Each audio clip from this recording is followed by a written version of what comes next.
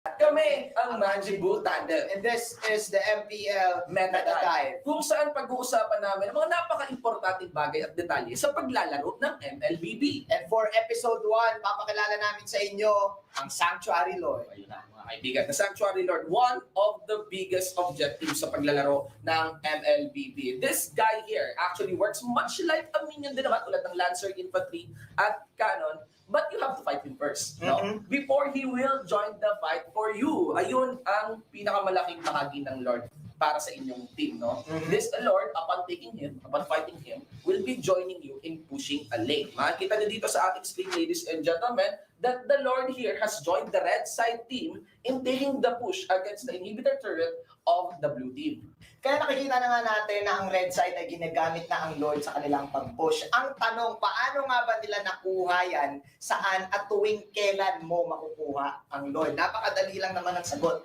Ang Lord po ay lumalabas either sa taas na part ng jungle or sa babang part ng jungle.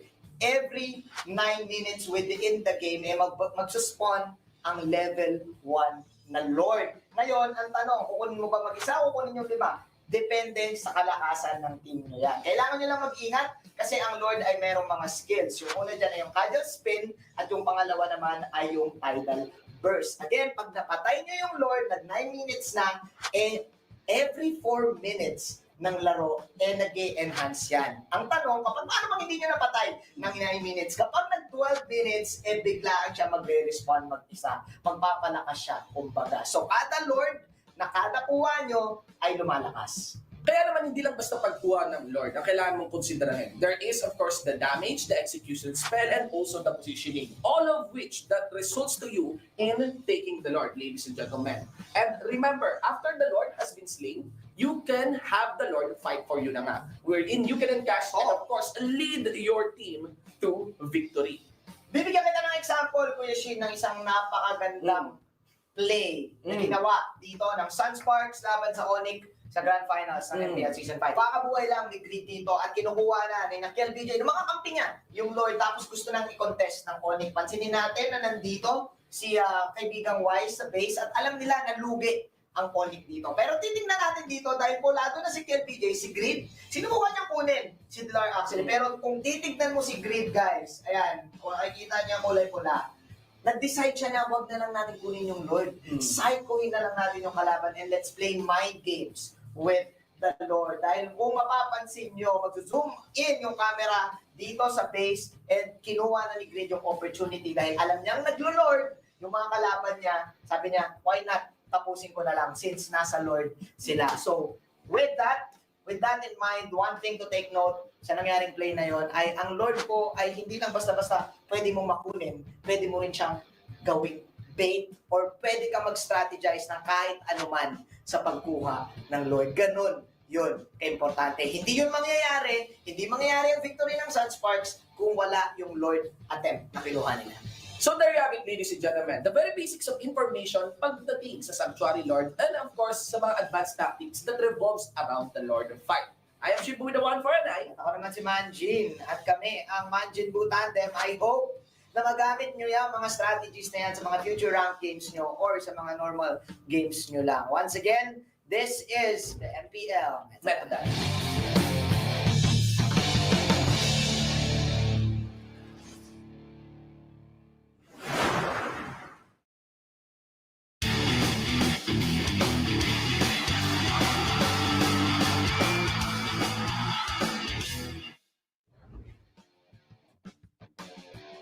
Hi guys, I'm Shinbu, the one for an eye. At ako naman si Manjin. At kami, ang Manjinbu Tandem. And this is second episode of MPL Meta Dive. Kung saan ang pag-uusapan natin ay ang meta. Meta, tol. So ano nga ba ang ibig sabihin niyan? Sa mas pinadaling salita, kada laro ay meron tayong mga sikat or mga umuusong strategies na madaling gawin para manalo. You know, so the biggest indicator of the meta or alam mo yun, parang impacting ng meta would be of the patch notes. Presented to us in the patch notes. But presenting the patch notes to you, usually it is divided into 3 segments, no? You have a buff, meaning pinalakas. You have the nerf, meaning pinahina, and you also have some adjustments, no? Ang magandang talakayan natin dito ay ano-ano nga ba yung mga usong metas per season. Simulan ko na. Simulan mo na, Per Tol. season ng MPL Season 1, favorite hero ng lahat, Fanny. Bakit? Kuya Shinbu, siya lang ang may pinaka-unique na kit sa lahat. Mabilis yung rotation, mabilis nakaka-response, and malakas din yung damage. I would describe Season 1's meta, aside from the funny, as a meta or a season of kills. A season of Kung saan napaka-popular ang mga assassins at hindi ganun kasikat ang mga support. Actually, Hindi talaga. walang pumipili ng support para imagine, di ba? So, ayun nga yung Season 1. Question, ano ba yung naging meta ng Season 2? Of course, the Season 2 meta, parang imagine, has been characterized of the buffs that was done of the front line and the direct nerfs doon sa mga assassins ng Season 1. Isa sa mga pinakamalaking indicator ng naging meta for Season 2 compared to Season 1 would be of Selena and Kimi. Yes. Because they can dish out good damage from a very safe distance. So, meron kang damage na Kimi na simula hanggang malayo pa lang. Tapos, meron kang 3-second arrow stun. Yes. Na nagmula sa Selena, na ikaw na rin nagsabi, pwede ka magtimpla ng kape. Kada tatamaan ka ng pana ni Selena. And isa yun sa mga naging paraan ng team ng Signal Ultra para manalo ng championship. With that, Kuya Shinbu, after Season 2, nag-evolve na naman yung game.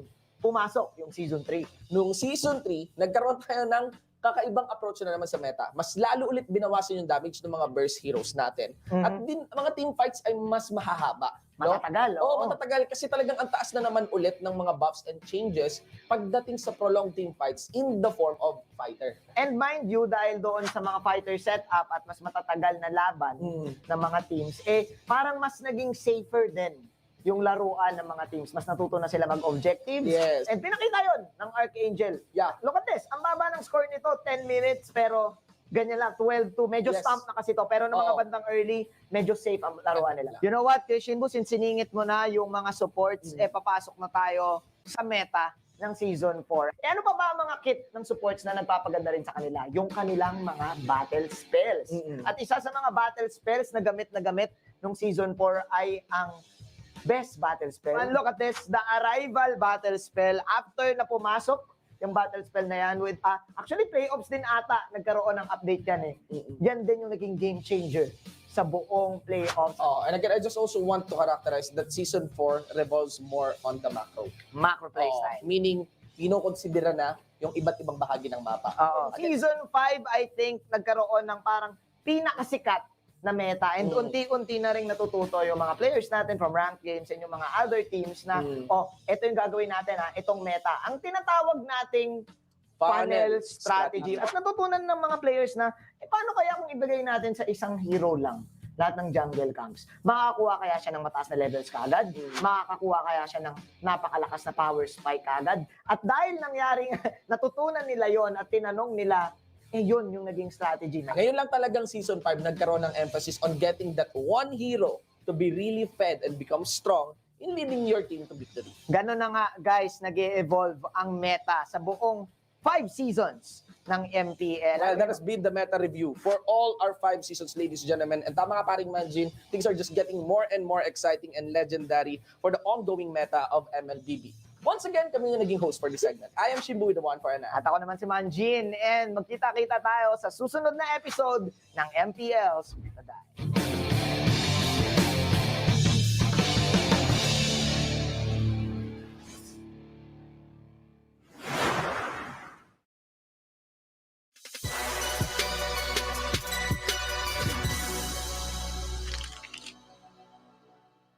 Good day, everyone. Welcome to Fun Talk. My name is Wolf, your host, and with me, history-making champions, 2-time MLBB, formerly known as Sun Sparks.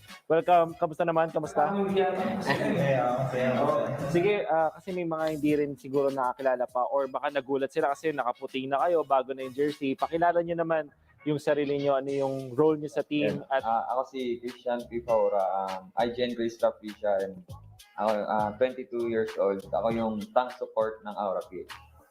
Ako naman si Grid Alan Federico Baloy, 21 years old, tank support ng MLBB. My name is Reza Padua. I'm 22 years old. Rule to 5. Ako po si Kel VJ Hernandez. I joined po kay VJ. I'm 15 years old, tas ang role ko po is fighter mage ng Aura. My name is JP De La Cruz. I joined ko JP. Marksman Assassin ng Aura PH, 21 years old. Ako nga pala si Ashley Marco Cruz. I joined the Wash Road Cup Fighter. I'm 21 years old. Alright. Guys, first time na nagkaroon ng online na tournament, kahit yung mismong playoffs online, naglalaro na kayo. Describe niyo naman yung feeling, ano yung difference. Laking challenge kasi wala yung communication, yung pagsasama namin. Iba kasi pag walang problema sa pag-uusap, tuloy-tuloy yung command. Tapos, nung nagsama-sama kami ng playoffs, bumalik yung excitement namin dahil magkakasama kami. Tapos, nung nag-champion kami ng playoffs, parang nakaka-miss lang yung cheering ng crowd. Wala kasi yung feeling na may sumisigaw. Anong initial reaction niyo nung Onyx PH, JP? Sila ulit yung nakatapat niya sa Grand Finals. Yung kasi noong una, nang pagpasok namin ng Grand Finals, ilaantay lang namin yung kung sino maglalaban sa lower bracket ng finals kung sino papasok sa amin. Tapos nung nalaman namin yung Onyx, masaya pa rin kasi si Greg gusto rin makalaban yung Onyx PH. So kumbaga pinagandaan na rin namin. Tapos napag-aralan din kasi namin sila kasi waiting na kami. Napapanood namin yung laban nila against ng finals, lower bracket. Grade, last time nasa losing side sa Grand Finals. This time, nasa winning side. Gusto namin malaman ano yung pakiramdam on both ends. Siyempre masaya kasi finally natapos ko yung sinisigaw ko nung season 4. Kasi nung season 4, nung game 4, sumisigaw na ako na champion na tayo. Kasi yun, naudto siyempre malungkot nun after ng game nun. Tapos pagdating naman nung season 5, nung champion. Sobrang sarap sa feeling kasi finally natapos ko na yung sinisigaw ko nung season 4, diba? And masaya din kasi parang may winning play kang ginawa doon. It's amazing. Natalia play. Can you describe to us ano yung nasa utak mo ng mga moments na yon? Paano mo kinausap yung mga kampi mo about that? Sa akin kasi naramdaman ko talaga na kahit anong gawin ko, kahit anong decision na gawin ko sa game. Tiwala lang yung pating ko na parang walang mali sa amin kahit na mag-error kami, okay lang. Tapos yun, nung naramdaman ko yung tiwala na yun, nung time na yun, hindi na ako nagsalita eh. Sila nagkakagulo sila ng sa Lord, tapos sabi ko, it's my time, di ba? Anong mas masarap na feeling para sa FLBJ? Yung first championship o yung etong most recent one? Para sa akin yung first championship kasi nung na 2-0 kami, parang tumingin talaga ako sa audience nun na parang ang dami pala namin supporters. Parang sabi ko agad na, tara guys, bawi, pakita natin na kaya natin. Tapos ang sarap din ng feeling ng sinasabitan ng medal sa stage at saka inaangat yung trophy sa stage. Guys, lahat naman na nandito deserving na mag-champion. Lahat kayo may pinatunayan. Pero isa sa mga tinitingala ng mga viewers natin ngayon, syempre si KLVJ, the king. Pero before MPL Season 5, meron kang pinramis kay Mami. Actually, let's watch this video. Ang promise ko, Mami, magbaback-to-back kami, tapos mag-MC tayo nila ate, tapos champion din doon sa ibang bansa. So, Kel, yung promise mo, natupad mo na. Medyo lang kasi may konting hiccup lang. Pero ngayon na back-to-back champion na natupad mo na yung sinabi mo kay Mami, meron ka bang bagong promise?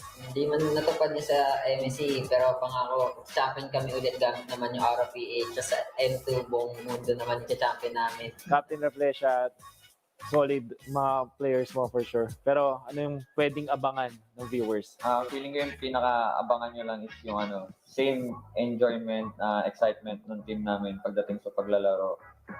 Siguro abangan nyo na lang sa Aura PH yung same na ginagawa namin, yung excitement, yung saya sa game, makita nyo pa rin. Pero yung improvement namin, ipapakita din namin sa inyo. Aura PH, you're back-to-back champions ng MPL, two-time history makers, at hindi daw sila magbabago para sa MPL Season 6. Kaabang-abang for sure. This has been MPL's Fun Talk. See you in the next one.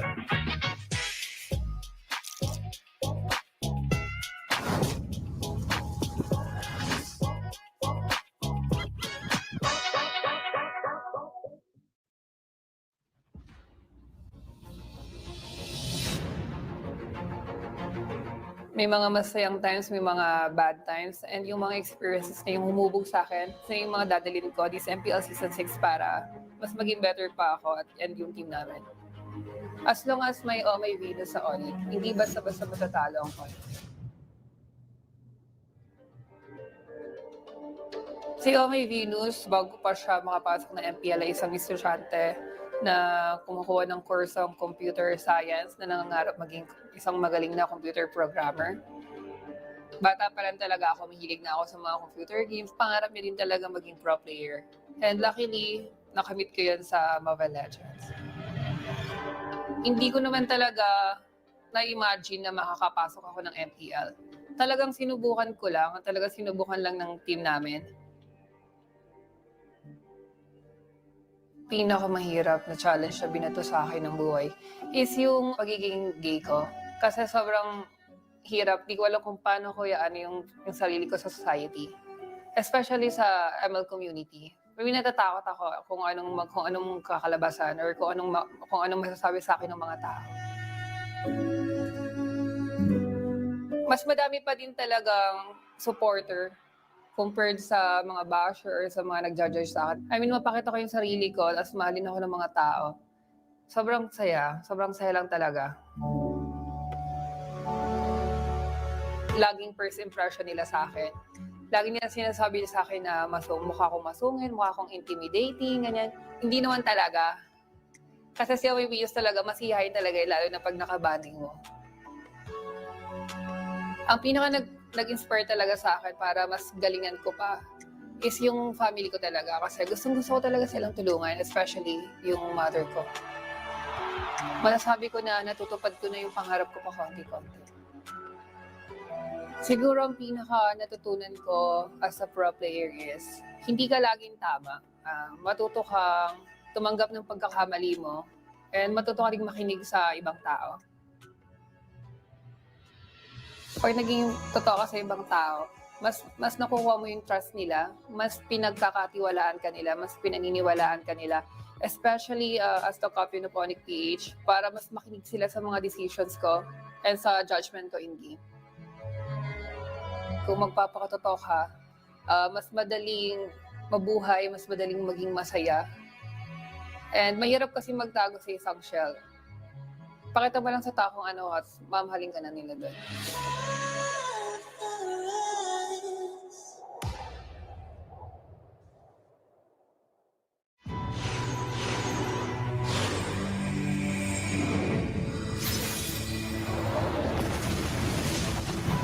Let's get this over with. I'm starting to get bored.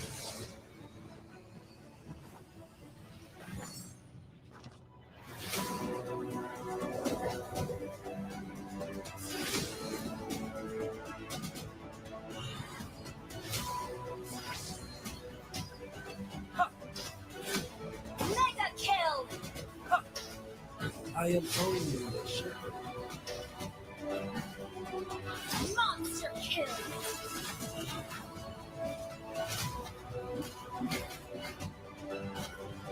An enemy has been slain!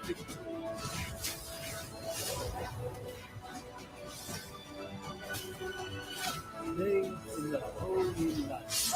An enemy has been slain!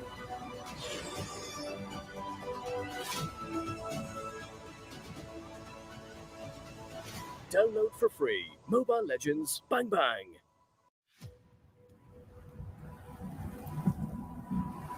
This godly power. What is this? Yu Zhang has combined the reverse scale and the primordial spirit. He cannot leave here. The Black Dragon has returned. No one, nothing can stop me now. Let's take him from the side! Now! Death to all who oppose me. No! So this is what I'm truly capable of. Wake up! Yu Zhang! How is this possible? You are getting rusty, brother.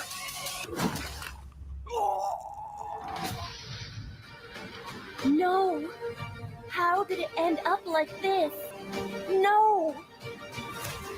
Welcome to reality, girl. Where the strongest rules them all. Download for free. Mobile Legends Bang Bang.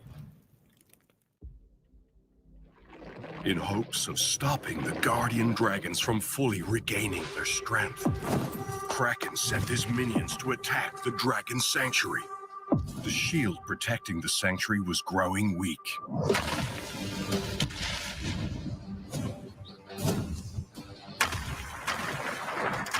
Attack after attack, the Guardian Dragons barely had the power to guide the Dragon Warriors.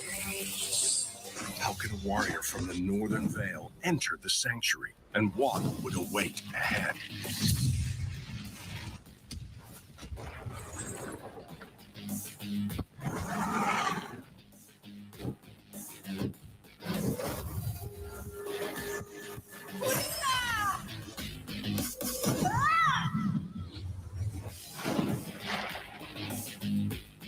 Your team destroyed a turret.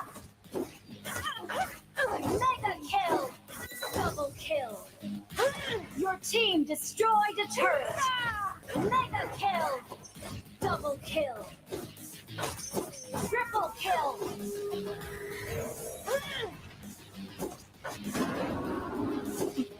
Legendary. Download for free. Mobile Legends Bang Bang.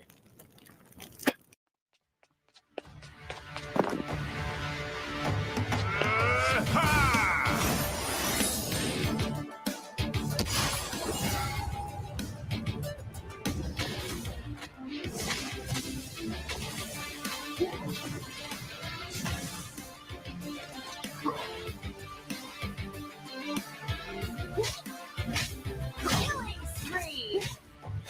Double kill. Godlike.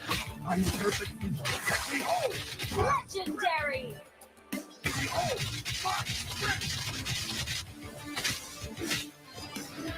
Legendary. Triple kill. Maniac.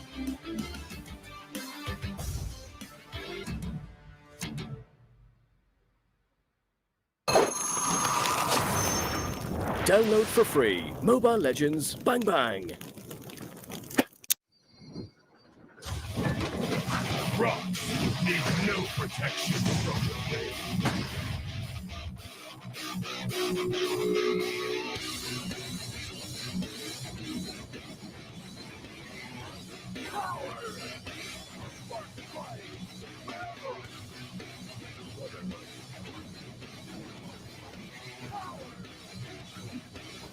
You have slain an enemy.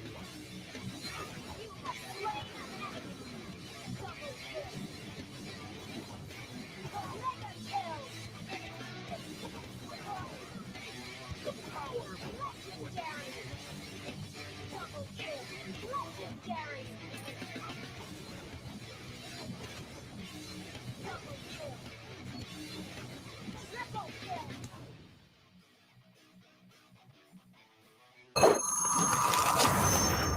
Download for free. Mobile Legends Bang Bang.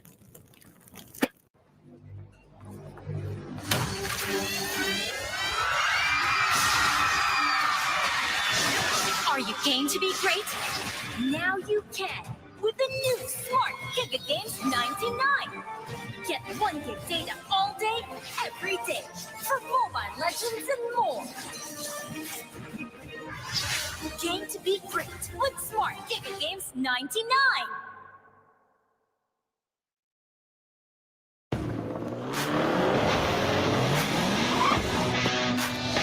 The way you live your life depends on the network you choose.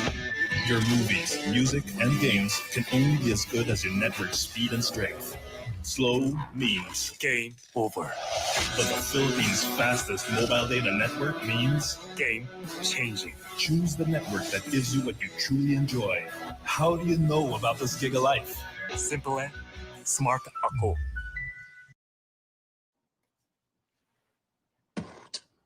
When uncertainty is our reality, we rise above with the things that matter.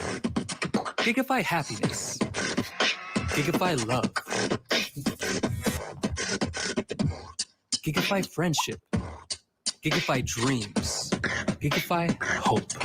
With smart Giga music, video, games, work, and stories, we let our passions run free in the new world we face together. Smart, live Giga.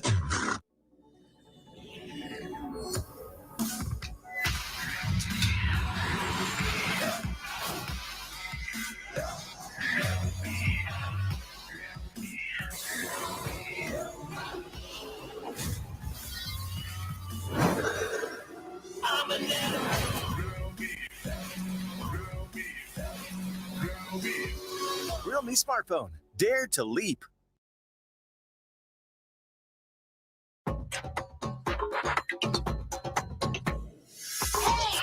Watch me, feel me,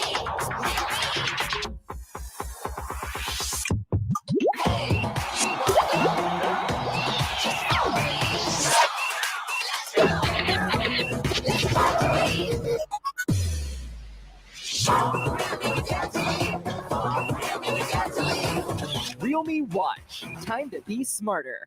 Realme. Dare to leap.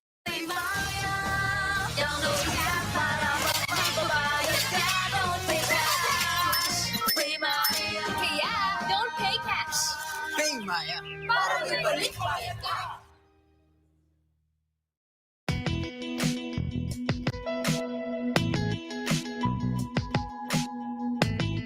You've got me on the edge. Legit, right? Not quite. Just like your disposable razor. It's time you switch your disposable razor for your legit first shave, so you can be every bit legit. Gillette Mac 3. For a closer shave, less irritation. Switch to Gillette Mac 3.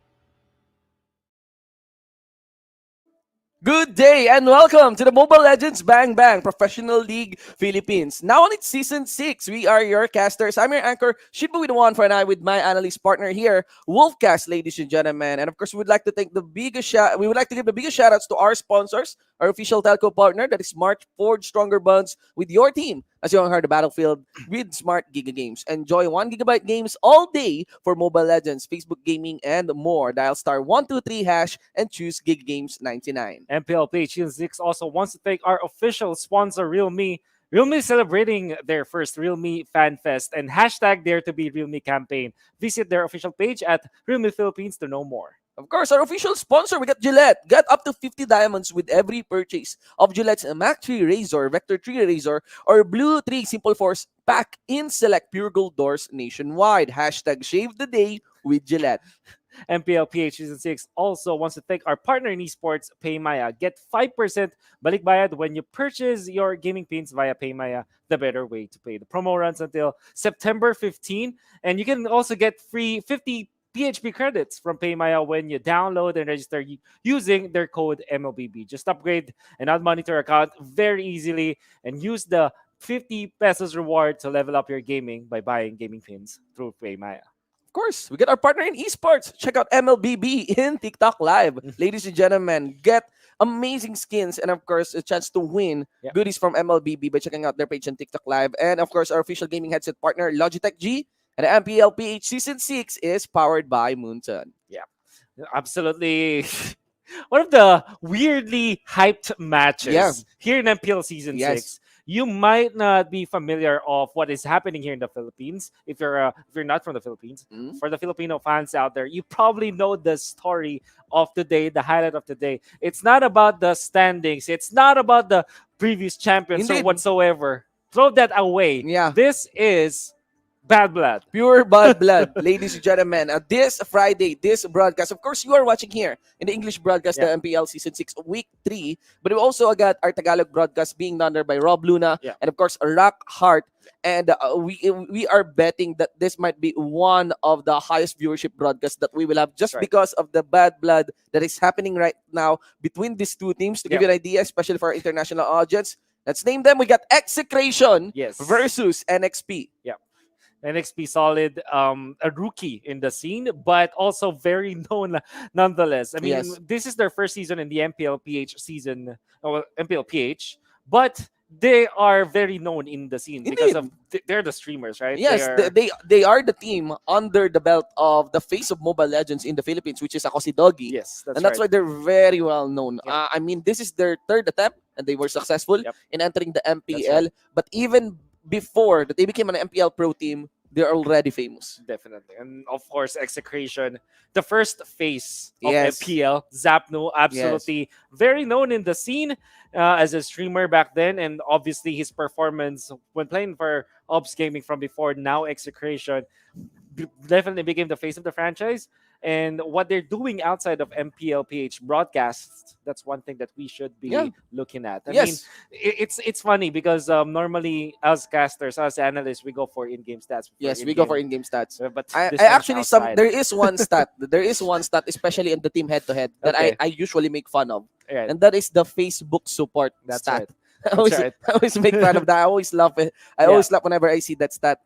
But I think it's the one it might be the big headline stat that we have right now, because I'm very curious about the Facebook support stat between That's these two right. teams, right? Because these are the two biggest fan base right now in the That's right. MPL here in the Philippines, for MLBB Philippines. I'm actually curious who is winning right now. Wow, you know what? This might be the closest one. Yeah. Which weird enough. Nevertheless, we were talking about the fan bases of both teams. Execration for the longest time has been gathering a lot of support as a franchise, and obviously Nexplay solid because of their fan base. They're leading. Fortunately for Execration, they have the upper hand when it comes to their previous performances after only losing once. Mhm. That is against Aura PH. It seems like Execration found their new flame, aggregating about 7 points total with a 66.7% match rate on top of Group A, while Aura PH trails just a little bit with more games. Yeah. And next place all this there, which is weird because they're pretty solid Yes. in the middle. Yes, you actually may want to check out the performance here of the two teams. If we're comparing NXP Solid and Execration, Yep. in match ratios, they are actually tied at That's right. 2-1 in terms of series counts. On aggregated points, there's just one deficit here, and that favors Execration. And that's why it's really hard That- to gauge these two teams. Exactly. All I can say is both are racking up momentums, right? That's right. Which is important. The loss, both teams have weird losses in the Yes. first week. In the first week, And yeah. then second week, it was they're the big winners, right? It Yeah. was Bren, it was NXP, and Execration, the big winners of week number 2. All 2-0, if I'm not All two mistaken. zeros, right? that's Yeah. right. And you really would love to see how they are prepared for week number 3 after the debut of the 10-band system. Meanwhile, Group B, I think Yeah. they also merit our attention now. Bren Esports, another big winner, 2-2-0s, Yeah. 3 total match wins. 8 points. That is such a dominant display. Signal Ultra is the opposite end of the spectrum with back-to-back 0-2 losses last Yeah, week, and it's yes. going to be devastating heading into week number 3. For especially for these groups. And remember that the back-to-back loss came in from just week Yep. number 2, That's where right. in the 10-band system got introduced here for Signal Ultra, without a doubt that this is one of the teams that suffered Yep. with that big change in our league. And you know what? BSB has been also going down. Yeah. 4 losses.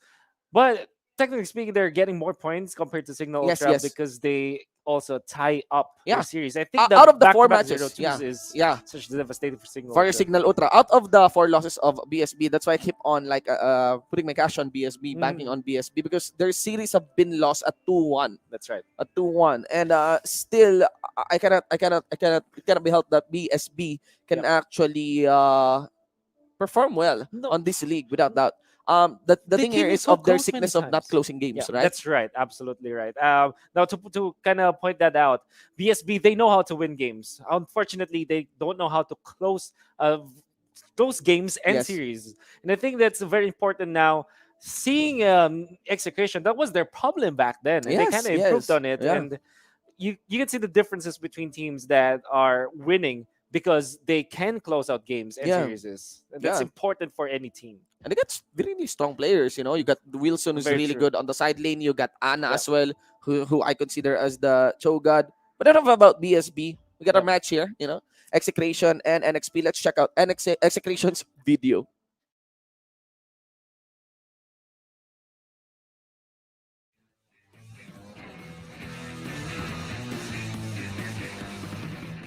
Kasi siyempre, from the start naman, hindi ko alam magkakaroon ng malaking tournament yung Mobile Legends, magkakaroon ng mga pro players, ganyan. Sinabi ko sa tropa ko, balang araw, magkakapangalan ako dito sa ML na to. Naglaro lang ako, nag-grind, tapos nagtapon ako sa buong mundo. Alam naman natin yung career ng pagiging pro player dito sa Pilipinas. Hindi naman siya ganun ka-secured. Pipiliin mo siguro mag-aaral o ituloy yung passion mo sa paglalaro. Kasi alam naman natin yung passion minsan hindi siya nagiging successful. So, Kasi ano yun, kailangan mo talaga sumagal pag gusto mo ng isang bagay. Kasi di mo mabay mo kung pag nag-coach ka pa rin para makikita mo kung ano talaga yung problema ng isang team.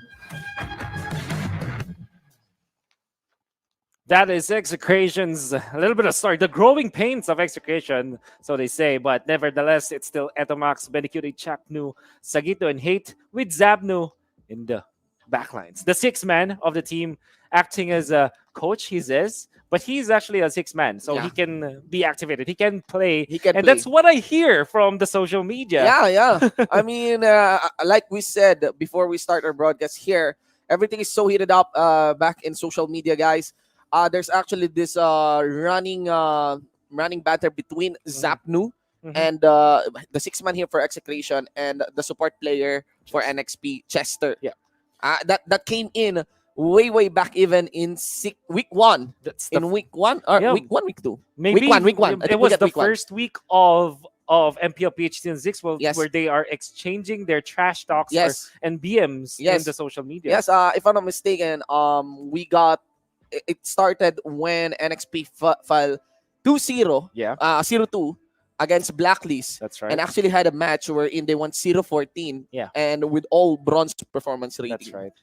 And that was interesting because we didn't think that it was already growing before that. And when you ask the big fans of both franchises or both organizations, apparently it is a serious business that they're really wanting to win over the other, not only in game but also when it comes to their trash talk. And that's not just, those are not just Facebook statuses. That's some actually came in the form of blogs. That's right. Some actually came in the form of side comments during live streams and even live stream captions. That's why there are a lot of fans watching about how the conflict between these two teams boiled up. And everyone is really anticipating this match. Yeah, and this is interesting because Zapnu told us that he will be playing, and at least he told in social media. But the question is he going to perform well now? And is he plug and play in Execration? Because you know what? Execration has been performing well even without Zapnu. Even without Zapnu. Might be, I mean, I'm not hating on to Zapnu, but might be better if Zapnu wants this. Yeah. If I'm not mistaken. Again, the main reason why Zapnu is like up the playing coach or like the six-man coach is because he is supposed to really be the eye outside the game. Exactly. That's the role he is fulfilling, and that's the role he wanted for his team. That's why it's very curious because there's a lot of pressure going on around social media for Zapnu to play, and that came from the NXP team, that came from the NXP fans themselves. Right. This is the NXP solid lineup: got Chester, MB, H2, Renny J, Yawi, and Gymnast. Gymnast yet to play for this regular season. But I just want to emphasize, there you go, you got Chester here. In the front lines. Yes. And it came to a point where the tagline or the hashtag here in this matchup, and this is the elephant in the room. Yes. It's the one with the broken legs versus the one who breaks legs. Yes. The one with the it's like what's the Tagalog term for it? Of course, the Tagalog term is Pilay versus pipilayan. Usually the term pilay in Tagalog means it's like a handicap. You're like limp.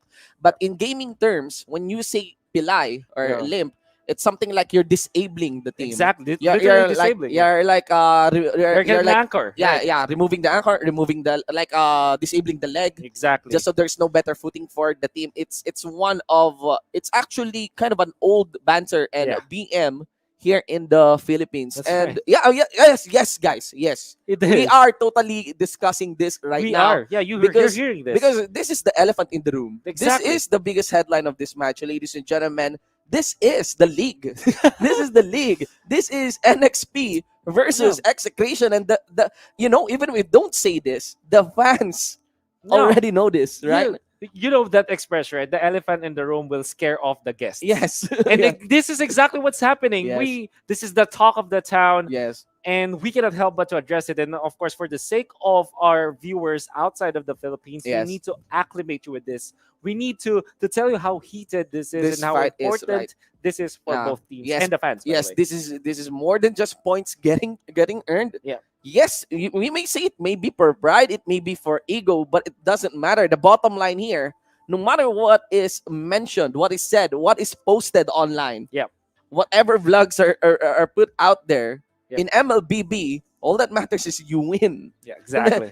So You win the actual match. what we want to emphasize here, is the value of winning this match Exactly. for these two teams, because it is going to be very crazy. The fans are getting wild. Yes, we might be under the global pandemic right now, but if this was done on an on-site event, I have no idea what venue here in the Philippines can handle that capacity of these Nobody can hold that, two man. rampaging fans.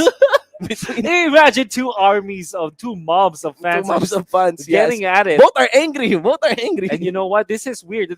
This is the only time I realized this. This is Execration coming up from the Ops Gaming fan base, and then Yes. you also have the Nexplay Solid from the Aether fan base, which Yes. is one of the oldest and literally oldest rivalry in terms of fan bases here in the Philippines. That goes way back IPL season 1, Season which 1, is yes. 3 or 4 years ago. Then Yes. big franchises with It's Doggy Zapnu and all that jazz. It's like a saga, man. It is it's a saga, It's like a indeed. saga. It's with like these your, guys? it's like your favorite anime characters having kids. And they're gonna be continuing on their father's legacies. They're That's gonna be right. the one fighting. I mean, yeah, I don't want to mention any anime here, but you get the you get the point, gist right? here, right? Like Doggy is already one of the elders that goes like that, and then Yeah. Zapnu is still relatively young and Yes. still can fight, but he will have to let his kids Yeah. do the job, do the bidding for him. Yeah. Now, makes me kind of want to talk about Let's go. the performance of both teams. Yeah, right? let's get into the matchup. Let's the get into the matchup. All right. head-to-head. Right. Now that we have already addressed the outside of Yes. the game, Let's get into whatever. the So game. let's get into the actual game. So Look at that. Same unique heroes pick here. it's a Same lot. pool almost, right? Yeah. And one thing that I want to also take note is that I don't really feel that Execration will be better with Zapno in it. Like I said, Yeah. he might not be plug and play Yes. inside the team, and I don't think that's a good sign. If this is a really valued match, and I really feel that Zapno wants to play, he better be plugging. He better be prepared for You this. better be prepared for this. Yes, it will be very heavy. Not to mention that maybe the rest of NXP. That really depends. There are certain required rotations, especially in competitive play. But there is a lot of chance that NXP might even target Zapno here. But of course, going into the head-to-head, guys, you're gonna be seeing the first blood count here between these two teams. I would dare say that if you get a simple look of this stats, it would be more of the blue getting the majority of the space against the red, and that is because of the momentum getting built up for Execration. 2 consecutive wins for them, and actually quite well-earned wins Well earned. on the belt of Execration. Next play, I think that they have this taste of line of whatever their lineup is. They are prepared for this, and wow. Wow. Okay, scratch whatever we said. Let's go back to this. Let's go back to this. Oh my God. A lot of people will be taking a screenshot of All right, this. no, definitely. So Yeah. Zapnu versus Chester, it's a little bit different when it comes to the playstyle. Obviously, these are the stats of Zapnu from season 5 Yes. because that's what that was the season that he played in. In fact, it wasn't that impressive because Zapnu is already playing in a more utility role for the Utility team, role, right? yes. And Chester, for the longest time, have been the tank support of the squad. Not to mention Execration back in season 5 was rolling sustained compositions. Right? Sustained compositions. So that's right. more so not really that aggressive compositions for Execration. But my oh my, it's crazy. We've been seeing the face of these two back in social media. There are some contents out there that fully documents the banters between these two between these two individuals, ladies and gentlemen, because Yeah. for the most part, this heavy rivalry, this is the boiling point of this. This is the boiling point of the match. NXP and Execration. It is between these two, Yeah. Zapnu and Chester. You know what? Whoever watches this coming out from the different fan bases, right? You better just screenshot this, put each each guy's statements against each other. yes. And that's gonna be one of the best head-to-head matches for sure. Yes, man. We're like watching wrestling, honestly. You know, if you got a recap between these two teams, if someone can put a voiceover on what they have been saying. Here's the thing, as unconventional as it may look like in esports, this is already ongoing in traditional sports. Traditional sports, Yes, they, of course. They BM each other, they trash talk each other. UFC, WWE, wrestling, and even in basketball. That's actually, right. I believe that there's a little bit of a mental battle that happens between players. Yes. Between athletes, and it's part of the competitive scene. I think. Actually, even in boxing, you get that boxer face off, right? Where the weigh-in happens, right? Yeah, like Where literally they face get off. really like an inch from each other, right? They literally face off. So wow, it's actually part of the league. It's actually part of the production to really establish how heated the fight is. Yeah, absolutely. Because people love rivalries, right? No, people love stories, and this is what we live for. I mean, for the longest time, we've been dealing with Mobile Legends. I mean, it has been 6 seasons already. The sixth season of MPL, and I like that a very solid story really developed. Yes. But I think we're done with the running stats. No other stats were flashed. So I want to dive onto some. Okay. Like I want to hear your thoughts about Alright, some sure. player matchups between NXP and Exit. Okay, so for me personally, even when there's a friction between Chester and and Zapnu, there are other matchups to the really real watch out. Right? matchup for me Yes. is Hate versus H2 for you, all right? And my hashtag here is hashtag channel the hate versus hashtag conserve H2O. H2. It might be. It would be one consideration there. I actually, when we did our last session, we were asked to teams. We asked to give our predictions. I give my prediction for NXP because I think you're looking forward to that matchup. So that kind of signifies that there might be some sort of even level between Hate and H2. But for me, it's not. Okay. Mine would be, I think H2 is a bit more consistent compared to Hate. Yeah. I mean, that's my point. That's why I voted for NXP on that part. Yeah. But if I'm gonna be suggesting another matchup, that will be between Chaknu and Yawi. Oh, definitely. No, I will agree with you. Yeah, a very, nice aggressive. segue, man. Yeah. This is the next matchup that we need to talk about because they are really the enablers of the team. Yes. Hate will not be channeled if Chaknu it doesn't pop off. Yeah. And that is also true with Yawi in relation to H2O. Yes. H2O is a good player, but a good player cannot do much if the Yeah, tank if you're not will playing- not be able to support Not to mention him. you're playing core. That's You're playing right. core. For me, what makes a good core is actually consistency and explosiveness by the late game. That's right. And that's where H2 excels at. But in terms of Chaknu and Yawi, they can be explosive at minute 1. Oh, definitely. And there's it seems like they have switches, right? They Yes, you snap, yes. and these guys perform well. The question is, how will the draft work around Yawi as well as Chaknu? Yes. Because again, 10-man system, 10-man not system. only that, there are limited number of tanks. They also share this Yes. Atlas pick. Yeah. I'm looking at the stats right now, the stats that I've gathered. There it is. And there's a lot of Atlas that I'm seeing right There's a now. lot of similarity between the pool of Chaknu and Yawi, with a big difference that Chaknu actually rolls and tries to pull off a That's tank PNK. Mhm. Yawi doesn't avail that, right? But let's see. Let's see, guys. We got the draft in. It's time. It's time for the fans. It's time to settle this. Oh, man. It's time to settle this. Can you do the Bruce Buffer voice? But it's time. It's for the time. I cannot dare do you it. to do that. Wait, at the Nevertheless. start of the game. Let's try. Okay. But here we go. For next play solid, definitely you want to prioritize the Atlas, the Kufra, and the other tanks like Hilda. Mhm. So this is weird because both teams are just taking on the sidelines and the supports.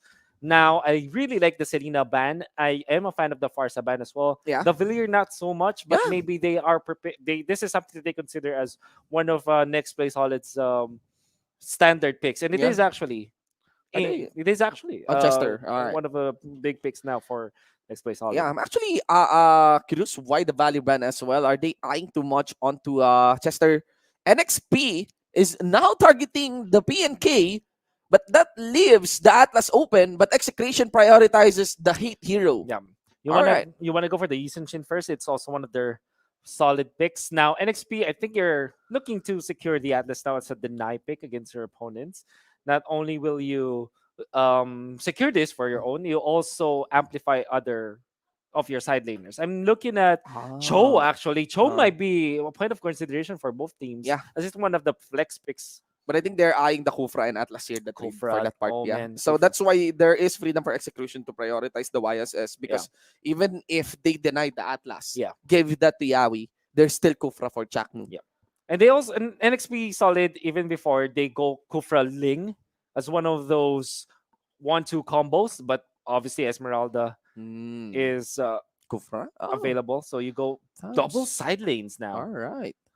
NXP already showing their hand, and this is an execution special. Going for the Terizla instantly against NXP.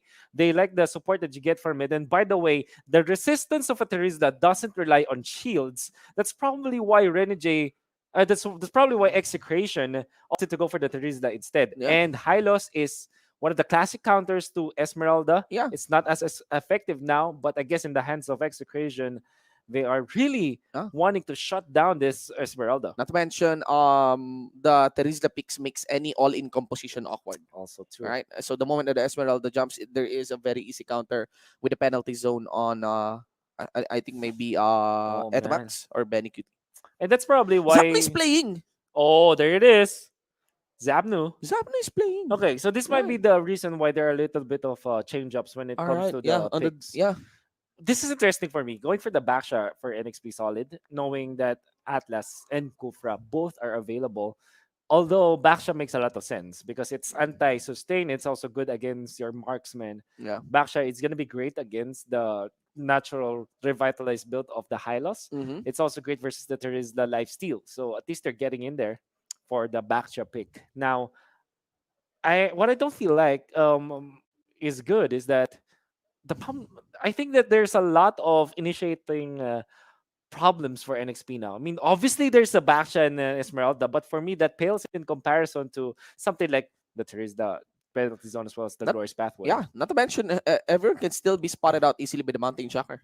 Oh, that's right. also true. That's also And true. again, entry point is very important from the Thams, especially on the Esmeralda. Yeah. If you get spotted on the Esmeralda, everything is awkward for you in landing that Falling Star Moon. I wonder what is the idea here for NXP Solid and both teams that, in fact, not getting the Khalid in the first round of picks. Yes. Even getting the Terizla over it. Yeah. Makes me think that they are indeed prepared for this execution. And they're also fielding Zapnu this time. I like the It might channel. be because they're not really following the meta. Maybe And they're so. really Maybe very preparing. No, You that know, is they're true with totally preparing against each For other. the longest time, man, Execration has been playing either on their own meta or on a delayed meta. Like, for example, when they were playing Season 4, they are still known as the team that plays like Season 3 MPL. Yeah. And when it was MPL Season, Season 5, they're it was playing Season Sustain 4, Heroes. right? That's Execration for you. All right, H2, Harry. All right. Okay. So this is your carry now for NXP. Yeah. It cannot be caught. Chester by the Hero is not yet revealed, huh? Oh. Okay. MPL Season 5 and MPL Season 4, when Zapnu plays, there is an Estes with him. Yes. This is a very old comp. A very old composition. They are so ballsy. They're playing against a Baksha. And then NXP Solid, they're thinking, oh my goodness, we should have not banned the Khalid. Should have taken it. Yeah. What is the other side lane now for NXP? I think NXP would be choosing Chester Hero. Probably here. The utility support. Right Yeah. Now, Okay. Let's see here. So it's the Lowy. lane. All All right. right. So this is the classic Tham side lanes and the Esmeralda with the Baksha in Yeah. there. And the Lowy fits really well in trying to catch the Estes. So, And, if you put the necklace of Durance on Lowy, oh yeah, it has a lot of maximum area. you know what? I really like the Louis last pick for NXP. Yeah. Because again, Execration, they tend to group up. Because this is an Estes lineup, they want to group up always. And you will suffer from that duality vacuum that we're talking about. Yeah. I'm also quite how do I say this? Questioning this sustain lineup of Execration in the face of a Baksha. But you kind of feel what Execration, because this is how Execration deals with All right. counters. All right. If there's a counter to their matchup, Uh-huh. they double down on their lineup so that the counter feels like it's not gonna be enough. It's not gonna be enough yet. Like Yes. it's Who will you brute target? force. Right? It's Yeah. brute Yes. force. Yes. Yes. Like if one tank is countered, they'll add more tank to it. That's Maybe right. something like that. It's the logic for execution. What is your prediction here? Oh my. Okay. Honestly, this is an NXP game. You think it's an NXP game? Thinking I'm about actually, the East. I will be honest. I'm just sticking to my prediction because my Saturday meal is at That's stake right. Me against too. I Legend. know So, I betted for Execration actually. all right. But in this game, unless there's something special that I'm not seeing yet for Execration, I might just say NXP solid. But NXP, look at right? this. Lunox. They're Hyperkin. utilizing Zapna actually on the Terizla. That's And they right. got him on the front line. My worry here is actually by the by the 4-minute mark when anti-heals already up on support items. Let's see here. The first blood might be in for Zapnu, but the body of the Smith should that be enough? Yup, gonna be secured here by H2 and flicker in done by Renegade 2-0 quickly against EXE. Oh man, they traded for the purple buff. 2 kills in their name.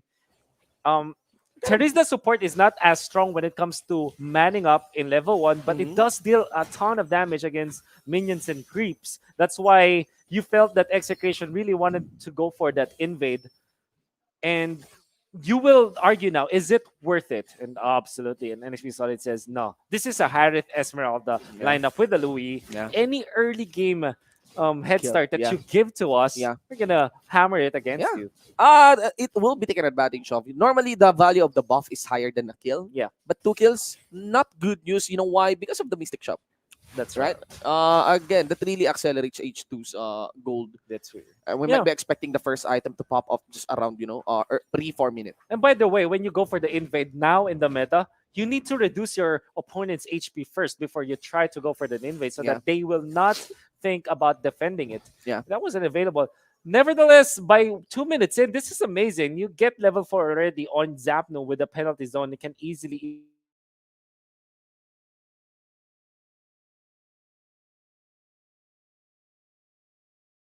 Vision down. Actually, Renegade has an idea that someone is hiding up top. Yeah. I actually see Yaoi rolling already. Spotting heat here and Chaknu. This All is an incredibly greedy lineup from Execration, especially with the way they play. I thought that this was going to be a full funnel Look at the Yi flag Senshin. on Zapnu. Oh, it's just some All right. some damage being Yeah. dealt now. Anyway, I want to go back to what I was saying. Execration going for a very greedy approach in the game.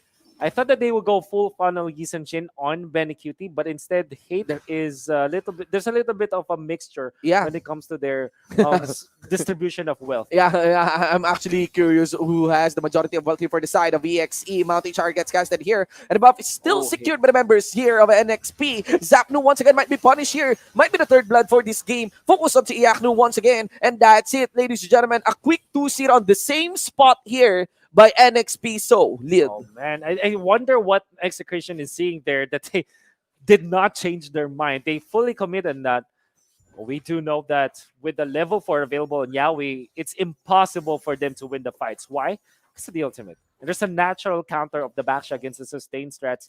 That's why I felt that this is a questionable Estes pick coming out Indeed. from Execration. Indeed. It kind of felt like Execration is saying, we're not looking at your heroes. We're building our own draft. And unfortunately, that won't work against this lineup of NXP.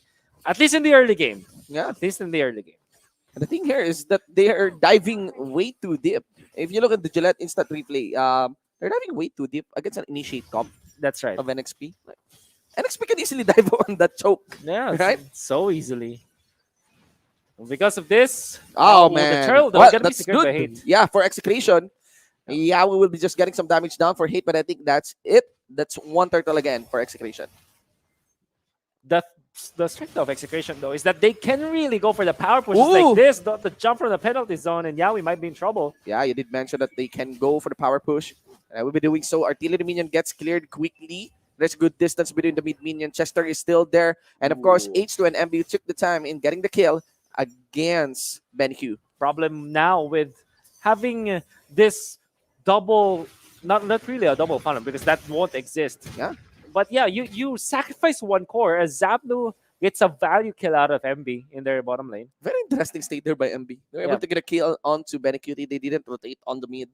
just stayed there, maybe wait out for Zapno to engage. And MB, I mean, with the thumbs, just, stand in front of the Terizla. He got the full combo in. Man. So there's some mishaps as well on the side of NXP. The third round of buffs, again contested. 3 times the charm for Execration. Not going to be the case. You have to walk away here, soaking up a lot of damage. Of course, going to have his Order of Brilliance proc, but still, that's going to be it. I think they're going to be giving away the Little Wanderer. Well, a very primal approach from Execration, Shinbu. Yeah. That they're going for this two core setup. Yeah. Not a funnel, a 2-core setup. Yeah. Which, from our experience playing as any sports, won't work so much. Yeah, And we were doing this actually, me and Manjin as the Yeah. 2-core.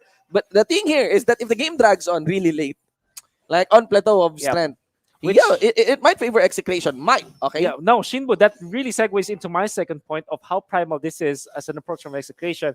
This is a classic, let's just get to the late game Just and get we'll into the late outplay game. you. Yeah. I think let's just get into Yeah. the late game. Why? That might be the shining light here for Execration. You know why I said that, Shinbu? Because there's a lot of wave clear in Execration, and they also have this arrival. Yeah. And they're doing their best, putting their bodies against turrets so that they can defend. Yes, all right. But they still can fight this turtle. They're securing turtles here. That gives insurance for Execration to come into the late game.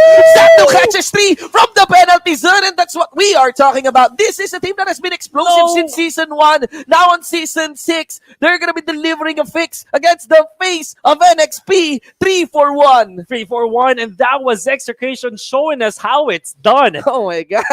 Very primal in terms of form and approach. Just outplay your opponents. Wait for that wonderful initiation by your opponents and a play by Zapno. All of a sudden. And saying, I'm not washed out. I'm going to show you how it's done, man. Yeah, look at that. Old Mobile Legends. Old style Mobile Legends. Very old style Mobile Legends. Bang. And even the usage of the retribution is wonderful from Hate. And this is the classic approach of winning matches. It won't matter how much lead your opponent has. If you land that big stun, big ticket ultimate, you might win the game. Yeah, fight as a team, but it doesn't necessarily mean that NXP cannot fight this back.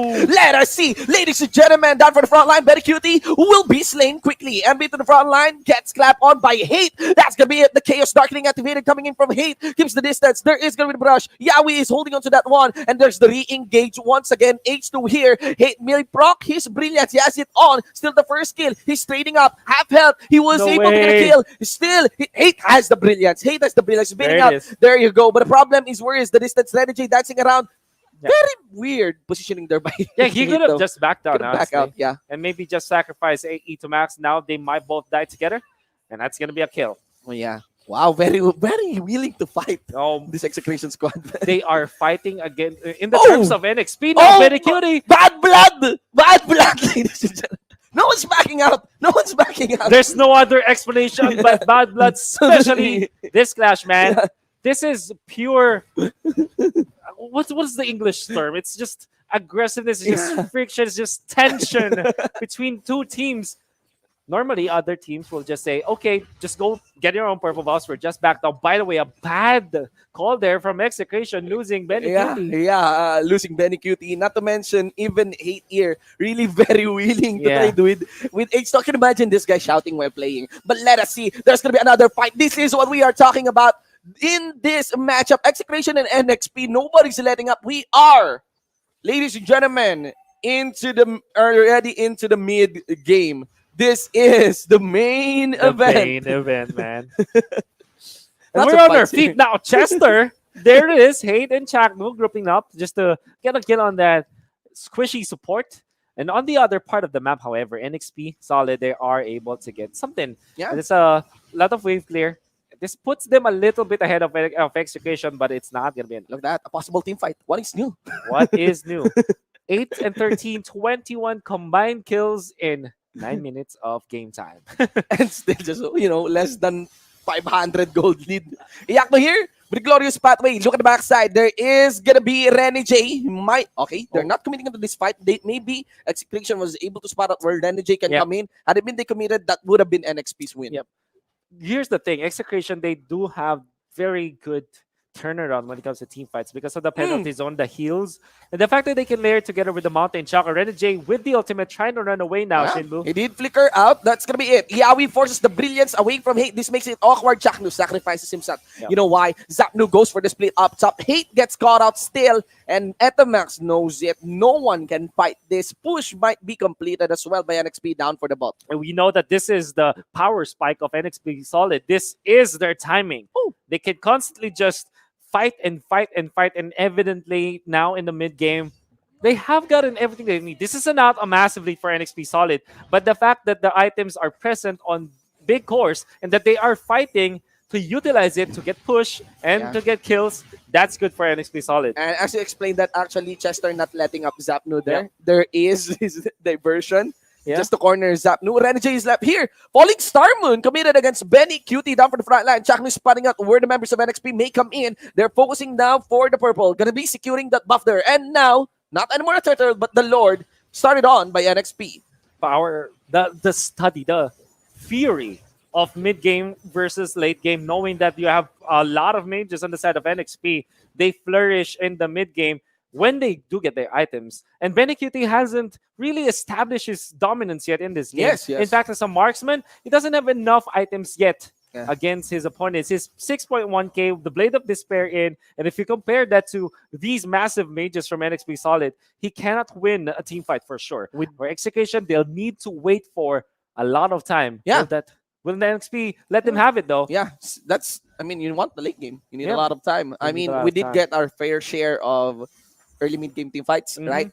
But without a doubt, Execration, biggest strength here falls into the late game. They got 2 cores against H2. The problem is, will NXP stop strangling them? They're going to be focusing on the mid, and the inner will be given away by Execration. How disciplined is Execution on their defense? How strong are they? Oh Doesn't my God. look that much. Their wave clear requires them to be in front of the minions or the Lord, which might be a problem against NXP Solid in this specific match now. Yeah, and NXP wants to push forward. Get a decent stack here down for the mid, and one fell down. There's going to be the arrival coming in from Zapno. As you know, he can wave clear the top. The Lord will be falling down. Critical health for Yawi down for the mid. Renegade is quite quick. There's still 1 artillery, 1 for the melee, and 1 for the mage. And Renegade gets focused on by the member of EXE. Bottom lane is destroyed. There's still 1 artillery in the mid. Second inhib, secured by NXP. And that's it for Zap and P. No more late game here for EXE because you got the minion waves coming in as the base gets destroyed. No and way. NXP takes this methodically. That's it. NXP takes game number 1 against Execration. A little bit of sugar and spice and everything's nice for NXP Solid because literally what they just did is to punish what Execution is doing. Look at that. Use their draft to their advantage, and I'm sure that they're happy with this. Look at that. Look at the. You know what's perfect now for NXP? They defeated Execution with Zapnu in With it. Zapno in it. Yeah, that's I one. I really want to go to the chat for both the Filipino and the English coverage, and that will be a treat for me. It's For crazy. sure. It's crazy. You can actually see how proud. Yeah. Like whenever they're raising their phones, That's seeing right. the result, showing the result, because of course our players are playing at the comfort of their homes. That's right. You know, you can feel. Game 1.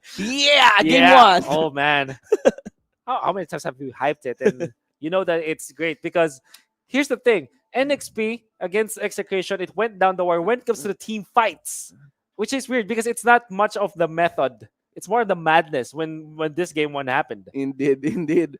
I'm actually just happy because Manjin bet. This battle is also between me and Manjin. And for our Saturday meal. If you don't know, guys. Yeah. Because we cannot bet on real money. Yeah. We betted our lunch. Our lunch, yes. It's really crazy, ladies and gentlemen. Well, that's still 1-0. Kind of, but feel that Execration has a lot more. Yeah. The answer against NXP. That's a very unique lineup, by the way. It was a risk that they had to take, and it did not bode well for them. Let's look into Butter's analysis for this. Number 1, sobrang linis ng pinakitang performance ng dalawang teams. But there are a bit of lapses in terms of decision making na nagawa dito yung side ng Execration. And let's talk about it more in just a bit. Pero ito lang yung masasabi ko doon. Reactive plays actually hurt you more dun sa inaakala mo. medyo nagkaroon ng reaction dito yung Execration. They really wanted to go for the invade, kaso nagiging problema nila is they can't really fight. And that's where Chester and Yawi actually made a point. Nakikita ko naman dito kung anong gusto talaga gawin ng NXP. They really just wanted to give everything para kay H2O. Execration, ang sabi lang naman nila dito, invade natin yung purple para malimit natin yung pwedeng gawin ng Harriet. And they did just that. And by the way, this certain item na ginawa ni MB dito, the Deadly Blade, ng maagang maaga, he just went in with this. Ay, not that. Hindi yan. Ito, yan. He went with this item, first item pa lang, even if may back siya na sila kay Yawi. And what they did was, they just shut down yung hero dito na ginagamit ni Eto Max. And Chakno dito, hindi din, sabihin natin, maganda yung performance ni Chakno, pero kasi nag-rely sila sa isa't isa. And kapag may Deadly Blade ng tumama at may ultimate na ni Yawi, o yung passive ni Yawi dito ay nag-play out para sa kanila, lahat ng pagiging, sabihin natin, tanky and sustainability dito ng side ng Execration ay unti-unting nawawala. So, that is about it. Let's see here. Nagkaroon pa ng onting sulat dito, ladies and gentlemen. Ayun natin dito. But right now, let's see yung kanilang mga graphs. This is the post-match data. Rene J. Esmeralda dito doing a very great job just controlling the lanes. Ito yung sinasabi natin na hindi mo kailangan masyadong, what do you call this? Hindi mo kailangan masyadong magpakita ng ideas in terms of what you're gonna do. Ang ginawa lang ni Rene J dito, sumunod lang siya sa agos dito ng ating team. So, ang ginawa niya is he always looked out for the right position. Kung papansinin niyo, every single time na may away na mangyayari, what Rene J does is pumupunta lang siya doon and he gives the idea na lagi akong aalalay kapag kakailangan niyo ako. On the other hand, Benny Cutie, hindi niya nagawa yung kanyang gustong gawin dito. Obviously, he really wanted to get a lot of items, just have the damage to take down people here onto the side of NXP. Kaso doon nagkaroon ng onting problema. He was really shut down and nabigay yung priority kay Hate. So that is a lot of things going on here. Kung napapansin nyo, meron namang idea for both teams dito. Actually, Execration nga, nahawakan naman nila kahit papano yung Turtles. But in a way, yung collapse na nangyari sa kanila dito is very uncharacteristic. You don't really see that from Execration in the other games, but for this game, pakiramdam ko, NXP did their homework and napakita naman nila na, hoy, tama yung ginagawa natin dito, ipagpatuloy lang natin. I do not really expect anything na magbago for the side of NXP, but for Execration, back to the drawing board sila dito. So what is the thing na pinaka-importante dito para sa both sides? Ladies and gentlemen, this is a sustain. Sustain. Teka lang, medyo mabagal ako magsulat eh. Sustain, and that is what really happened through all of the game. Lahat ng sustain na yan is na X dito for both teams. And what really just happened there was accounted for naman lahat talaga ng heroes na ginagamit dito ng side ng both teams eh. But the problem was, sabihin lang natin, hindi talaga nagkaroon ng pop-off moment dito si Benny Cutie. Yawi, on the other hand, phenomenal performance coming out from this guy. Once again, nakita natin yung Kufra niya last week and right now he's doing a great job just giving out etong mga positions na to para sa kanyang team. Chester, kung nakita nyo at this moment on, nakakuha siya ng Necklace of Durance and it really helped the idea pa na kahit paano talaga magkakaroon pa ng mas malaking lamang dito, Nexplay solid. And right now, if you would see this is the time na talagang sabihin na natin, NXP just won that game. So H2O will be our player of the game, MVP of the game rather, and this is really his style. H2O Harris, sobrang komportable niya dito, ladies and gentlemen, and this is not new to us. Lagi natin napapansin to, na kapag nakuha niya yung buff at nabigay sa kanya lahat ng kailangan niya gawin, he just goes for it at hindi siya magdadalawang isip doon. So, looking at it, Star Shard, Holy Crystal, everything that he needs, one death. Ito yung pinaka nagiging bentahe dito ng isang H2O. 7-1-11, ladies and gentlemen. And that's the thing about H2O. That's the thing about good assassins, good carries, is that whenever you have this stat, napakababa ng deaths mo, you are most likely to succeed in the game. And just win the game all rather. So, right now, we are just gonna go back into sabihin na natin ang ating analysis dito for game number 2. The thing I would like to question is, ano nga ba yung things na kailangan ayusin dito ng side ng Execration? Giveaway code is right there, ladies and gentlemen. Pamimigay natin yan. And dahil mabait kayo, meron pang isang ibibigay, which is another giveaway code na nandito kasi meron pong sumaling 20,441 participants sa ating Mythic Glory draw. So that is going to be exciting, ladies and gentlemen. Pakiramdam ko, ibalik na natin to sa ating mga casters. Rob Luna Rockhart, Wolf Shinbu, kamusta kayo dyan? Thank you so much for the good insights, Butters PH. And yeah, I would agree. It was of the sustain. It was of the counter on the first hand. But I would also agree on your point earlier. Yeah. It's a very hard. If they have a sustain comp. Yes. But ironically, it's a very hard to sustain comp because it's greedy. It's incredibly greedy. Yeah. What we're talking about greedy is that you need the stars to align. Yeah. To make that work. To make it work, basically speaking. So there are two layers here. First, that they need to make work is that it is a double core setup. Yes. Normally we say channel the hate for the side of Execration because they always channel and funnel everything onto Yes. hate. This time they had Yisenchin and the Lunox, and from experience, it won't work. Or at least it's not easy to pull off. The second layer that we want to take note here is that they are going for a sustained composition that we know Execution did before. Yeah. When they did it in MPL Season 4 and Season 5, they were successful with it because there wasn't any existence of a Baksha yet or a Deadly Blade. Yeah. They were totally countered here. Look at what I don't like about the way they drafted is that Baksha was already available for the opposing team and they still picked up the Estes, and that's where the questions now come into place. Yeah, I also want to emphasize because I cannot but feel that I'm quite good in observing player tendencies. Cannot but feel like if someone is getting wasted on one role or on one hero, and yeah, I mean, YSS is good for a carry for a core, but I think Benekit would be enabled more on some more proactive heroes, especially for the early games. Yeah. I think For the most part, I mean, it's if you are a core, if you're playing like on a core hero like YSS, whenever a fight happens, there are two decisions coming into your mind. Will I farm? Yeah. Or will I try to convert somewhere else? Or will I join the fight? Yeah. Most of the time on Benny Cutie, especially when he is playing Cho, he joins the fight. He makes impactful plays on that one. Sometimes he even initiates, right? That's right.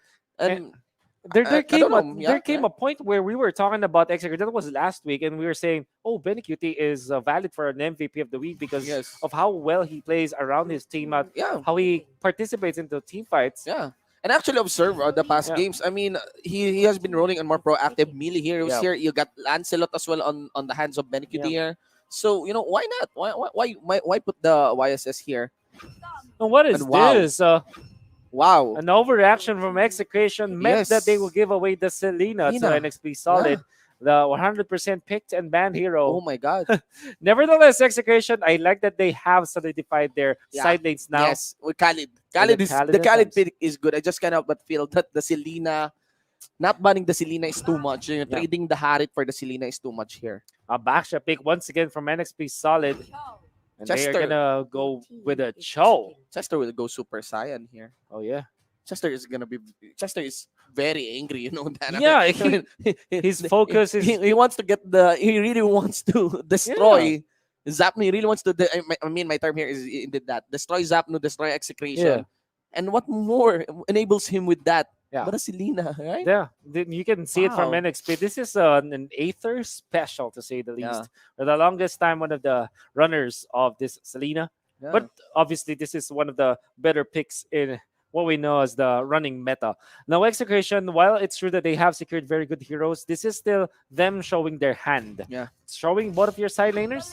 That might be the best. Oh, Valier pick from Execration. What does his answer so far? Well, it's good against jumpers because it can do the pushback with the searing turret. So that's good.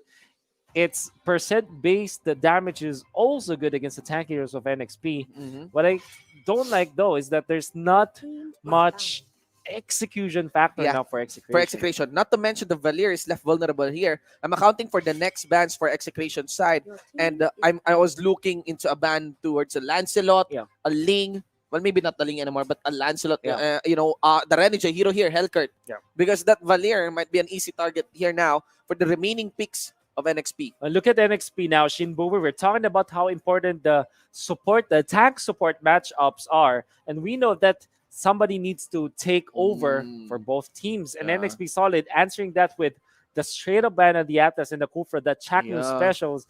And we know that Chaknu is such a good player, So but if he's explosive, not enabled, There we go.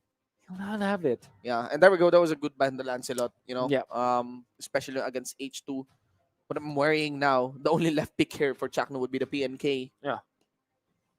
And I don't like Not the so side of sure. a PNK plus the Valier combo. Yeah, There's yes, not much yes. initiation in it, although there is Khalid. And we might go into that realm of that no tank setup for Execution where your tankiest hero could be the Khalid, and I They're like it. exhausting the Chakno hero here. Chakno heroes. What is left? Maybe another Hylos?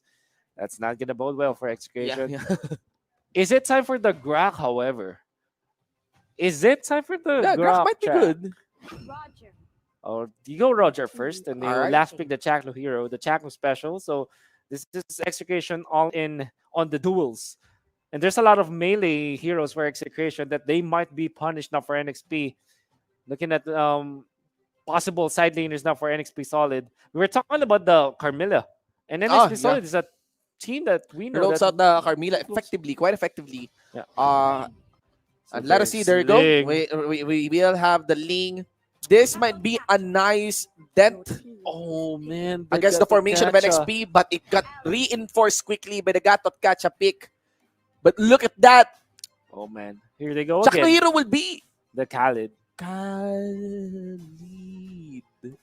And what I do like about Execution is that there are no gray areas for this team, man. Yeah. If they're all in, they're all in. They're all in. If there's no tank, there's literally no tank for tank. Execution. Right.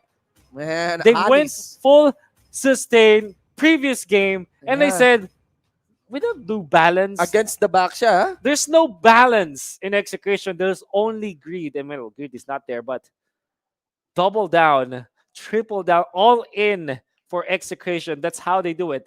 They're gambits, man. Yeah. They're gonna do. They're gonna go all in. Yeah, Whatever. I'm actually accounting for the picks. The Alice pick is good against the Gatot Kacha. Gatot Definitely. Kacha was good against the Roger that was shown, right? There is the Ling. The Ling is quite weaker right now because of the heavy hits on him Yeah, on on the the recent nerf. patch, right? There's the nerf down onto the Ling. But this is still H2 we're talking about. And yes, even though there is the nerf on the Ling, Yeah. that's still a core. All the core. I mean, whenever nerfs are done, usually it's a reduction against the explosiveness, not necessarily on the consistency required for a core. Yeah. And I can't help but feel this is H2 we are talking about. He can still get into the late game monster that he's always done. He has always done. Yeah. So Ling is gonna be a big problem, Shinbu. There's Yeah. no catch. yeah, there you go. It's a 2-0. Easy lunchtime for me. Easy bonus No, lunch for me for here's tomorrow the against thing. Manji. Everything from NXP Solid, every single hero is good against each matchup. The Gadokacha destroys the melee composition of Execution, and it's gonna destroy the Roger. Yeah. The Selena is gonna amplify the objective taking potential as well as the jungle clear of NXP Solid. If Yeah. there's anything that's good for Execution, it's gonna be the side lane push coming out from the Tams as well as the Alice. Mm-hmm. But when the team fights will happen, and that's gonna happen in the mid game, they're not gonna be favored at all. Yeah. Oh man, he's actually taking some tower dives here.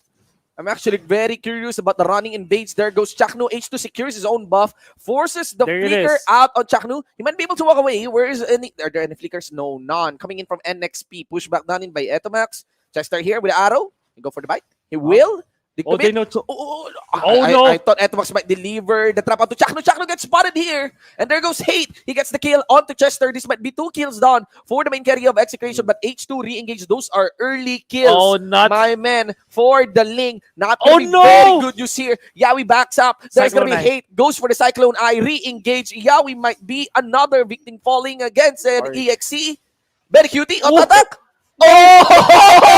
Oh! He got the brush down. There's no more out attack available here from the Alice, and that's it. That settles 2-1 in favor of NXP. Okay. So NXP definitely get the upper hand in there, especially because they gave 2 kills to the H2O hero. Oh my god. And also, a kill on hate is good.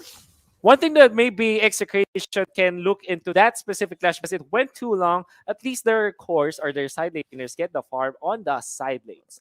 However, there is no save for this for Execration. That is definitely a couple of mistakes on their part. And I like that Yaoi has survived in there. Execration is always wild, you know. They are. Very, very Oh, wild. hate misses. Oh, this is how you feel that Execration is not in the groove. Yeah. Even hate with the Lycan pounds really puts himself against the wall and Yeah. not gonna be able to get out in there. Yeah, and look at it here. H2 knows the lead that he has. Yeah. The only problem right now for the Link is the patch. Yeah. That's all there is to it. But H2 is feeling confident. He's been jumping around, trying to spot out where Execration will exit from their own jungle. Yeah. But that's it. This establishes, the gold lead falls in favor a bit Yeah. for the side of NXP. But this is, NXP is now on the driver's seat. For Execration, they need to control the early game because that's the Roger lineup. The moment that they lose their foothold of the game, that's the moment that they also lose. Yeah, Also, Roger lineup, man. this is such a good lane game that you're feeling it, and H2O feels it. He's Yeah. diving because he knows that it is a good lane game. Looking at the heroes that it can burst down, literally everyone. The problem with the Khalid is that the sustain is a little bit fake on the Khalid, so Indeed. that he needs to ramp it up. It's not solid, tank it up like how Baksha does it or how Kufra or a Grok does it. Khalid needs to pray before he's able to strengthen himself up as they take another one, the bottom lane. Chester and Red J pairing up for a kill on Zapnu. And stickers are popping out. Chester and Zapnu, from man. Chester, man, especially onto Zapnu. That's 3-1. Ladies and gentlemen, Chaknu doing what he can. I really feel like, the Chaknu playstyle fits, Yeah. durable tanks. You know what? I am tasked, Mr. Shinbu, to make sense of of both teams' lineups. Yeah. And unfortunately, I cannot find anything that will save Execution now. I thought that if they do secure the first 2 minutes of the game, they might have a chance. Yeah. But they are now far from it. 3-1 Yeah. with 1,000 gold, more than 1,000 gold for NXP Solid, Yeah. and a Ling that's very happy with what he has. Yes. This And is we're not big even trouble. we're not even in the mid game. Not even. We're not even in the mid game, Wolf here. So, especially we have a Selena Yeah. and Ling that flourishes down for the early game. All that is needed is one kill there. But yeah, let us see. There is, of course, an adjustment from Execration. Playing quite safe. The pressure is really heavy. Down on NXP. Chakno stays into the mid. Chakno will fall down. That is for sure. Blade of Tempest gets casted. Of course, makes it awkward for members of Execration to rescue Chakno. And it's going to be harder and harder now for Execration. I'm looking at a little bit of timing in their part. Maybe with they get the items up, but it seems like it's not going to happen now. Yeah, that Or was a is it? good answer there. Coming in from Hate down for the dive of Chester. The turtle is still going to be secured here by H2. It is secured down by the Retribution. You got MB here, becomes a gate. And EXC trades in 3 just so...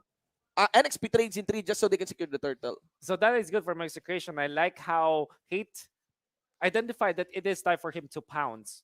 NXP Solid, they felt overly confident in there, and I cannot blame them for it. Yeah. They know that they are ahead. And unfortunately, NXP Solid, they are trying to hit a lot of birds with just one stone, and that is the turtle and winning the fight. Yeah, winning the Unfortunately, fight, they can only get one. One, yeah. And that's the turtle. Indeed, the turtle, not a bird. Didn't win the fight, ladies and gentlemen. But still, the main headline of this lineup is a Ling, look at the damage now being dealt by the Ling. That's around 500 already, a 471 down on the crates. And still, like you mentioned earlier, Wolf, no easy catch for the Ling. H2O, this is still his game. It's going to be up to him and how he manages his energy, and that might be the only thing that will set him up for a bad game in this game number 2 that we have. Even the arrows are falling in for Chester, and that's how you know that that you're reining in. And here's the thing, right? It's Selena is more like you wake up one day, you're a good Selena player. Though you wake up another, it's a bad day for you. And it seems like Chester, it's a good day for us. It's a good day for Chester right now. He will feel very confident. There's a lot of vision. Yeah. There's a lot of vision provided by H2 by Yahweh there. Yeah, exactly. And without any tax, Yeah. every arrow is so rewarding. Every That's arrow is so that's rewarding right. right now.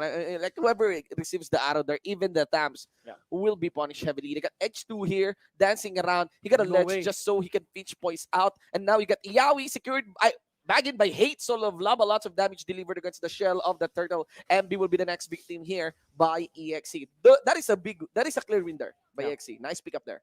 And you see how NXP solid dealt with it. They said, okay, those are two supports, or at least the supporting crew.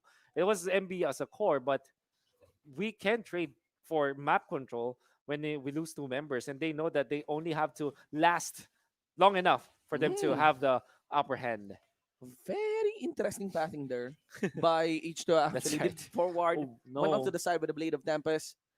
That was a good catch though by Rene J. Yeah. Yeah, onto Zapnu. It seems that the Thams here might not anymore be any factor against NXP. Rene J dancing around. Actually, both two teams are dancing around this turtle, Yeah. and no one wants to start.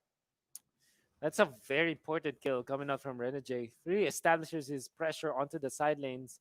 That's one thing that NXP Solid needs to be doing now is to push the turrets. And I like the fact that they're killing Yeah. from the side lanes. And they're not really fighting head Yeah, on against Execration. because this is officially the mid game. That's right. And this is a nice opportunity for Execration. Because the mid game is starting, lanes are no. starting to converge. They could take on 4v4 or 5v5 team fights, Man. and it might be a nice turnaround for Execration. But look at that, because even though the lanes are converging, that means a more field is gained in favor of NXP, including the field or the so to speak, the river Yeah. for the turtle here. Easy turtle for H2. Oh man, real estate management from NXP Solid by pushing against Oh. Execration and Chester. Because of the lead that they have, they can play like this, but Mm. unfortunately, it will be duly punished by Yeah. Itomax and Chapno. But that's ultimate. Oh, Execution is willing to fight that. They have no ultimate. Onto Etomax, they will lose this one.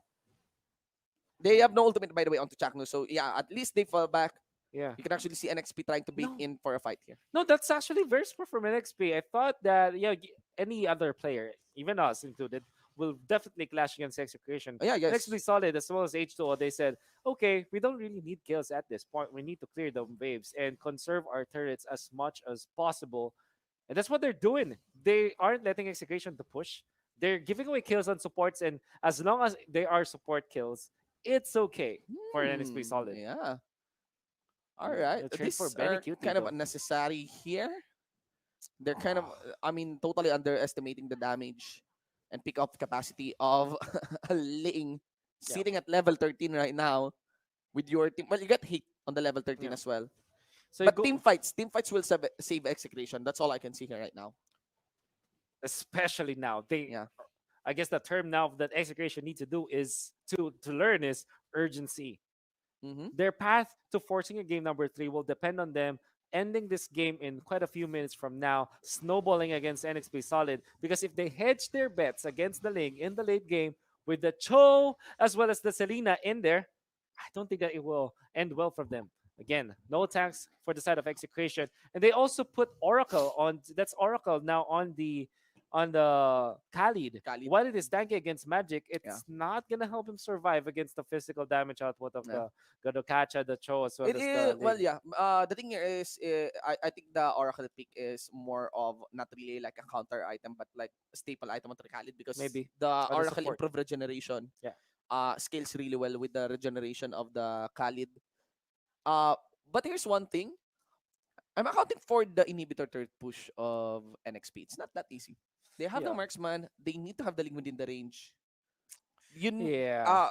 I think if Execration, Execration should realize while playing right now that one of the core objectives here would be vision control, starting for the Lord, Yeah. because Lord would be a heavy win condition for NXP in closing at this game. I really don't think that they can easily push an inhibitor turret without the Lord because they have no marksman. It's not a Yisun Shin. Yeah. It is a Ling. He needs to go down before he can hit the turret. That's also true. And if you're looking at the wave clear potential of NXP, that's probably their weakest point. There's Mhm. not much wave clear on their Yeah. part. Yes. In fact, they will need to commit heavily on the lanes themselves. And that might be something of an opening for NXP Solid. Maybe if they realize, okay, Execution cannot defend. Execution can win if NXP Solid is always in front of the lords of your And that might be the opening for Execution Yeah. if they do want to force game number 3. I'm still sticking to what I'm noticing on the game. It's still very crucial for Execution to win in the next coming minutes. And maybe their deadline, their absolute deadline, is the first Lord. Is the First Lord. Yeah, we Yeah. get it here. First Lord will come in at 5-second timer. Ladies and gentlemen, 8-7. With a 1K gold lead, honestly, in NXP Solid, I kind of feel that NXP is being too careful right now. Yeah. They're being reactive against Execration. Maybe really wanting to get that layered team fight that will ultimately result to the biggest win Oh, of this match. Because so far, they're not as aggressive as they are yeah. back in the laning phase. All right. They're forcing the second skill of Chakno, but Chakno is going to be smart about it. And Yeah. just hides his teammates. The Arrow on the Roger, though, are they going to fight this, Shinbu? Oh, look at that. Even Arrow on the Roger. Yeah. I'm still not gonna be committing it. Probably they need the traps onto the Roger. They need the maximum damage onto Chester. I did saw the Arrow, no traps on that part. Yeah, right? so it doesn't hurt that much. Yeah. But they will settle for the low-hanging fruit, which is Zapnu. And definitely going to be able That's to kill the him down. problem. That's the problem now. Side lane foundation is a bit weak right now for Execration here. Heavy pickups being done by Rene J and H2. And these are very, very fast heroes. You know, Cho and Ling. Can see now that the priority for NXP Solid is just to make sure that they are maintaining the game. It's not about winning. They are at the point. It's all about maintaining because they know that maintaining pressure is their key to victory. Yeah, they are. What they want is to reset the top lane side. There's pressure onto the top lane side. They will try to observe how Execration will Oh, expand that down for the mid hurts. lane, and they can start the Lord. That hurts, ladies and gentlemen. Let's see here. Yawi under the turret. Big Okay. mistake there. That is a big mistake. Nice jump by Hate. But of course, NXP didn't avail. MB here onto the side. Maybe he can catch someone. There's going to be the arrow onto Etamax. Hate once again into the front line. MB showed himself. And now Hate is targeting Chester. Hate falls back. Benecutie onto the side. Renny J. Oh, it's just Everyone is just careful. Yeah, that's it's weird from NXP that they are either incredibly safe, yeah, or incredibly aggressive. Aggressive, And yeah. that's exactly what happened with Yahweh. It's a flip of the switch. I guess he's like a raging bull against a red cape, Under and the he saw turret, it's right? okay. I want to kill that the Chak guy. And the Kali just regen up, and we were kind of talking about the Oracle, and that's Oracle for you. That's why Yeah. we pick up the Oracle, the tank Kali. Yeah. On the idea of Oracle Dominance mixes eyes. well on the concept of desert, right? In terms of Yeah. like fictional lore. Yeah, maybe. Well, we'll see. Right now we get the enhanced lord on. Yeah. Side lane pressure established by Execration. Not so much. Is this Zapnu again? Round 2 onto Zapnu. He did cast the counter and Farna quite a bit late. H2, Blade of Tempest is gone. Hate may chase this one, Oh, but he no. gets greeted by Renegade in kill range. That's gonna be Yawi committing a kill against H2. Was secured there by Etomax, ladies and gentlemen. Get MB onto the side. Benny Cutie dealing up with Yawi, soaking up a lot of damage when the Tortoise percent is still up. Chaknu has a lot of regeneration to actually sustain that, and I think they will fall back. Yeah. Okay, what a nice snag on H2O. It's H2O baiting and then Execution counter baiting, but look at the damage from Renegade. He's saying, Man, it's my time now. Everyone is setting up death brushes. Oh, yeah. It's all about the death brush. It's all about the death brushes. We have a very, I mean, I would still believe in terms of composition, this is NXP. Yeah. You know, they have a very, very stable composition. But the way they're playing here right now, It's well, weird. trying to bait out skills. Yeah. Right? Trying to It's- bait out skills. It seems like at some point they know the strength of their lineup, but sometimes they don't, and they just run over Execration. And now Execration wants to punish them for it. I just realized it might be Benecutie. The key to victory here for the members of Execration is putting up a lot of pressure here. No ultimate onto Benecutie, but still not going to be the target there. NJ chasing down Hate. Hate will be gone. Went for the final pounce. It is going to be H2 also saying goodbye. Benecutie is gone. There's going to be Chaknu. Etomax joins the fight. Zapnu is still alive. Renegade walks away. Did receive the first kill from Etomax, but it's still not going to be enough to get a kill onto him. That's Benecutie re-engaging. And look at that. This is the Alice I'm talking about. Might be the ray of hope here for Execration. He went for his own stick as he walks away. Etomax also actually not giving way for this minion wave on the mid. And all of that jazz, it only went down to 2 kills apiece. While Renegade, however, very nice positioning. I like that he did not commit his Way of the Dragon on the Roger and waited for the kill onto the Chakno afterwards. And that's amazing control of this Cho. You would really love to see NXP Solid take over with H2O on the driver's seat. However, he's getting punished as well from execution. I It's don't gonna be difficult for him, I don't know, man. honestly. I'm starting to get a feel or a vibe Mm. that this game is. I mean, NXP is a very stable comp, right? Yeah. We keep on saying that, and Zamnu is still falling on this Thams, but this might be anybody's game. Just the way the team fights turn out, right? Yeah. You get Chaknu here. Will he regenerate? He will be able to regenerate, ladies and gentlemen. Yes. Must be able to walk away. Lots of spells thrown here by NXP. MB. Yahweh's melted. No one is able to deal up with Benny Cutie. And look at Benny Cutie, how he counters Renny J after the first kill. This opens up a lot of space for Hate trading with H2. It's not HT. It's still H2 getting the kill here. Now focus on to Zapnu. Benny Cutie dancing around with Renny J, getting the attention of Execration. And Etomax receives the kit. Very beautiful save there from the way of the dragon, just so he can make the kill when it matters. Takes 2 in exchange for 1. Now they're going to be securing the Luminous Lord on the side of NXP. Or will they? Shinbo Execration wants to fight this in the classic Execration fashion. They will fight and fight, contest until you die. That's Execration, man. Yeah, that's Execration. I mean, I really believe they won't easily give out this Lord. They got Chaknu dancing around. Ultimate is still available. Raging Sandstorm from Execration. Arrow will miss its mark. That's gonna be Benny Cutie. He won't be swapping out. Countered though by MB Stomp. It won't be, as the security here sides from the sides for NXP.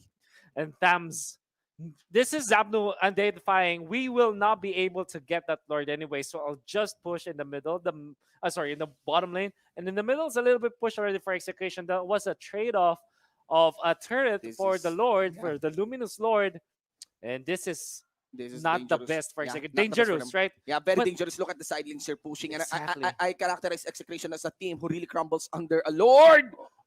Was very close. Etamax burns his flicker. It's really, really close now. Look at Renny J. And Renny J is also trying to my play God. aggressive at Yeah. this moment. He knows that he can eliminate anyone at this point. Yeah. He has high and dry. And even Zapno might be taken out by Renny J. Oh my God. And I guess at this point, you need Queen's Wings massively on Yeah, Execration. yes. Yeah. And at this point, NXP might start to trade in Malefic Roars. But let Okay. us see. They're gonna be clearing this Lord easily. Zapno stakes there. Gets poked down by H2. H2 on 3/4 health. Nice defense there by Execration. Fully completed on that part. Yeah, so Alright. here's the thing with NXP Solid. They don't have the best sieging Yes, we mentioned earlier, heroes. right? We were mentioning this. Yes. And you kind of need more. And Execration, Yeah. they can depend on that. As long as they are not getting wiped out completely by NXP, they're okay. Honestly, they could have utilized the Lord with the Avatar of Guardian. I'm very curious why they didn't use that. They're waiting for items, I think. Probably, yeah. And they know that they have the superior late game. And Well, maybe this they're is still biding good. their This time. is still some breathing room for Execration. Yeah. But I really feel that NXP can get an inhibitor at least, especially with the kit that they have, just using the Avatar of Guardian. Because if they get the Link to come in first, it won't be a nice news here for NXP. Execration here, willing to trade. Chakno stays into the front line. Will have to fall back. Has his immortality on. Full regeneration. Benecuting once again. Goes for the back line. Tags in Chester. Chester onto the side. There's the brush. Misses the arrow. Ladies and gentlemen, and I think that would be it. Both teams may start to break out. Chakno still stays in the front line. Renny J. They're trying to guess where Renny J is. That's going to be it. He will be showing himself. Gets the jump. Down onto Hate. That's under turret. Dive followed up by H2. Still Renny J fails the mission. Now they want to target H2. Like and punch completed. Whereas Benecutie zones at the rest of the members here of NXP. They're going to chase down. There's going to be the stun onto MB. And now Yawi for the side. They have no firepower really to melt these tanks, but it doesn't matter. That's a win there. That's a clear win there by Execration in the mid. And then NXP Solid, they really badly want to layer their skills like a cake, but instead they went in very bad spots. And H2 was still alive. This could be they could defend this. Yeah. They could defend this. That's under turret. But it's Chakno getting the turret hit. And look at Execration. They're willing to take the turret. They really want to close this. And of course, you get H2 as well. Bad blood again, ladies and gentlemen. And H2O showing us They want to finish the inhibitor turret without any minion. That's how much they want to get an Exactly. advantage. That's how bad the blood is. Yeah. That's how thick this bad blood is, man. They are Man. willing to really dive in. Here's what I was gonna talk about. They want to layer it like a cake, but instead they got a Venn diagram of skills that did not hit together in good synchronization, and you kind of feel what they're doing. There's the way of the dragon to Yes. isolate the core, and then Yes. the avatar of the guardian that they want to go for the backlash just to stop them from supporting the core. It's very smart from NXP. Unfortunately, it wasn't perfect when it comes to Oh execution. my God. And execution duly punished them for it. Yeah, and we are clearly into the late game. Items to plateau 20-minute Yeah. mark for this running game. Inhibitor turret might be easily pushed. There is the artillery Or minion. is it? But what Chester is doing is actually making sure that there is an arrow consistently hitting in the mid. And Renegade is, classic always with this rotation. Whenever Yes. someone is pushing under their base, just hovering out to the side. However, Was able to connection to Zapnu. Zapnu here is dead. Zapno is very close to dying at this point, sustaining. And Reggie says, "Your time is up. My time is now." Yeah, they're focusing on Yawi. That is the main tank. Arrow down onto Hate. No! Okay. Once onto the wolf form, exchange that. A gate is formed. Immortality still on. Pops onto Etomax. MB staying there. Chaknu also. Benicuri is not here. And I think that's it. NXP reads on. Benicuri takes the win condition for the side of Execration. And yeah, Renegade got the attention of that. Oh, That's no. it. That's the rest of the No. members of Execration getting clapped out by NXP one by one. What will happen here is a push in the mid. But still, Etomax still alive. Benicuri joins the party. He is the ray of hope for Execration here. Big playmaker. Switch in for his first kill. And now Etomax follows through, receives the arrow from Chester. And also we got Chaknu soaking up a lot of damage. A very interesting avatar of Guardian just for the backline. But it doesn't matter. Renegade knows the objective. Gonna be securing down for the mid. And that's it. It's Renegade saying goodbye. Chaknu also is gone. Benicuri once again on the first one. Chase on to Chester. Benicuri is forever. Benicuri is forever, man. Man is not. No. I think there's no one who can really kill Benicuri anymore. Oh dear. I thought that was a good play already for NXP Solid, but Yeah. Execration on the back of Benicuri, the player that we're hyping out Yeah. earlier, Look at hyping up Benicuri. earlier. Look at Benicuri. And Benicuri, the third straight kill with the sticker on. Oh, Alice, man. Alice Yeah, I is think here it's- to stay. Alice is here to stay. That might be it. That might be it for this game. I mean, I'm not saying Execration will surely win, but this is the biggest lesson on the lineup of Execration. Yeah. Now, big wave of minions onto the bottom means that they will be able to push. Now, in the middle part of the map, we can see that the Rogers are already working on the Lord very, Yeah. very slowly. And here's the thing. Between the two cores, Roger is more durable than the Ling. When it comes That's to the just the thing. raw Yeah. survivability of yeah. both heroes. And I like the timing of how Execration won that specific skirmish, because it also meant that they can pressure the Lord area, force NXP Solid Yeah. to either fight them under that area or be secluded against each other. Yeah. Or Hate even is- just the middle. Hate is just focusing on the Lord. He got his brute force breastplate on. Goes onto the melee. There's gonna be Yawi. They have an idea. NXP. Lord is on reset. Ren Renegade. Okay, he's going for the split. H2 as well. Okay. All right. NXP is starting to send a message that, you know what, we don't want to take 5v5 fights. And Benicuri. Oh, what? No way! Bye-bye. I was Oh. literally going to commend him for what he is doing, and he got was the arrow to magnetized Chester. to the Yeah, arrow. yeah, but ladies and gentlemen, Selena, as we describe her, is really good at guessing. Hope we can guess. That's, in Tagalog, sana makahula. Oh, And that's what man. happens here. Ladies and gentlemen, members of Execration, they're falling out of their own formation to get hit here. Focusing on to Chester. Of course, do not expect that H2 will ignore that. H2 will be coming in. Hate has to No walk around. energy. Etomax also getting some attention here onto the NXP side, but they have to fall back. There is the minion wave pushing in the mid. Zapno also joins the party, trades up with MB. I think that's it. And there's no energy for H2O. That's why he didn't fight after the Roger Yeah. went onto him. Would really be scary for Execration, but I guess Hate says, okay, he doesn't have energy, maybe I can fight now. But this time, it's not the best decision. Nice dodge, however, but he will not survive against 3 members of NXP Solid. Oh, Get back to where you came from, Hate. This is why I keep on saying it's so hard to become an Execration fan. they always fight this. Heartbreak. It's always heartbreak after They always heartbreak. fight these very close games, It's and someone get caught up to position, and those are great games, really. And you know what happens here? NXP Solid, they know they have a window. Benny Cutie has a 30. Yeah. Second timer here. And Benny Cutie is doing a lot for Execration right now. Man, I came from the future. The future says Oh no, Nine- hate is on the timer. 90% of Execration fans have developed cardiac problems in the future just of how Execration toys with their emotions. Yeah. I mean, when you think there is a setup for the comeback, one member gets picked up on the side lane. So easy. Very, very easy. It's never scientific when you're Yeah. looking at Execration. Yeah. It's always just emotions. Yes.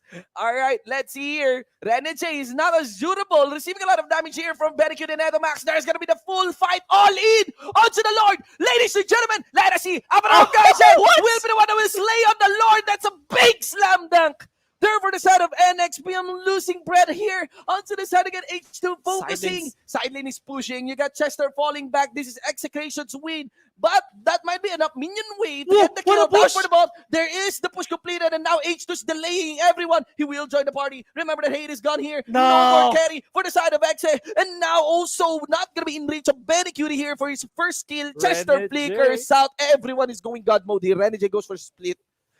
And Sapler's defending here. Benny Cutie also tries to respond. This might be at least a good defense here for Execration. But H2 setting up me for the mid. Oh, H2O, what a nice snag in there. Going in, All baiting on the members out, picking up a blade and executing it. E2 Max in there. Even with E2 Max playing such a good Valier play, always readying up the searing turret against H2O. H2O still manages to win that fight for NXP Solid. But it wasn't a clear victory. Yeah, not a clear victory. And H2. Oh, what a he will play, be though. ignoring Chakno. You know the late game link. It's actually split push link. Oh, it's very that's right. threatening actually on the side links. That's the thing about link. And you also have that split pushing Renege. Yeah.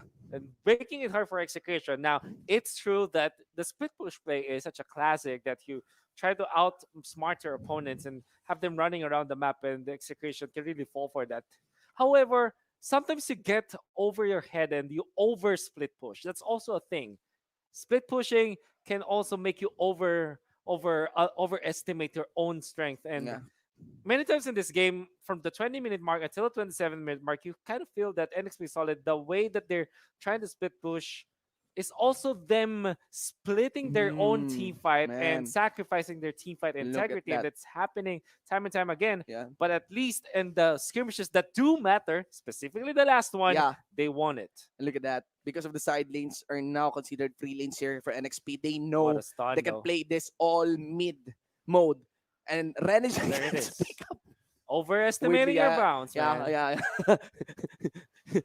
He's crossing borders there. And if they get wiped out in the mid, this is still Execration. They can go all in for the mid here. And MB, of course, got an Avatar of Guardian just to walk away and steal Chester.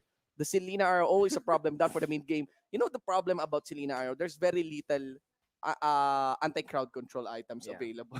Just so you can make sure that the Selena Arrow is a non-factor. That's the problem. Oh! Wow! So explosive. Very cutie. He knows. Okay, they're trying to make a case now in the middle. Yeah. Zapner's not here, huh? Zapner's not here. He's defending. Okay. They're willing to take the fight 4v4 into the base. MB here is destroyed. Not giving any breathing room for H2. He went for the side. H2 knows what's up. Let's not fight. We're going to go for the cut. Okay. H2 says... This is not German cut. That is Brazilian cut, ladies and gentlemen. That's already the Brazilian cut. Yep. Like everything is just clean shaved now. Yes. Let us see, ladies and gentlemen. Hashtag shave the day, man. Hashtag shave the day. Hashtag shave the day. Look at this, man. This is probably the closest we can get. It's 28 minutes in and nobody's leading when it comes to the gold. Wow, look at H2. He was able to secure the purple, but no more escaping for H2. Hurts. One last spell there, but of course, it won't be Benny Cutie that is guessing where the position of H2 might be. Renege is still hiding around.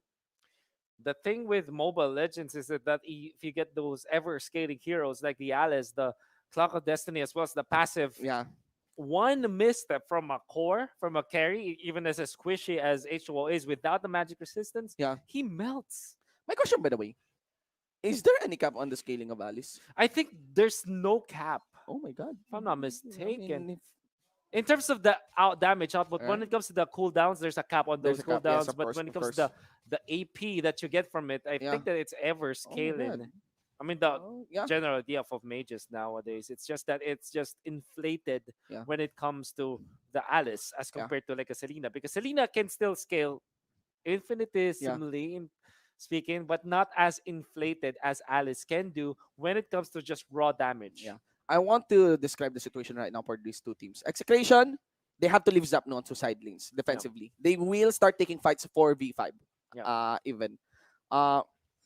Right now, NXP, they know that they can still start losing team fights, even for V5 ones, but they have a very, very strong side lane pressure. They have a very, very strong split push capacity. They're all in onto Zapno. Benecuti knows what a punish if they are able to close this one out, but Renegade is not. Is gonna hold his ground. I mean, and magic resistance are building up onto the side of NXP. Oh, there it is. Jackno That's gonna be Pambit. caught now. Yeah, he got his regeneration on. All right, still has his immortality. Focuses onto Yawi. He tries to get the timing down. Actually, what you really need is to catch H2. H2 pokes into the side. Very ballsy plays from H2.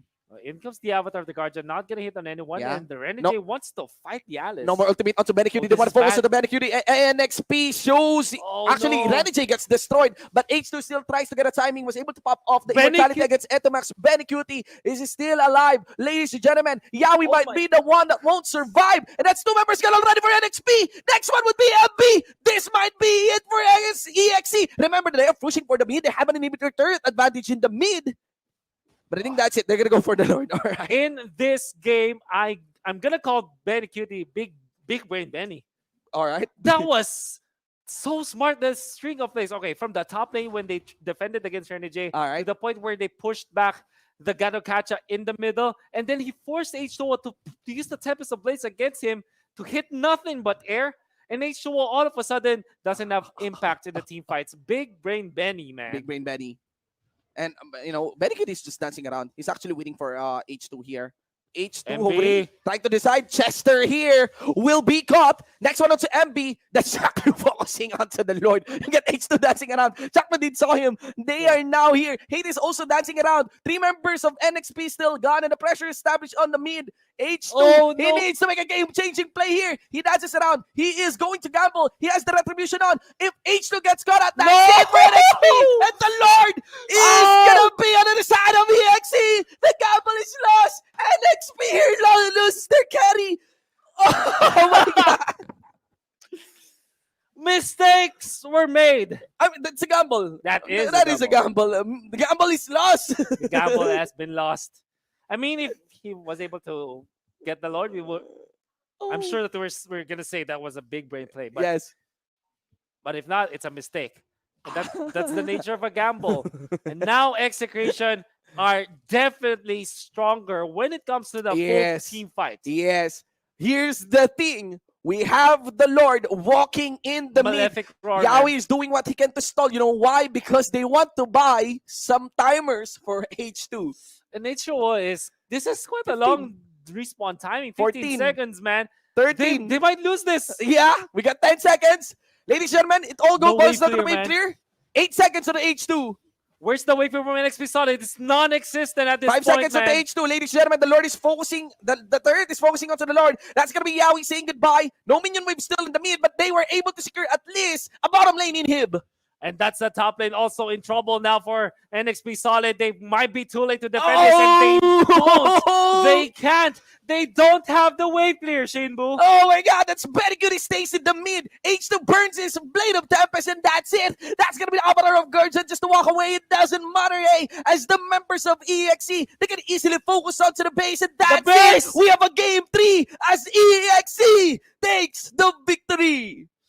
And through adversity, Execration will win it. They don't have the right to do so, but Big Brain Benny. Oh my god. The doctor is in, man. Indeed. And Indeed. he fixed everything that's broken for Execration. The wave clear aspect, the fact that the team fights are always lost, the ever so scaling AP damage coming out from Execration made it sure that the lack of defenses, the side of next play solid is there. It's all about offense now. I mean, Yeah. when it comes to the overall siege, there's not much when it comes to NXP solid. They don't have the best wave clear. In fact, they have zero wave clear compared to what Execution has, and it only took a lot of time for Execution. It was a long time for Yeah. sure. It was a long wait for Execution, but boy oh boy, did they manage to win it when it mattered the When it most. mattered the most. That was a very good game. That was a not just a good game. That was a great game. Yeah, Great absolutely. gambles, great attempts. It's you could it's all heart. It's all heart It's all now. heart there. And you can see that the lack of, I mean, for the side of NXP Solid, they were taking this in a methodical way, Yeah. and they're trying to make it, they're trying to tame themselves and try to take it disciplined in the disciplined way. But Execution says, no, this is a brawl. This is a brawl. This is This is personal. this is personal. This is personal. You know. And the bigger heart wins, man. Yeah, and the bigger heart wins. Crazy, and we are very lucky because we have a game 3, That's right. ladies and gentlemen. Oh my God. I, I hope we have a very Stonks, specific, man. viewership will totally blow up for this game number 2. Let's see the insights coming in from Butters. Masaya si Ginoong Valdez sa lahat ng nangyari. We are gonna go to a game number 3, NXP versus Execration. At kung yung unang sapak ay nanggaling sa NXP, hindi hahayaan na Execration na maka 2-0 lang dito. Ang NXP, babawi sila ng suntok na sarili nila, and this is going to be our topic for this segment. What really happened there? Paano ba nawala ng NXP Solid yung kanilang lamang in the first place? First, you have to look at the idea dito kung paano gumalaw etong si Renny J and si H2O. Kung paano nila shutdown dito etong si Zapnu. Zapnu didn't really have the greatest game nung una. He was forced to go for a Demon Hunter sword para mapil kahit papano dito yung mga tank heroes na nasa side ng NXP. Meron silang, sabihin natin meron silang Gatot, meron silang Baksha. So that really covered a lot of the damage capabilities na meron dito yung Execration. And keep in mind, Benny Cutie, kailangan din niya mag-scale into the late game. And that's what really happened. Kung nakikita niyo, may Clock of Destiny din siya. So it was scaling na iniisip dito gawin ng Execration. So, one of the things na mapapansin niyo dito, ladies and gentlemen, is etong si Chaknu, hindi usually talaga ginagamit etong si Khalid to be, one of the tanks na meron tayo dito sa MPL. But the thing is, hindi kasi ganun kalawak yung pool ng tanks natin dito. Even though the high loss is there, may mga times talaga na mas magiging beneficial na kumuha ka ng mga ganitong tanks. This is a trend na sabihin na natin ginagawa din sa ibang MPL countries. So this is going to be a really great talking point to delve into mamaya-maya. Papakita natin yung highlights in a bit. But right now, let's head on to the post-match data. Eto Max dito really did a lot of things para sa team niya. He really controlled etong mga kalaban. He stopped the people dito from NXP from doing whatever the hell they want. Ang kailangan natin pasinin kasi dito sa NXP is kung paano naging sobrang ganda nung kanilang positioning. H2O and Renny J, lagi silang magkasama. Lagi nilang pinupuntahan dito si Zapnu. At kapag si Zapnu naman, hindi niya nakikita kung saan nanggagaling yung mga teammates niya, that's the time where they go in and they punish him heavily. And eto this is actually a bit counterintuitive, pero kung iisipin mo, one of the things na sinabi ng isa sa mga pro players dati ng mga MOBA games is, what do you do kapag medyo na nagkalamang yung ibang kalaban? Ang sagot niya is, hayaan mo lang makabawi na sarili yung lane. And that's what they did. Hinayaan nila ni Zapnu na kumuha ng sarili niyang gold. Hinayaan siya doon. And if ever yung pressure nasa kanya talaga, hindi na nila dinivide papunta doon sa ibang mga teammates. And that led Execration into getting kung ano man yung nakuha nila dito. Looking at the turtle, wala ni isang nakuha dito yung Execration na turtle. That's the thing. Wala rin talaga kasi silang retribution dito. So you can't really say na priority ng Execration yon in the first place. But in terms of the Lord, mas madami nakuha yung NXP dito. Execration, on the other hand, got what mattered the most. The last Lord na bumasag dito sa base ng NXP Solid and it marched on dun sa base nila and that literally got them the win. Chester dito, I would really like to commend his playstyle kung paano niya sinuportahan yung team niya.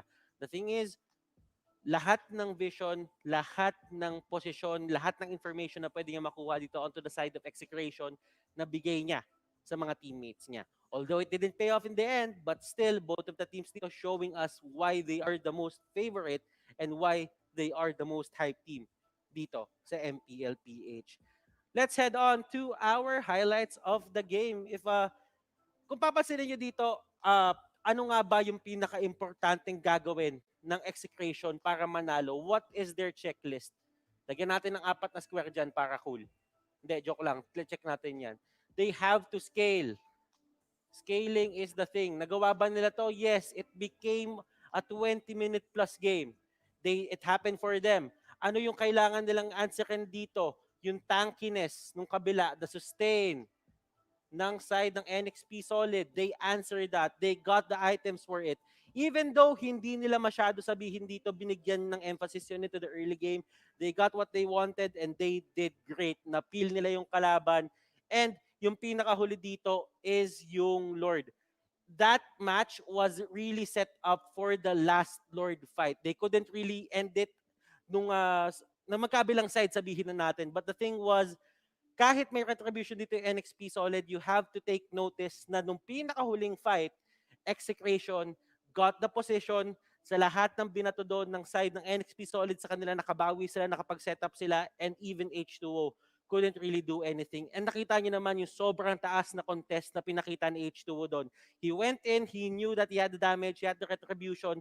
Hinuhold pa nga yun ni Chaknu ng matagal kasi ayaw niyang makuha lang yun basta-basta. Eto, this certain part, ang call niya dito is for them to actually collapse on H2O here. Kasi ang sinasabi nilang nila dito, more heroes means more chances of winning. MVP of the game, Benny Cutie. Scaled Alice dito, not really a hot commodity pagdating dito sa MPL-PH. But right now, pinakita sa inyo ni Benny Cutie kung ano ba yung mga pwede niyang gawin. And looking at it, Winter Truncheon, Queen's Wings, Lightning Truncheon, Clock of Destiny, you name it, he got it. And look at the damage received. A whopping almost 200,000 damage output or damage received na nanggaling sa kanya. He really sustained through a lot and he did really well in this game. Kakaiba ang posisyon dito ni Benny Cutie. So, ladies and gentlemen, the question right now is, sino ang makakuha netong game number 3? Pero bago tayo sumugod dyan, meron tayong giveaway codes dito na nasa baba. Ayan. Kunin nyo na yan. It will help you dun sa mga laban nyo sa Land of Dawn. At dahil madaming sumali sa ating mythical raffle draw, we do have another giveaway code na ibibigay sa inyo. With this one, meron po 20,441 people na sumali. So, malamang sa malamang, isa ka doon. So, ladies and gentlemen, hindi ko napapatagalin to. Let's head back to our casters. Kayo na muna bahala. Dalhin nyo kami dito sa storya ng kwentong to. Para mali ah. Game number 3. You know what makes a good story? You know, a story always follows a format, right? There is the beginning, then there's the conflict, rising action, yeah, the and there's climax. the resolution. Yes, you know, we get game number 2. That is clearly the climax. The climax, but part of the climax, we always want a heated game number 3. Yeah. But without a doubt, this is it. This is the final game. Whew. This settles everything. Because we have a 1-1. You cannot easily say that NXP landed a 2-0 against EXE. You cannot easily say that EXE landed a 2-0 against NXP. It all comes down to this. One game, ladies and gentlemen. Just one game. Oh, man. We have officially broken a lot of records now in terms of viewership, when it comes to the hype. Yes. And I like that we are granted a game number 3 for it. Yes. No matter what happens, yeah. if you're a fan of either NXP or Execration, thank your team. And, on this high stakes match that we've seen, I'm very happy to see an MVP On Benny on Q. an Alice. Yeah. On Benny Cutie on an Alice. We went full circle now. This is season 1 all over again when Alice was if the we're, if, topic. if we're accounting for the meta, Alice, those numbers are, record breaking. 192k. 192,000 damage damage. to receive. And Imagine that. to go with it, 160k damage dealt. And you're gonna have to ask, what was the impact of the Alice? And your mind will always tell you, Alice is a mage. It's early game, it's mid game, blah Yeah. blah. That's no close in it. Yeah. But in the realm of Mobile Legends, if you know your limits, if you know how impactful you can be, if you play it smart, Yeah. you know the limits of your hero, you can be impactful in any part of the game. And obviously, Alice, he wasn't there for the closeout kills. He wasn't Yeah. there for the big team fights. Yeah. He was there for the purpose of taking down the important members of the team Yes. and dishing out the damage when it all mattered. Yes. Making plays, surviving. He's transitioning into a secondary tank, actually. Well, most fighters kind of, in a Yeah. way. But the strand of the Alice in the late game is brushes are. Does the first skill provide vision? Yes. I think when the On the Alice? in brushes when In- it hits the When opponent, it hits the opponent. not actual vision. Not actual vision, right? When it hits the opponent. So That's right. there is one. That's the best part about the Alice in the late game, or considering in the late game, because if you are already tanking enough, even if you don't dish out big damage, Alice does big damage, but the problem is it is spread over time. Yeah. That's continuous damage. But even if you don't dish out big damage instantly, the idea of just being allowed to really sip through anyone, Yeah. bypass anyone in a team fight, being a tank, that's already a very, very nice kit for someone whose role is to disrupt. Yeah, and you know what? I was talking to a lot of carries, and I was asking them what are the main things that really bothers you as a carry? What stops you from being that hyper carry from your team? One is being stopped in the early game by being Like a by, Diggy? by getting harassed, but Alright. especially a The Diggy. Diggy, right? Right. Yes. And in the late game, Honestly, the Diggy is so irritating. The Diggy Yeah. pick is so irritating. But a lot of carries would admit that they really don't want the Diggy. Very disruptive, right? because it's a lot for us, it's very irritating. It might not deal enough damage, but the fact that it's always in front of you, that's a problem. Yeah. And you know what's really scarier? Mm. When you do it in the late game. When you aren't that confident hiding in the bushes or hiding in the wall, says the Ling, you see that it's a problem. And this guy is shook as well as you are. And I think that this will be what we call the remake. Yes, I think that is a remake. You don't put. Yeah. All right, There we it got. is. I think we got. It is. It's impossible. Impossible indeed. Eudora. Okay. Anyway, it's equally irritating in the late game. We cannot position yourself, and the Benkity provided the vision. It's all. You know Yeah. what? In the late game, they always say, "Do not ever face check." But if you're an Yeah. Alice like that, you have the license to do No, it. when you have the license to do it, you could just really dance around. Yeah. Alice by the late game, I would dare say, is all about managing cooldowns. Really, right? Okay. Yeah, you have kind of shorter cooldowns. Because you have a lot of durability, you have a Yeah. lot of regeneration, you have a lot of sustain, you have a lot of uptime. Anyway, getting back into the key points of this game, Yeah. I actually want to observe what will be the adjustments of NXP here. They might really start looking into the late game. They might adjust the Yaoi hero, right? Maybe they want to go for those big ticket heroes. Yeah. But like the Kuvrates, right? But Yeah. in game number 2, they were the ones who banned it out and they picked up the back shot for sure. So that's one thing that they should be considering now. Because I always feel that Yaoi, when he is able to pop off, he's giving a lot of W's to Nexplay Solid. And what are the heroes that allow him to do that? It's Kufra, it's Atlas, your big ticket heroes. Also, I will not be surprised if he pulls up something so cheeky like the Kaja back in action, because Yaoi alright. is such a good Kaja player. His decision making with alright. that hero is actually good. Very, very interesting. I mean, you are studying the stats for season 6, but you're mentioning stats for season 5. Season 5, that's right. And this is only me saying this because we are in the 10-ban system. There's a Yes, lot of yes. things happening, Yeah. and everybody's just taking heroes away from each other. And when you're down the wire, you might go for your sucker punches, right? Is if your back yeah. if your back is against the wall. The question is Nextplay's backs actually against the wall after the game? are we saying that if you lose a nail biter game 2, does that mean Yes. that you're on the back foot? Yes, that's one. Actually, in terms of competitive psychology, Yeah. it's very easy to understand, guys. Whoever wins the previous game has the momentum. A game that is hard fought takes a heavy toll on the losing That's side. right. That is reflected on so many esports titles, on so many games, Yep. and there is a demand for that. You know what, we always mention it, the reset. There is a heavy demand for a reset Yeah. onto the side of NXP. Remember that they got beaten on a Ling on H2. Yes, the Ling got nerfed, no Yeah. problem, but H2's Ling earlier was a Ling that was allowed to Yeah. puff up. Yeah. It was a really good Ling. It was a, I would dare say it was a really good performing Ling. Chester on Selena, right? Yeah. You got Chester on Selena. So those are, it's like NXP on their strongest form, right? That's yeah, I like that. I want to pick up on what you said. This is NXP's supposed big good form already. Yeah. And the fact that they did not win it, Yes. that is gonna take a toll on their Yes. mindset. And Couple that with the fact that they lost a crucial game, a nail biter game, yeah. which, like we said, teams will rather lose on a stomp compared instead of losing a close game. Yeah. Yes. It's easy to recover from a stomp as compared to a very To a close close game. game. Yes. Yes. Especially on the close game, because there's a lot of question. There's a Yeah. lot of anxiety going on around.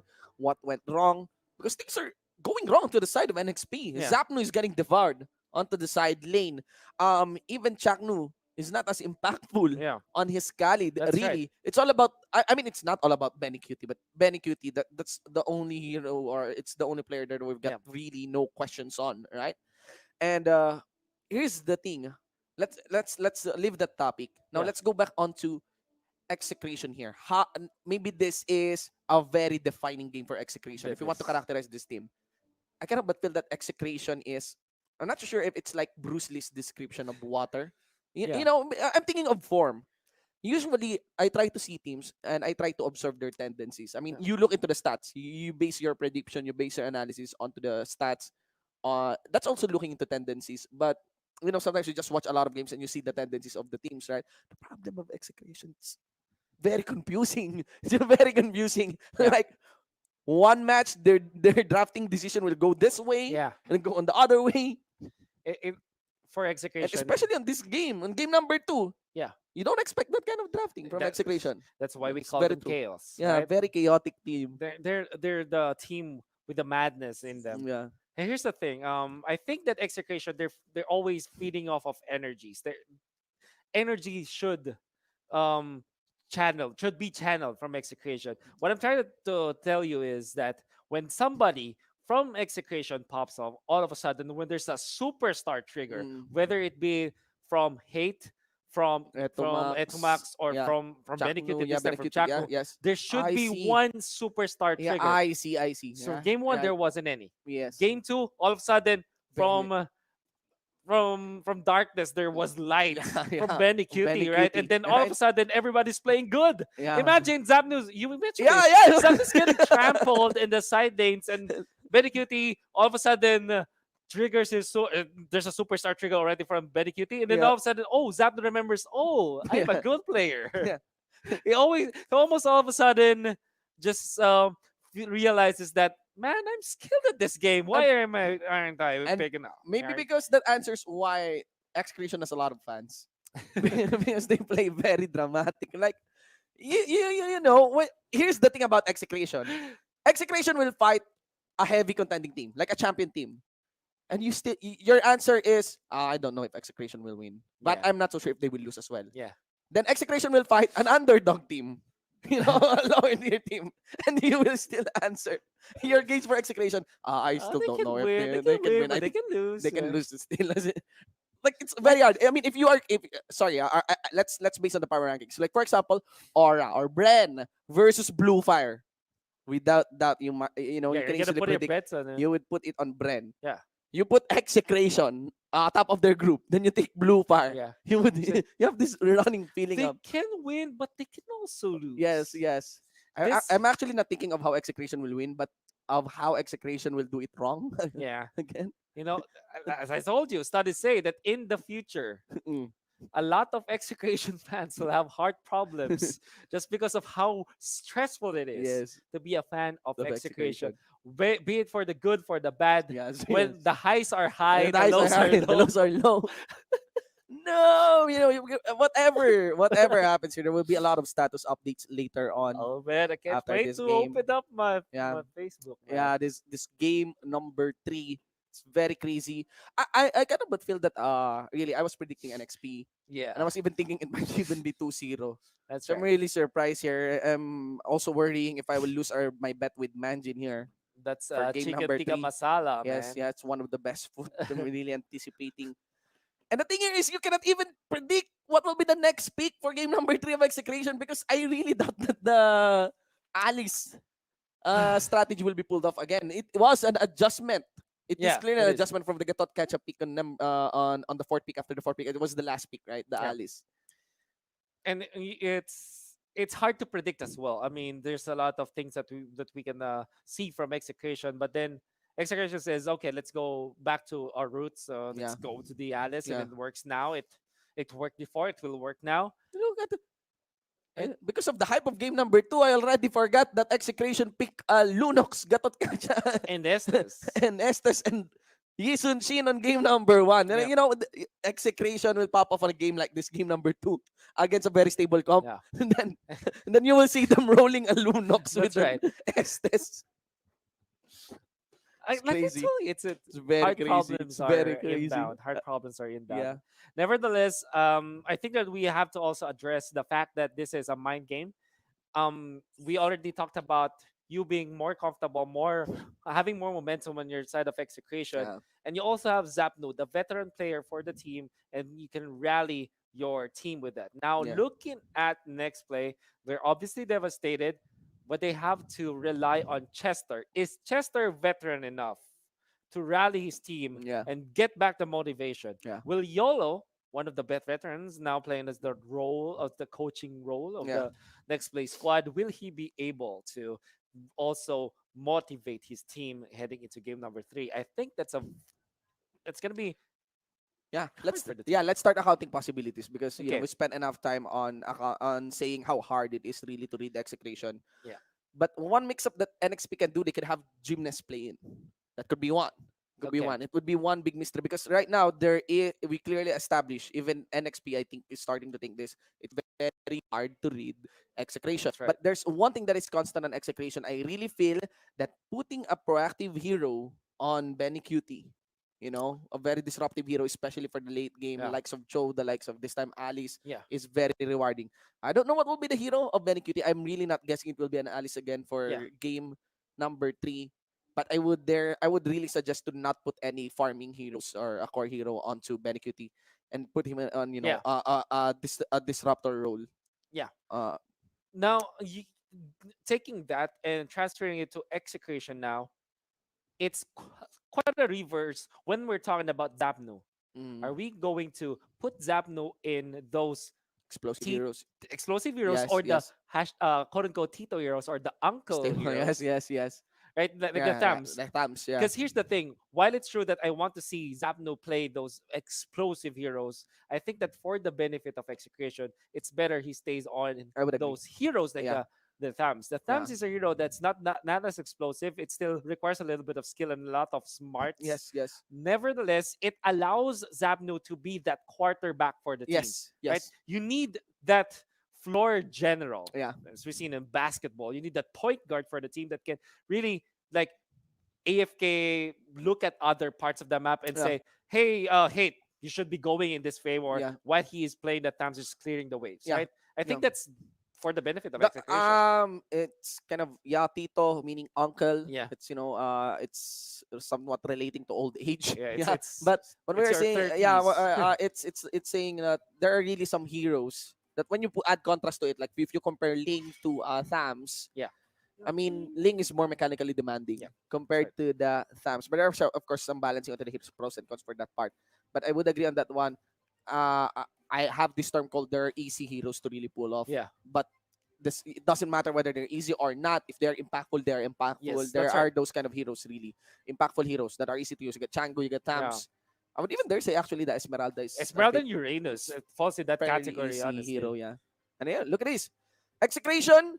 Speaking of Esmeralda, Uranus, Yeah. Execration has a first pick advantage. Look at That that. is right. So they banned the Yuzong instead, and the And Harith. Esmeralda ban. Yeah.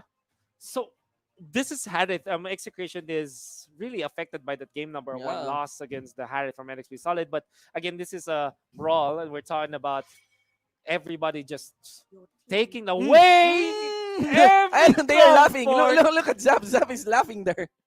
On the ban, on the Alice. Oh my, an instant ban on the Alice, but instant as it may go, there's the Farsa from Execration, duly answered by Eto NXP Solid with Max. the Kufra. Are they gonna go Kufra Ling now? Eto Max Farsa.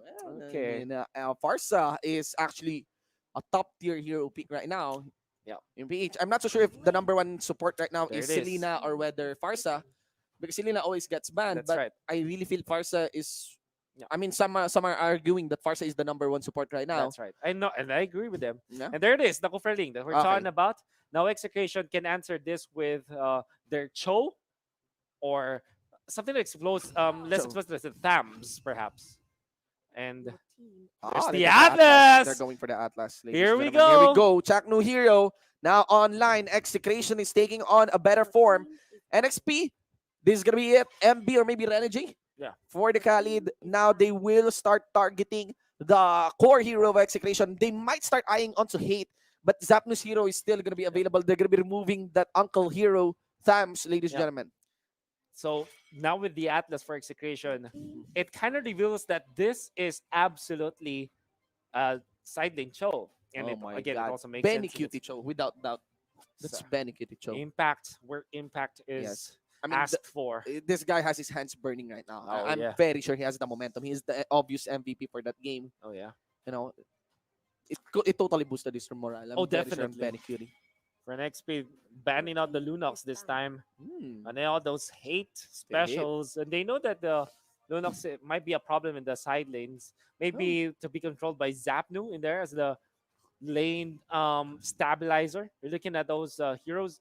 I'm looking at the ban on something like a Chango now for Execration, or evidently the Valier. Valier was Right, Chester Hero. Yeah. a good Jester hero indeed. Loyi is still available here. You get PNK still online for the Looking- side of NXP. They need a side lane stabilizer again, a wave clear for NXP Solid. I think that they learned their lesson previously. So I'm looking at Chango for the side lanes. Yeah, Django. Something along the lines of Alice, but not Alice, because obviously Alice is banned, banned yeah. out. You need a mage in the side lanes. NXP Solid might be okay. So it's just gonna catch it now. All in on the Now physical damage. Execration start going with Django. Just with this. But Yeah, but they also already have the Farsa, so this is probably why Yeah. not they're considering it. That's yeah, why. but we still lacking a side lane here for Execration. Yisun Chin is available, but that might not be the best for NXP Solid. As there's Gatal Cash to start to jump from NXP. There's a lot of ways for them to peel to the backline. So instead, they go Lancelot and Export. Export. Man. Very, very stable comp here for Execration. All right. And the Execration game number 3 decided that they will not be as Explosive, gambling. Yeah, gambling, yeah. That as is a very previous game. safe lineup, yeah. Very safe. I don't like the Lancelot, however. But this is Yeah. only because of the fact that NXP Solid picked up a Yeah. very dive composition. But now, maybe they go Liu Yi now. Instead, they go Kagura. So it's almost the same. You have that big AoE team fight, and you also have a little bit of wave clear in the end. Yeah. I'm worrying actually about the Lancelot here onto Hate. I mean, the most explosive player I still see and a more stable player on the Lancelot would be on H2, would fall to the hands of H2. Even right. full clip might be more stable, and even Drix. Hate, I know my doubts on Hate is still not yet cleared. Not to mention Chester has a nice pick there on the Kagura for those melee lineups. Right? There's a lot of good catch coming out from NXP, but I Yeah. guess the problem that they have might still be as the same as in the previous game. Game number 2, they don't have the best wave clear in the world. Yeah. While they do have that Kagura spending all of his time just clearing the wave in the mid game and the late game. I think the best for Nexplay. However, I still don't feel as comfortable for Execrations because they do field the Lancelot, and there's a lot of catch in there. Yeah. There's Gatotkacha that Yeah. can. Here's the thing, right? The Thorn Rose, as good as it is as a tool to dodge a lot of skills, Yeah. you can still anticipate it. And Yeah. there's Yeah. Kufra Yeah. that I always feel is a good counter against the Lancelot. Yes, yes. You could just layer, wait out one Thorn Rose, wait out one puncture, and you could flicker ult. That's right. That's the thing about the Kufra. Not to here's the thing. I think one of the edge heroes here for Execration would be the Farsa. Yeah. And also Benny Cuties Cho. Yeah. I always have I have very high expectation of Benny Cuties Cho. But yeah, we forgot to get Chakno here. The On the Chakno Atlas. special. All right. So this might be it. It might be a nice saving grace here for Execration because we did mention that upon revealing the first 3 picks, Execration is taking on a good form, right? That's right. But I'm gonna be sticking on to my prediction. I would still stick with Okay. NXP. All right. Nevertheless, Shinbu, what I do like about Execration is that they have this Atlas, and there's no Purify for NXP Solid. Yes, that's the problem. However, NXP Solid, they still have Khalid, a very good anti-all-in strategy. Next play Solid, Mm-hmm. obviously with the sustain.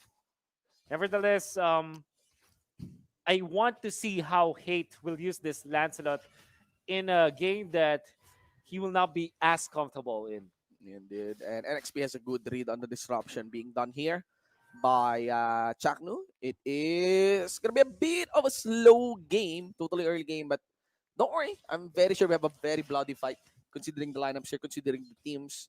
Yeah. Execution, we just need to be careful of the team fights. Earlier, we keep on mentioning that NXP has a nice early game, has a nice lane control, has a nice pickup capacity. But in terms, they need to be careful on taking team fights against Execution. This time, I would be advising that for Execution because the Kagura is very threatening. Yeah. You know what? Here's something that I'm gonna say that's weird. Mm-hmm. I think that in this game we have to eliminate our analysis of the micro between the matchups, but maybe just depend on how the both teams will approach this, because again, there's a lot of weakness when it comes to the Lancelot. There's also weakness when it comes to the lineup of Nexplay Solid. So both of them have their pros and their cons that when they do clash, it will always depend on how they will execute. And as cliche as that sounds, man, Yeah. it's literally what's going to happen. However, on a micro scale, I still will favor the lineup of NXP Solid. All right. Because of the fact that they have an easier way to push as compared to push in the late game, right? As compared to this lineup of Execration that when the Lancelot doesn't finish this game by 15 minutes, it's incredibly hard for them to dive now. Yeah. That is if Nexplay Solid is gonna play as genius as Execration did in game number 2 when it comes to defending, right? Because it's not the best when it comes to defenses for Nexplay Solid. But if they do play it as smart as what Execration did in the first game, they do have the chance in the late game. Yeah, and I would account for the new picks on the lineup of NXP here. Yeah. We did mention that an Execration here is in their good form. Yeah. We got some picks who's really onto the favored side of NXP, like a Kufra. Yeah. On Yawi. Yeah. All right. And we still get the Ling for H2 here. What about the timers? Okay. Late game favors one. I kind of feel that. I mean, seeing game number two, I kind of feel that NXP should close out the game quicker. So it's easier for me to say that it's NXP. They have Ling, which is a superior late game superior late game hero compared to the Lancelot, absolutely. Then again, there's an Atlas factor from Execution. I always felt that if there is no Purify for your opponents, an Atlas with the true aim on his ultimate and with the right timing can win the games no matter what. Even when they're behind by 5k gold, they can eliminate their opponents with the Lancelot, the Atlas combo, especially because this is Chaknu and there's no Purify on the side of Nexplay Solid. So if you're asking me what my predictions will be in the late game, it's scientifically Nexplay Solid, but emotionally Execration. There it is. Emotionally Execration. Right. That's some good pick. I'm actually trying to review the schedule for the matchup. they're within the same group, so they will be facing each other once again. Yeah, In that's right. this So regular there's season. round 2 Well, at least. we got a round 2 for here. We will have the there surely be a rematch, and What would I'm what just would you call curious this about time? the post game banter for Yeah. this. What would you call this matchup? If Is it totally bad blood, I would say bad? bad Oh, blood. yeah, Yeah, right. It's totally bad blood. so No, bad that, blood number 2 yeah, is coming in a few weeks time. yeah. We could like maybe name the second matchup so like Unforgiven, something like that. Oh So my, hardcore, right? Something edgy, maybe, something edgy more, because right? that's what's happening right now between these two teams. Okay, so a standard setup for both teams, and Execration is leading in terms of gold. That's what you get from a massive wave clear. Very But they do interesting have a tendencies here for NJ. Always staying in the yeah. back line, but that's the Oh, setup. That's the hate. call for setup here for NXP. That's what I'm talking about. They get baited in. That's And also what I'm talking about so hate. yeah. Alright? So the thing with Lancelot is that if you land your dashes, which is considered as the Phantom Execution, and your what do you call puncture, there it is. You can infinitely go to your use your dash. Mhm. But if Yeah. your opponents group up and they're in range of Yeah. one dash, Yeah. that's considered already One dash. Just one one dash. dash, no reset. On two targets, right? Exactly. No reset. Yeah, that's the So thing. NXP, what they did on that first blood is that they said, okay, the boat is sinking. Let's Yeah. group ourselves into 3. Yeah. And that spelled the doom for Hate. Hate Yeah. had an angle, but he did not realize that NXP Solid can outplay him there. Yeah, I actually love the hero design on Lancelot. It's Yeah. like a beautiful duelist. He likes That's taking right. these triangle formations, not just in the form of the tornadoes, but on the puncture. That's right. Again, the more spread out the targets are, the better for him. Yeah. That makes his dash that gives more sense on his dash. And Max here gets caught up, and that's what we're talking. I man. mean, not we're talking about, but those are quite the easy pickups there by NXP without any conversion. Yeah. On execution. I wonder if Execration have exhausted all of their adrenaline after all those pauses and those remakes, because that's a lot of uncharacteristic Yeah. mistakes, particularly that jump from E to max, and you cannot afford that in the early stages of the game. Oh no! Very, very interesting play. The sync between these two teams. You got here Chaknu dance around with his own fatal links. It forces Benikudi to walk. It forces the No way. the Blade of Tempest to H2 here by Benikudi onto the side. Hate was able to get a kill. I'm not so sure, but of course he gets killed as well by H2. 1-for-1, ladies and gentlemen, but overall a 4-for-1 in favor still of NXP. No man, this is very scrappy from Execration. Yeah. And nevertheless, this is Execration anyways, right? This is what you expect. What you expect from a game from as these guys. Yeah, that's why we're not so surprised on the early That's mistakes, right? Early game mistakes. Yeah, and the problem here is that we cannot really say Yeah. if this continues on, That's right. Execration will be lost because we'll be losing, because that's not always the case for Execration. Oh, I kind of want to say that Execration did use an early game composition in game number 2, and Roger said he's on a timer, Yeah. and they still won it after not having a control in the early stages of the game. I will dare say that my it's God. literally the same this time in game Yeah. number 1. Yeah. Execration Oh my God. needs to win the early game. Yeah. Just a quick look onto the items. I was Oh, looking into. no, All right, Yaoi. let's go for the play-by-play here, ladies and gentlemen. That's gonna be Atlas though, falling down quickly. Renergy zones out everyone. Actually, just one Etomax with that Avatar of Guardian. I just want to emphasize. Yeah. 5-minute mark. Actually, we got the Clock of Destiny bot onto Chester. That was an early lead there for a support. That is big burst there for Chester. Added For to his assist. combo. Added to his combo. He got the, The flame shot.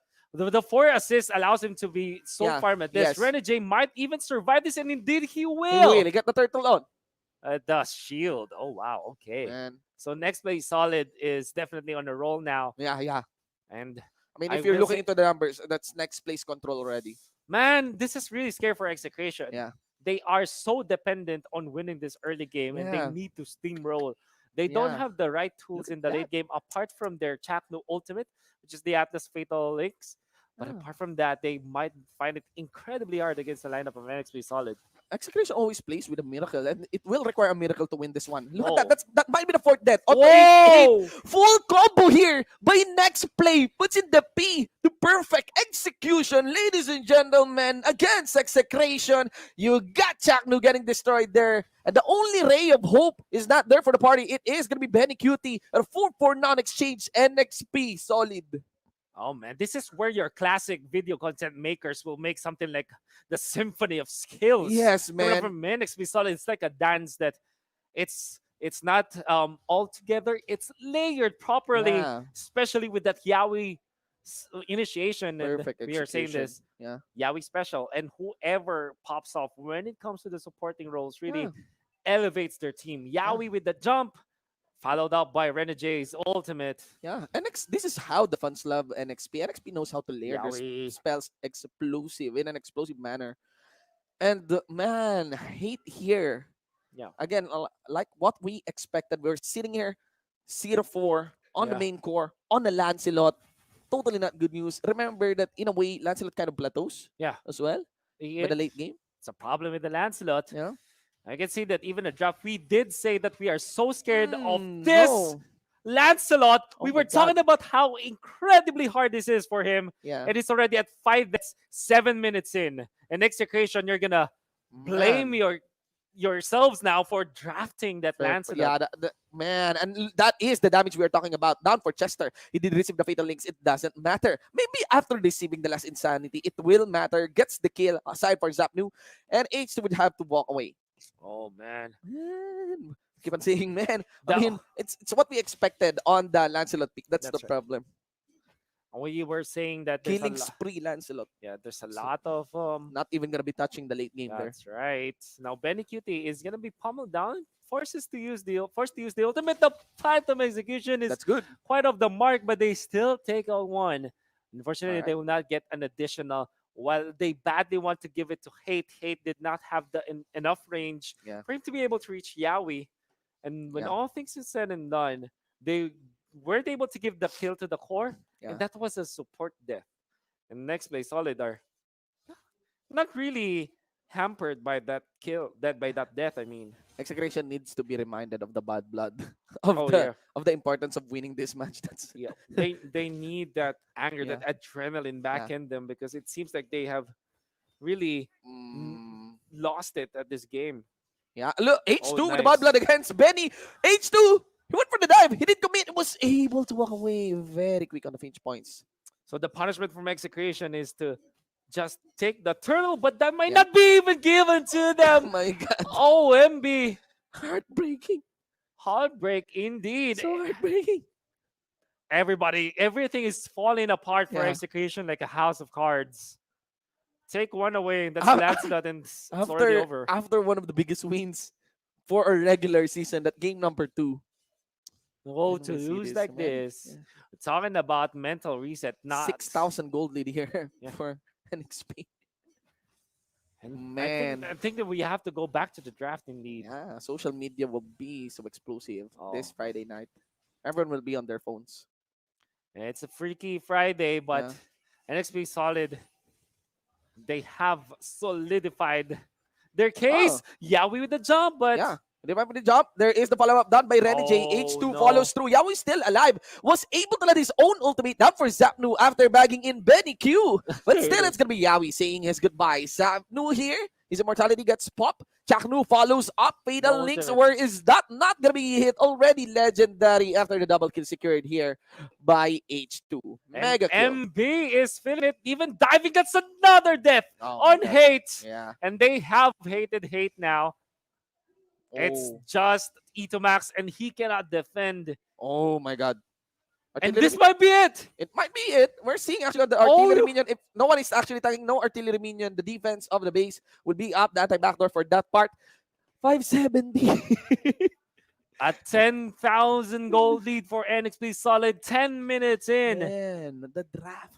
How the mighty have fallen. Yeah, the draft, man. The draft. The draft. I would say the draft. I just on the Lancelot. I mean, it's not really so stellar seeing the Exberg there, the Lancelot. Maybe seeing something so unique, like as unique as an Alice. Yeah. You know, on that last pick. NXP Solid just drafted this so well. So Yeah. they go for the Kufra Link combo, which is a little bit greedy, but it works almost all the time because the idea is you pick the counter Oh against my God. opponents. I'm worrying about the performance rating here. Wolf. Oh, that's right. We might be seeing some bronze performance Oh, rating we here. might see the chocolate factory. Yeah. So after the Link pick, And the Link of back-to-back picks. Execution went for the Atlas, Yeah. as well as the Cho. We expected the Cho to be there, and we also saw that Atlas is a good pick for Execution because it might be banned out by NXP Solid. The problem was they revealed so much of their hands, so it's Yeah. definitely a side lane Cho and definitely support Yeah. Atlas. Yeah. And Very good, Cho. Yeah. what you get from it is the fact that this is so all in. It Yeah. allowed NXP to just pick up that Counters. Khalid. Yeah, And Khalid. it Counters. Kagura. Kagura. So this is your counter against the all-in strategies, because what all-in strategies do is that they jump in, they hope to get a pickup or Yeah. two, and they don't have a plan B. And the problem about all-in strategies, they have obvious inherent weaknesses. That's Normally, right. heroes that has all-in kits are very vulnerable to pickups. That's right. Especially all-in compositions. And all-in compositions, they require complete sets. Yeah. If someone gets plucked out quickly, the strength of an all-in composition is easily removed here.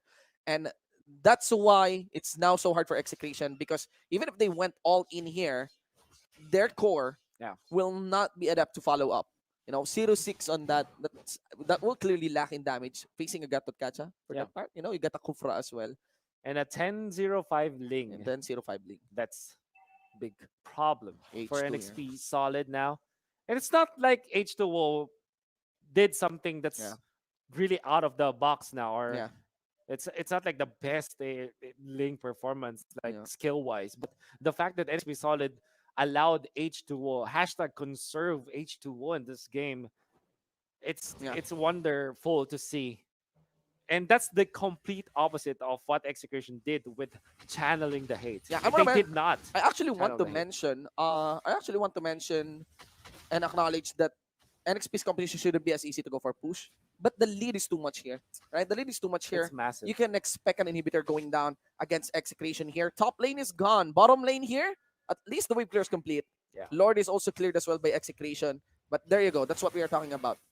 The lead is too much. You'd be expecting an inhibitor threat to really go down. So they go for their airstrike to go with that ultimate from the X-Borg. The jump from the All right, Chaknu sets in with a fatal link, so makes an explosive play of his own, and no one's focusing under the base. It's a shutdown against H2. Ladies and gentlemen, Execration tries to answer 4. Inhibitor turned on the bottom lane, already saying goodbye, and there is gonna be it. No That's way! one by one, and that's gonna be removed, and everyone is gone. Onto the NXP side, Execration takes the defense by wiping out Solid. And those are kind of late game timers. Those are pretty long timers. Oh my goodness! Emotion from Execration. We were talking about this. Oh my god, they can No way! They might be able to No go way! They have enough damage. They're banning No way! There's the minion wave. Ladies and gentlemen, They have the minions! they have the minions. And They that's do it. it! That's No! it. Oh my god. Ah! Oh my god. Jackno in the place. The bad blood is settled. That's it. That's it. 2-1. And Execration has won. Execration has won. No words! We'll explain this! Oh my god. Like I told you, man. Oh my Science. god. Zapno is crying. Zapno is crying. Chakno can't believe it. He just Oh, landed oh my god. the fatal licks of his life. Look at the face here of NXP. Duality of man. This is. Oh my goodness. This is MPL Philippines. Take a moment, everyone, to my God. appreciate. It's crazy. Look at Hate. He's crying. He knows. He knows how bad he was doing on that game. Oh man,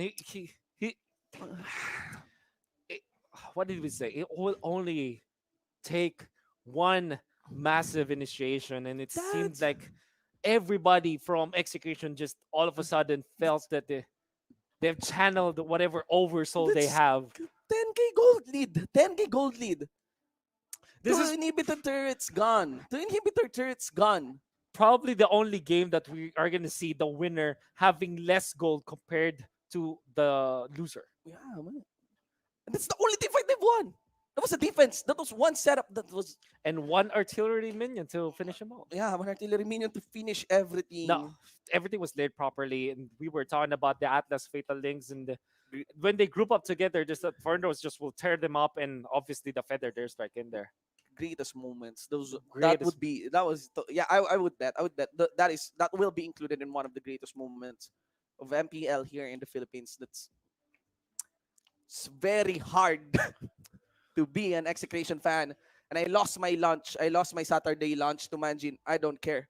Doesn't matter. I actually Yeah, requested an you'll have additional. additional Yeah, one. I got an additional one. So congratulations to NX to Execration, who's that was a very beautiful game. I lost my lunch, but we won. Everyone won. Thank you, Execration. Let's go, Butters.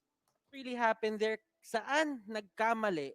Or where did things go south here for the side of NXP? Himayin natin yan unti-unti. But first, let's head in dun sa ating post-game stats. Let's check dito yung mga item build nila. H2O got a lot of stuff going on for him kasi sobrang ganda din ng kanyang setup in the, sabihin natin, in the early game. Nakuha niya lahat ng buffs na kailangan niya. And even hate, siya dapat yung mag-shutdown dito kay H2O, but it seems that it went the other way around. Hate dito didn't really have the best game, but still, it paid off. Ito lang yung masasabi ko si dito. Ito yung masasabi ko dito. Chester was in the perfect position to actually counter Etomax. Si Etomax dito, ang dali niyang abutin onto the side of NXP. And alam naman natin na yung Farsa dito is siya sa mga pinakamalalaking artillery. Kumbaga, kapag sinabi natin na kaya niyang pumesto ng maganda at kaya niya ding magbigay ng damage output dito para sa team niya. But then again, you have Renny J, you have Chester, so accounted for siya in the early game. So a lot of the engagements dito na ginagawa ng NXP ay pabor talaga on their side. But things just happened in a way na parang pinilit dito ng NXP yung pinakahuling push nila. They could have gone a bit more conservative sa lahat ng bagay na ginagawa nila NXP. They really knew how to hold the lead at that point. Kung nakita nyo yung camera, yung pinakahuling camera view dito sa side ng NXP, they were devastated. Alam nila na dapat sa kanila na talaga yung larong yon. MB dito, his performance on the Khalid last week, sobrang, NXP solid. Sobrang solid na kanyang performance. MB dito right now, he did well. Sabihin na lang natin na pareho lang din yung kanyang nabigay in terms of being a tanky hero per se, but still it was all about that split second decision making na tinatawag dito ng sa ating game. So right now, let's head on to the post match data. This is the thing about H2O. Look at the turret damage na nagawa niya dito. It's really high. It's on, sabihin natin, this is 11,174. While on the side of Benny Cutie dito, naging patient lang sobra si Benny.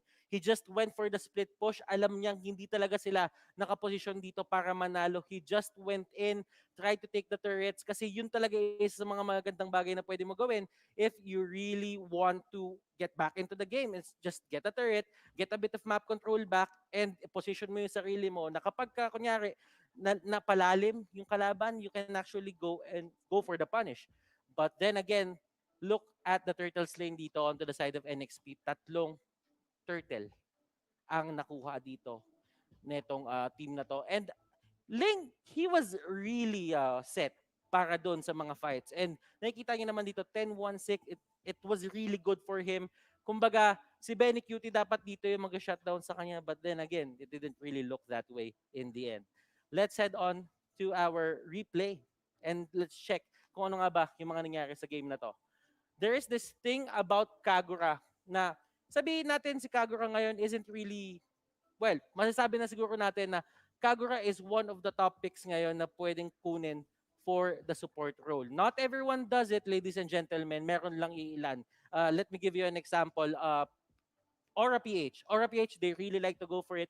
At kung papansinin nyo dito, yung lineup ng NXP Solid, it's really easy para dito kay Khalid na itama yung kanyang ulti just because of the sheer amount of holds na meron sila dito. You have Yawi, you have Kufra, you have Kagura, you have Reggie on the taunt. So this is going to be a very easy positioning or setup para dito kay Khalid na ma-turn niya ito into the best setups para sa team niya. Execration on the other hand, kung titignan mo dito kung paano nila ginagawa yung mga fights sila, they were really just going for the scraps of war. Hindi nila talaga fino-force out yung isang buong laban.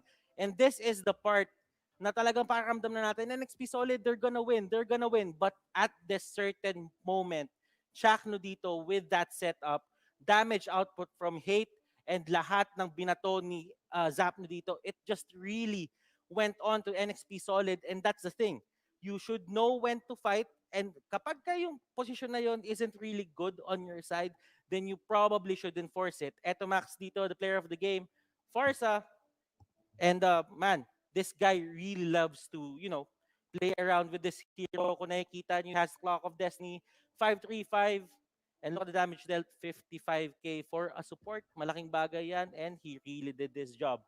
Kumbaga, ito yung isa sa mga pinakamahihirap na games na pwedeng gawin ni Etomax, but he did pull it off, and miraculously, they just came back from this game na akala natin lahat talaga na sila na ang matatalo. So, yeah, I think in a way, the game actually tells its story na sarili niya, but still, there is a lot to, get from the player interview na mangyayari mamaya-maya. Di natin alam kung sino yung interviewin natin, but still, there is going to be a giveaway code para sa inyo. Since nanood kayo and ang taas ng viewership na nangyari sa atin, and man, this is wild. And naniniwala ako na maraming tao na napasok dito sa ating stream na ngayon lang nakapanood ng MPL. So welcome to the MPL. Ito po yung MPL at sana bumalik po kayo dito at manood sa amin.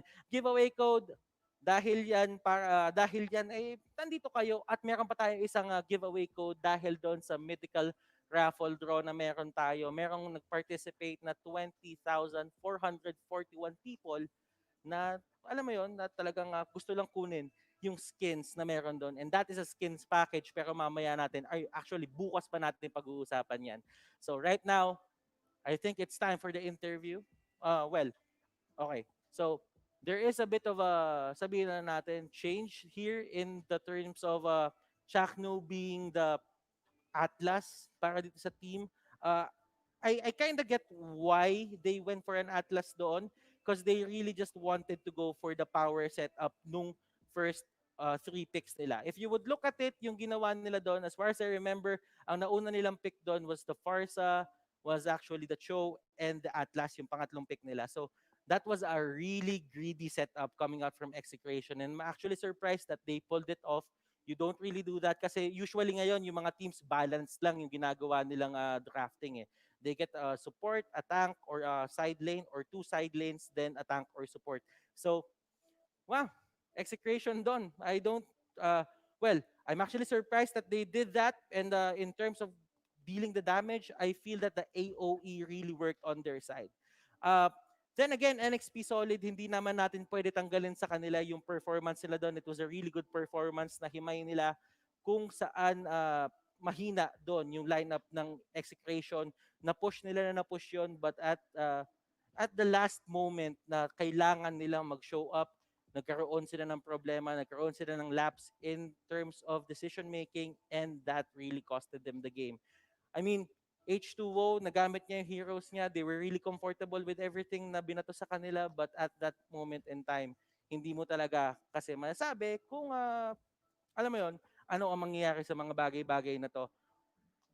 Bilog talaga ang bola ng MPL. Minsan nasa taas, minsan nasa baba, and yun yung pinakita sa atin ng Execration. And historically speaking, hindi lang yun yung first time na nakagawa ng ganitong malaking comeback ang Execration. I remember Execration did this against Archangel way back season 3. Yung nag-champion, yung Archangel na team. So there is a lot of things going on. I would like to ask the players dito kung ano ba yung pumapasok sa kanila. You can see Hate actually, hindi ko alam kung umiyak at that moment in time eh. And si Billy din ata umiyak, si Zapno. I'm pretty sure, ladies and gentlemen, na itong mga team na to, they really have a lot of respect for each other. Magkakaibigan tong mga to, even though masyadong madaming masasakit na salita ang nabato sa isa't isa. But still, remember guys, Gusto ko lang ipaalala sa inyo na you don't have to, hate yung mga kalaban ng mga favorite team nyo just to make your team look superior. Tatandaan natin na we're trying to promote healthy, sabihin natin healthy and fun environment para sa ating mga pro players na suportahan niyo sila and sana bigyan niyo pa ng pansin yung ibang mga tao dito. And that's what MPL is all about. Healthy competition, and tatandaan natin at the end of the day, tayo-tayo lang din ang magkakasama at tayo-tayo lang din ang magkakaibigan. So this is only week 3, day number 1. Ganito nakainit yung mga laban. And I'm pretty sure, ladies and gentlemen, na madaming nasagot sa mga tanong nyo. Hate, H2O, anong tingin nyo? Pakiramdam ko, pinatunayan naman nila yung sarili nila doon. They were really consistent sa lahat ng bagay na pinakita nila. And I'm pretty sure na this game or this series will actually develop them to have a better draft, to have a better outlook on rotation sa mga susunod nilang games. And I'm pretty sure na mas madaming lessons na tutunan yung mga teams natin dito in terms of, just playing against each other. So, ladies and gentlemen, hindi na tayo pupunta ng ating interview. And we would like to thank our following sponsors, our official telco partner, Smart. Forge stronger bonds with your team as you conquer the battlefield with Smart Giga Games. Enjoy 1 gigabyte games all day for Mobile Legends, Facebook Gaming, and more. Dial star 123 hash and choose Giga Games 99. Our official sponsor, Realme. Realme is celebrating their first Realme Fan Fest and hashtag Dare to be Realme campaign. Visit their official page at fb.com/Realme Philippines to know more. We also have our official sponsor, Gillette. Get up to 50 diamonds with every purchase of Gillette's Mach 3 Razor, Vector 3 Razor, and or Blue 3 Simple Force Pack in select pure gold doors nationwide. Hashtag Shave the Day with Gillette. We do have our partner in esports, PayMaya. Get 5% balik bayad when you purchase your gaming pins via PayMaya, the better way to pay. Promo runs until September 15 and get free 50 peso credit from PayMaya when you download and register using the code MLBB. Just upgrade and add money to your account to get the reward instantly using the 50 pesos reward to level up your gaming by buying gaming pins in PayMaya. That was a mouthful, ladies and gentlemen. Let's move on to our other partner in esports, TikTok Live. Search nyo lang yung MLBB sa TikTok or Mobile Legends ng TikTok to watch legendary videos. Again, search nyo yung Mobile Legends sa TikTok to search for legendary videos, ng mga Mobile Legends gameplay, tips, and other stuff. We also have our official gaming headset partner, Logitech G, Here Like a Pro, and of course, this tournament is powered by Moonton. So maraming salamat, and that is it. Hindi lang yun yung laban natin ngayon. We also have Bren and BSB upcoming. So huwag kayong aalis, dyan lang kayo. MPL-PH will be right back. Pero bago pala ang lahat, papakita muna natin yung top 5 plays brought to you by Realme.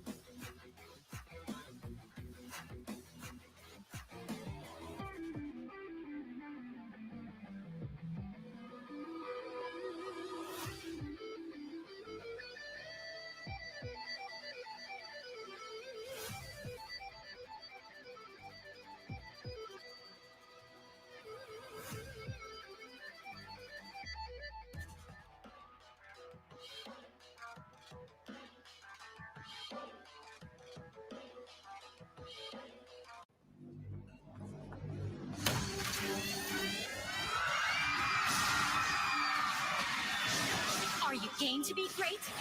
Now you can with the new Smart Giga Game.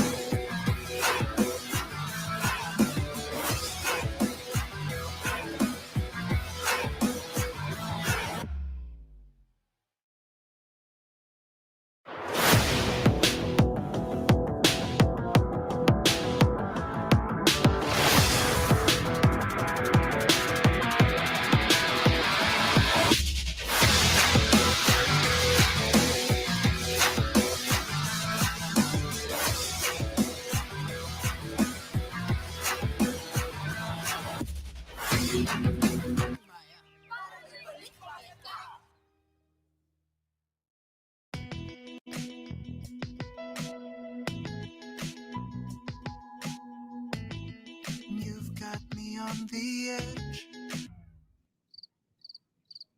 Legit, right? Not quite. Just like your disposable razor. It's time you switch your disposable razor for your legit first shave, so you can be every bit legit. Gillette Mac 3.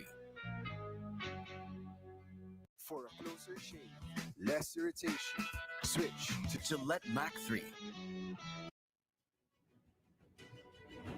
Mas gutom ako ngayon. Gusto ko makuha yung championship ng season 6. Mahirap man pero tatrabahuin. Yun yung pangarap namin. Kasi di lang basta nandito ka, laro-laro ka lang. Hindi ganun eh. Gusto namin makuha yung achievement namin na makakuha ng championship. Palagi kang positive, may mararating ka sa buhay. Palagi ako naniniwala na makakapasok ako ng MPL. Mindset ko lang, laro is laro. Lalarin ko lang yung laro ko. And alam ko may ibubuga ako. Shider is back! Nung nawala ako ng season 2, may katim na ako sila Demon, which is yung katim ko ngayon na si Drix tsaka si Demon. Palagi lang kami offline tour na. Noong season 3 and season 4, pinilit kong makapasok. Pero, fail. Nang season 5, yun, kinuha ko ng BSB din, pinalad naman ulit. Naging fighter ako kasi nabago yung meta. Kasi mid lane ako nun dati. So, malaking adjustments yung nabago sa akin. Lumaki yung hero pools ko. Marami rin kasi nagbago sa laro eh. Sobrang nag-mature ako. Pushback itong solo kill by Shider QT on the carry at the bottom lane. Walang kalaban-laban doon sa sigahan. Marami akong tutunan, lalo na kay Cap 1. Kasi every time na may error ako, sabi ko sa kanya, huwag siyang mahiyang magsabi sa akin kasi gusto ko nakikinig ako. Gusto ko matuto lalo. Si Ana, palagi rin nagbibigay ng payo sa akin. Mag-champion. Kasama yung team ko ngayon. Yun naman yung hangad ng lahat, di ba? Yung makakuha ng title. Magtatrabaho ko na mabuti para sa career na to. Mas pag-iigihan ko pa.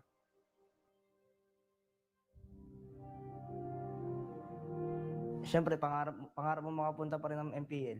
So masaya ako. Kahit nung wala pa ako sa MPL, masaya pa rin ako. Kasi ginagawa ko naman yung gusto kong gawin. Kaya gusto ko rin makapasok ng MPL kasi gusto ko rin makatulong sa family ko. Thank you ma sa suporta. Sa ate ko, sa kuya ko, lahat sila kasi tuwing may laban kami, lahat sila nanonood. Pero may isang taong palagi naniniwala sa akin, yung girlfriend ko, si Ashley. Palagi niya sinasabi pag nadadown ako, laban lang palagi. Huwag may stress. Every time na pag natatalo kami, nandiyan siya palagi sa akin sa tabi. Kahit hindi ko kasama, palagi ang pinapaiwan. Siyempre sa teammate ko, kay Boyet, kay Wilson, kay Drix, Robert, saka kay Coach. Maraming salamat. Kasi nung season 2, hindi pa naman ako sobrang mature. Kala ko parang wala lang. Parang may sponsorship lang na ganyan, maglalaro ka lang. Pero para siyang trabaho talaga. Kunyari, palagi na sa office, 8 hours, maglalaro ka. Go to BSB! Lumawak yung isip ko sa paglalaro and sa mga nakapaligid. Kaya mas pinag-iigihan ko mabuti. Maraming kailangan trabahuin. Pag kailangan mo ng ganito, pag gusto mo yung ganito, tatrabahuin mo.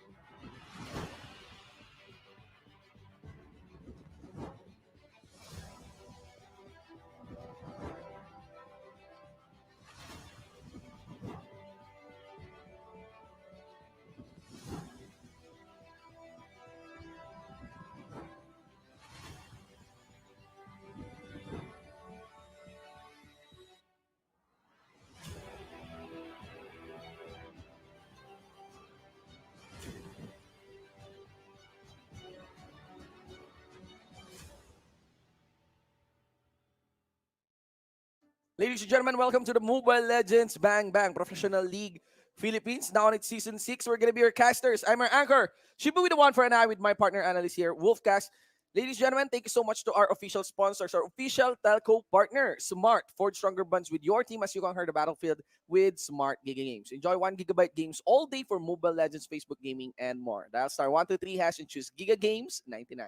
MPL-PH is also brought to us by our official sponsor, Realme. And Realme is celebrating their first Realme Fan Fest and hashtag Dare to be Realme campaign. And if you want to know more, just visit their page at fb.com/Realme Philippines. Thank you so much to our official sponsor, Gillette. Get up to 50 diamonds with every purchase of Gillette's Mac 3 Razor, Vector 3 Razor, and Simple Force Pack in select, and Blue 3 Simple Force Pack in select Pure Gold doors nationwide. Hashtag shave the day with Gillette.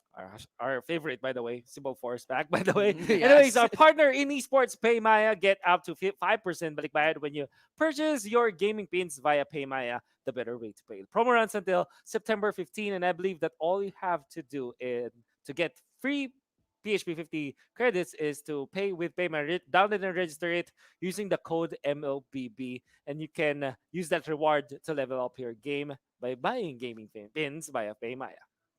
course, we also got our partner in esports, TikTok. Do check out MLBB's page in TikTok Live. Get a chance to win out awesome schemes and awesome goodies from ML. And our official gaming headset partner, Logitech G. Here like a pro. The MPL-PH Season 6 is powered by Moonton. Yeah. Oh, man. After, have you gotten over Yeah, the yeah. intensity? We cannot deny that fact. Yeah. So there's Previous a series, that was man crazy. was a crazy opener for our week Yeah. number 3. Yeah. But we still have to get into business. This is BSB going up against Bren Esports and David versus Goliath. Yeah, yeah. Okay. Actually, I would dare say both teams are my favorite. I mean, on the upper end you got Bren, on the lower end you got BSB.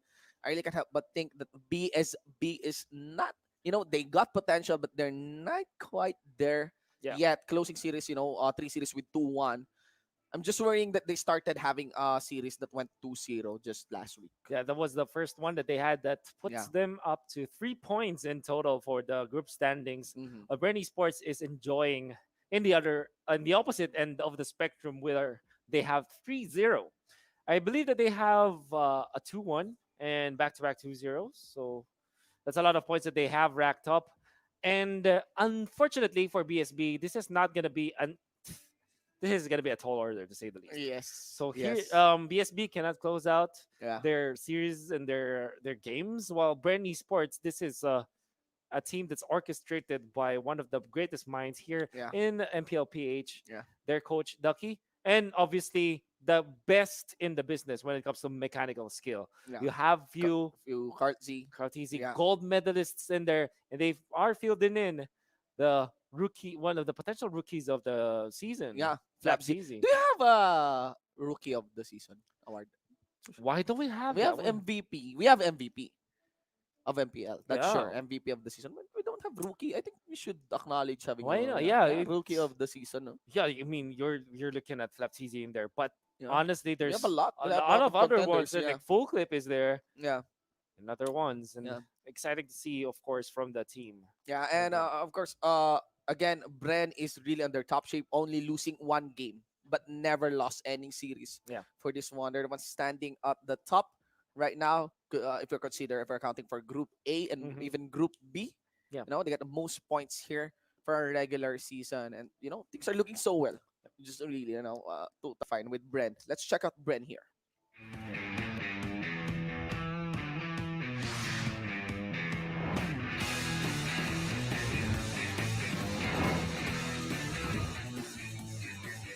Pinapili ako ng magulang ko kung mag-aaral or magpo-pro ako. So, pinili ko yung pagpo-pro ko, tapos sinabihan ako ng magulang ko. Hindi nila ako sustentuhan na kaya ko naman na daw sarili ko, mas pinili ko na yung passion ko kaysa sa mag-aaral. Yung pinakamalaking sakripisyo ko is yung pag-aaral ko. Di naman sa nag-stop ako, pero kasi parang napapag-iwanan na ako ng mga kaklase ko kasi sila po sa pag-aaral, ako po sa pag-ML. Ang pinakamahirap na parte sa pagiging pro player, nagsasakripisyo ka sa lahat ng bagay. Focus ka lang talaga sa pagpa-practice. Tapos yun, magagawa mo lahat pag naging successful ka sa pagiging pro player. Kung kilala nyo lang siya sa personal, nalalaman nyo kung anong tunay na ugali. And of course, Bren Esports with few Rebo, Lusty, Flap, TZ, EJ, and the star player, Carl TZ. One thing that he mentioned in that interview is that it's hard to juggle between studying and playing professionally. Not because he wants to stop, but he felt that he is lagging behind his classmates. And this is Carl TZ being one of the competitive ones. He always wants to be at the top of this game. Yes. And here's a fun fact. There was one time last year when I asked Carl TZ to play with me. And instead, he told me that he was doing homeworks. And instead of playing with me, he asked me what is a quadratic equation. And from there, were you able to answer? I was. All right. So that's good. That's it's good. basically All just an equation where there is a with a square, with a x squared. Yeah, basically. And from then on, we exchanged. Gave him tips. I'm but sorry. Let's make it better. You can answer a quadratic equation with a quadratic formula. That's right. Right. So there's always two answers, two answers. values for Two values. X. Yes. There's two y's. No. There's two variables. Two variables. All There right. it is. Yes.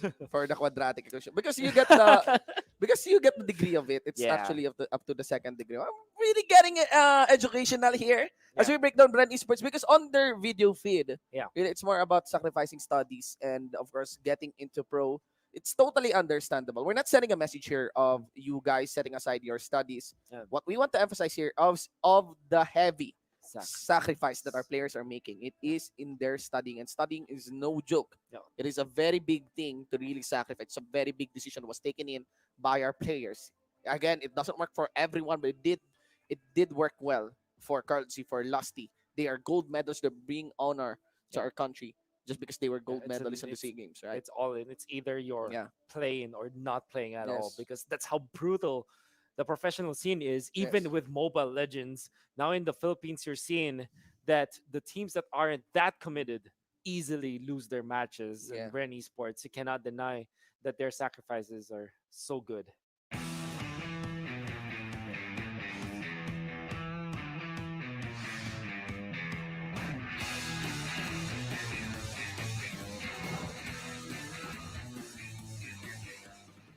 Nasanay ako ng may trabaho ako.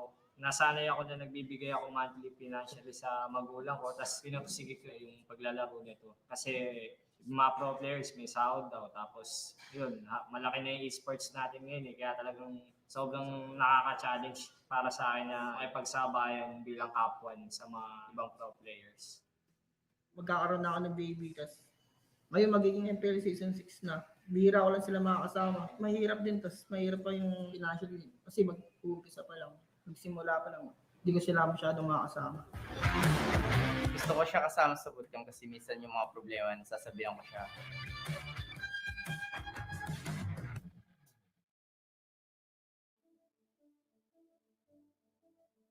Yeah, by every every episode, week, by the yeah. day, every week, as it is revealed to us. I mean, we haven't watched this yet, the full version of this feature videos. But if we are accounting for the studies that was sacrificed by the members of Bren, this one is some adult level sacrifice. That's right. That was done here by the side of BSB, Cap 1, Trevor, Wilson, Scheider, Anna, and Drix. I was surprised because I'm starting to really like Wilson as one of the heavy side laners here of our season. He actually has a baby. Even me, I think I cannot do that. It's Sacrificing hard. family, You not can't seeing your imagine that. family for your career. You get Cap 1 here, who's supporting his family on his previous work, and he did gamble in taking on the professional career, professional player career. Yep. Right. The thing with esports athletes is that they need to go into the boot camp, stay there all the time. It's like you're always quarantined, like from the start, from the get go. Yeah. And unlike in sports, wherein the athletes have the chance to go home to their families, Yeah. when it comes to professional esports, that's not possible. You really have to go all in. And while it's true that you can argue that, okay, I'm going to just spend some time now playing, the moment that you give up an hour of your training time and the rest of the esports world plays on that specific Yeah. moment, you're going to be left behind. There's a saying. That's how brutal it is. There is a very famous saying by one professional player. Mhm. He did mention that if you don't practice somewhere, Yeah. someone else is practicing, and when you face him or her, you will lose. That's right. You will lose. That's how important practice is, and that's how serious business is in terms of pro play.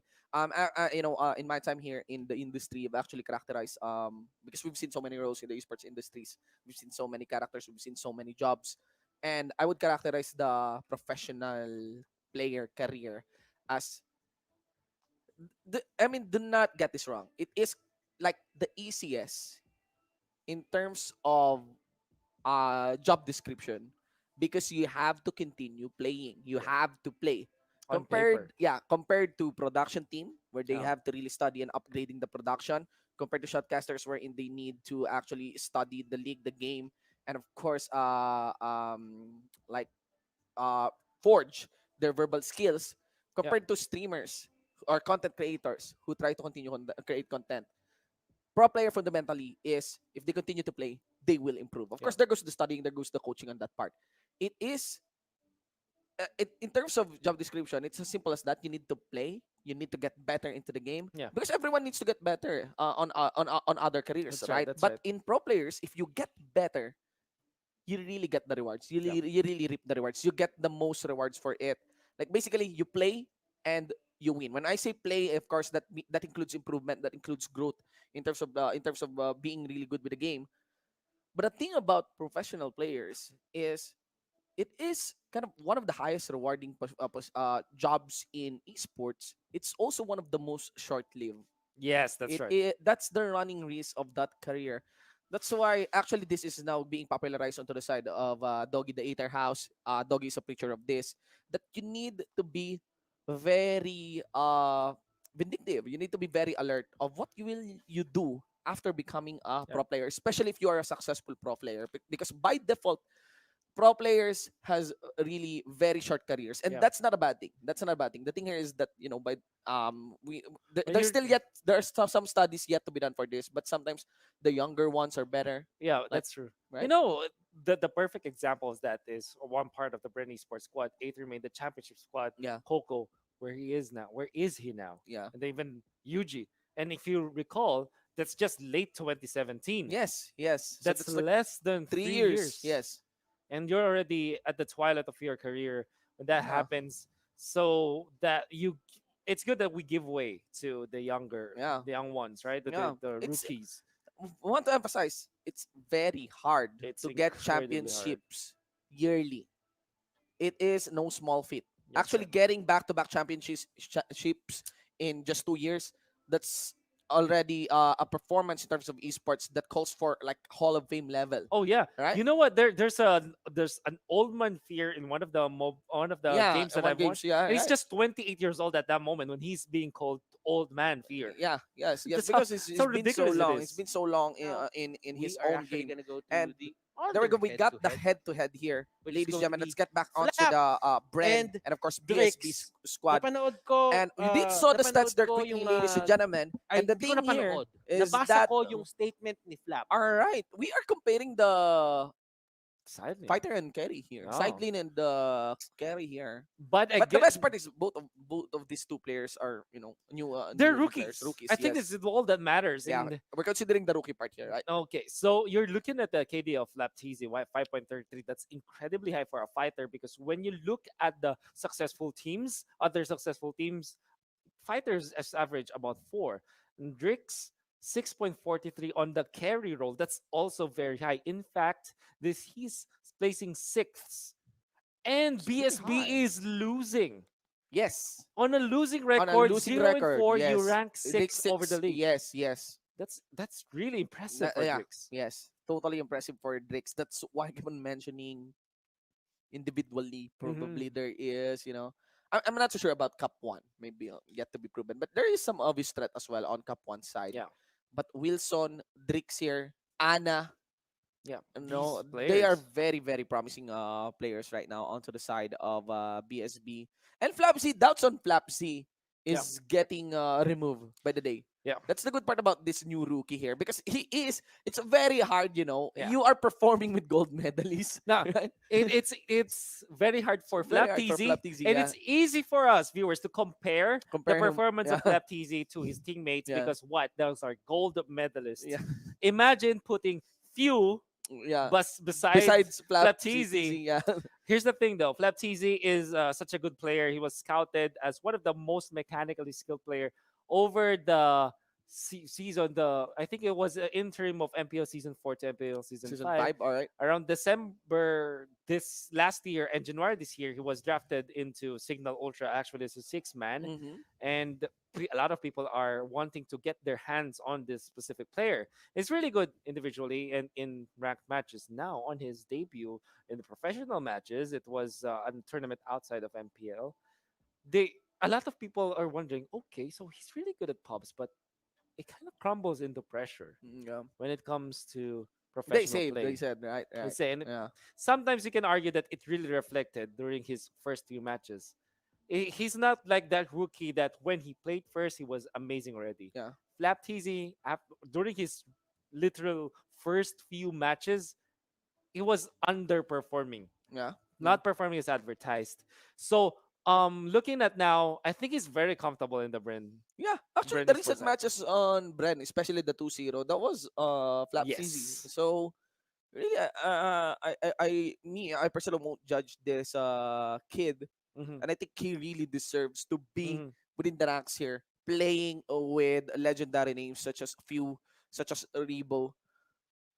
You know, without doubt, you can really consider this like a David and Goliath match where the challenger clearly is BSB, Yeah. and the one who has the advantage or an edge on getting the win would be Bren.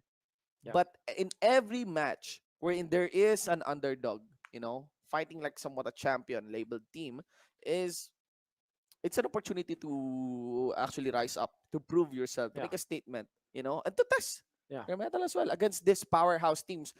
Anything can happen. It Anything. was shown early. And we already know that in Mobile Legends, literally anything can Anything can happen. happen. We just saw it in the Yeah. series earlier. Correct me if I'm wrong. BSB already took a game away from the champions themselves and Yeah. from very strong teams. And Bren Esports, as bad as it might sound like BSB, I think that winning a game away from Bren Esports is already a victory for the team. Yeah. Now, here's what I would want to say about Bren Esports. Their form right now is top shape. I think that I haven't Indeed. seen Bren Esports this strong in the past 6 seasons, Yeah. including their championship Yeah. run. This Including is the true. yeah. I mean, Starting to think about it. no, here's the thing. If All you right. look at Bren Esports season 3, you're gonna say that this is an entirely like Super Saiyan level, especially their MPL season 5. All right. I personally am disappointed on how Bernie Sports utilized their gold medalist squad in MPL season 5. Okay. But right now, I think this is the perfect mixture. Now, I always tell this to my co-casters and all of the casters that I've been in. Yeah. Few on the I'm a big fan of you, man. All right. And I know that he's one of the most mechanical skill players. He's what once called the idol of the kids or idol of the youth. He's the one who inspired me playing Selena. Exactly. And He's a very good core player. yeah. But And I've here's been what playing Selena for yeah, and no other hero for years. I've So said this many times. I'm gonna say it again. yeah. Him on the support role, on the captain support role, But it's the best. he is the captain of our Southeast Asian RC Games team. He is the That's captain of right. Team Seaball, by the way. Also Yeah. on that part. So when he was captain of Signal Ultra, he won MPL season 2, but I Yeah. doubt that he can ever win a championship on a marksman or on a carry role and the captain simultaneously. I think it's just literally impossible at this moment because if you're the captain of the team, you need a bird's eye view Yeah. Well, of the match. you know the funny part here? Hmm. They became champion of being Exactly. the marksman of the SEA Games team of Team Seaball. That's right. But that is true. I would agree on your point because you know why? A lot of fans during that SEA Games matches is hating on Pew Yeah. because he was trying to force speaking Bruno, which is Bruno back then, was really kind of off meta. Yeah. And Pew is kind of ahead That's in right. understanding the game that the Bruno works compared to the Granger. Yeah. But eventually, the result for the SEA Games is that Pew loses the Bruno matches and easily Yeah. won the Granger matches. That's Yeah. the thing. And Bren Esports, you're gonna wonder why are they getting eliminated by from starting for MPL season 4 until season 5? Why are they getting eliminated by teams that have great captains like Raflesha and Oh My Venus? Because they got few on the carry roll, Because I just feel that there are some wasted talents on Bren Esports. yeah.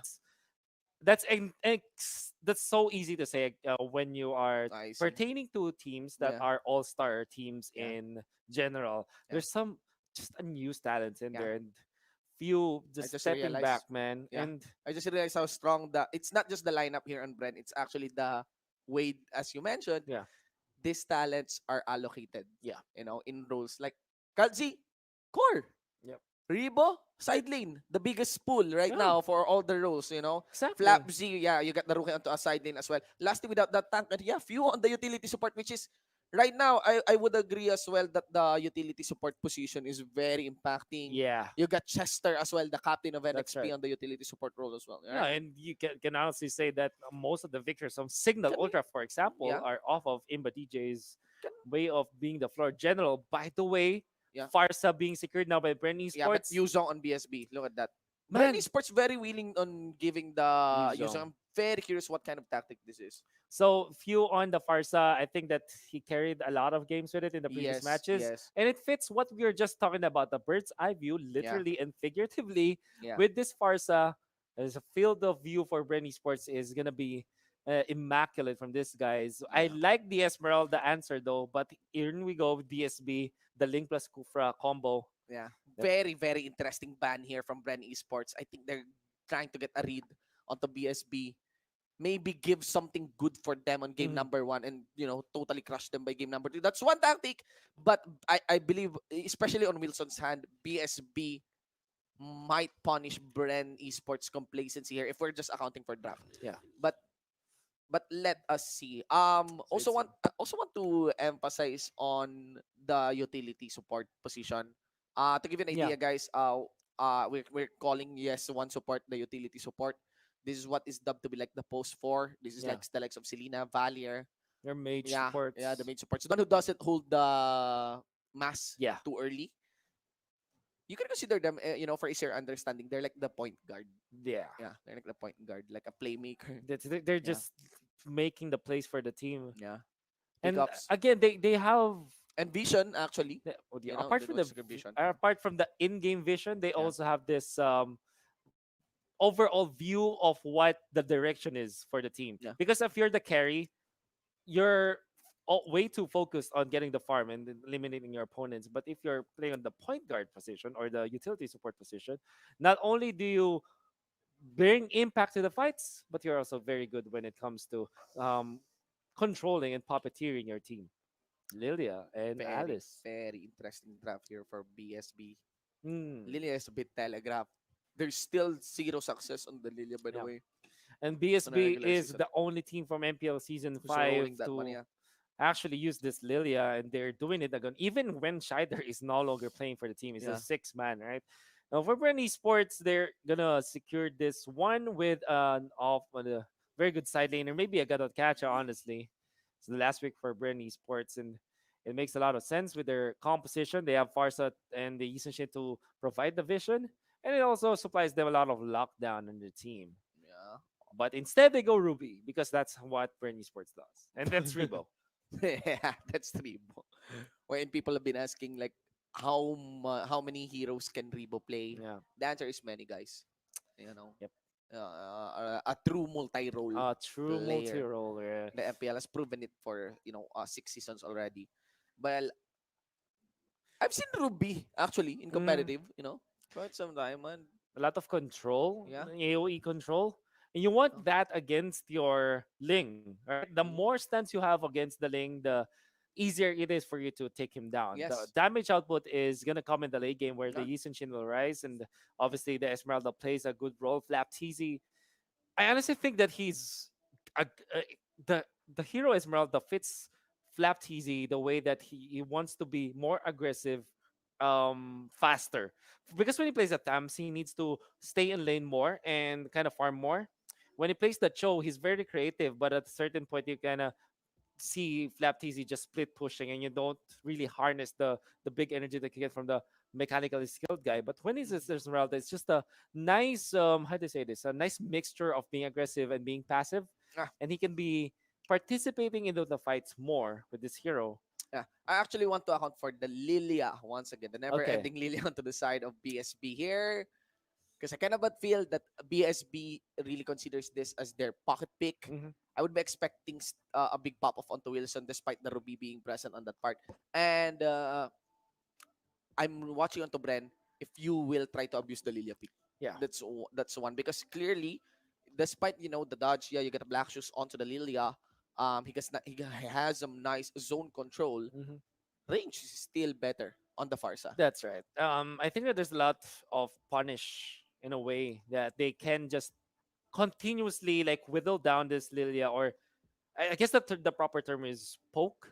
That when you're trying to from long distance just force him to use the magic shoes on, and this happens a lot when you're looking at very squishy heroes, and with the mixture of squishy heroes with very good cleanse mechanics or reset mechanics or regeneration, sustain, whatever. Just force him to use that and then fight afterwards. And Yeah. all of a sudden, even when you have plenty of items on the Lilia, you're always tiptoeing between fighting and backing down. Because Yeah. again, you don't have your ultimate anymore. You don't get your ultimate So anymore. and imagine quite vulnerable, Farsa, really. Farsa and Yisen Chain just Yeah. taking down their HPs low and forcing all these. And for utility skills. support, the biggest strength of Farsa really is the wings by wings. Trust me. Like, if I'm gonna be nerfing Farsa, I might target the wings by wings. Yeah. It can be anywhere. It's pretty fast. Yeah, No, it's incredibly fast, and the for a cooldown, support. is Yeah, very low in when it yeah, comes to like, I mean, obviously teams of players will eventually understand yeah. how to use it in the best that it can. You can even do wings by wings after receiving damage. That's That's right. where I find Yeah, a little bit too strong onto the Farsa because uh it kind of that's right. gives freedom for Farsa players on picking this high burst, supposedly immobile hero That's right. to escape assassins, you Yeah. know?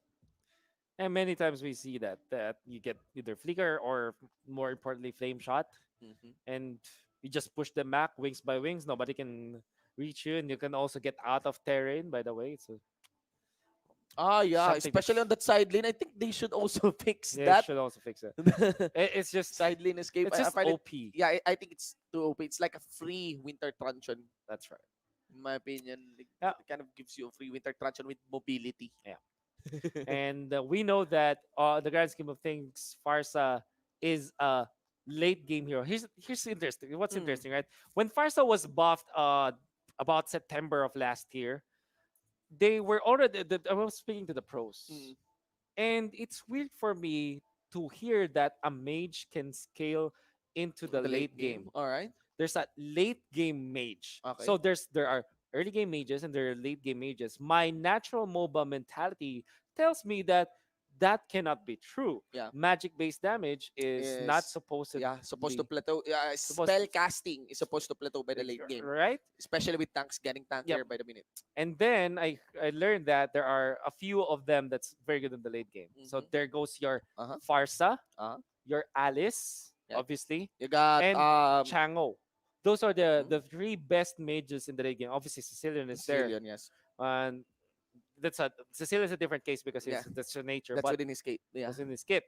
But just because of the fact that you can deal damage from long distance and you can clear waves from safe distance, Mm.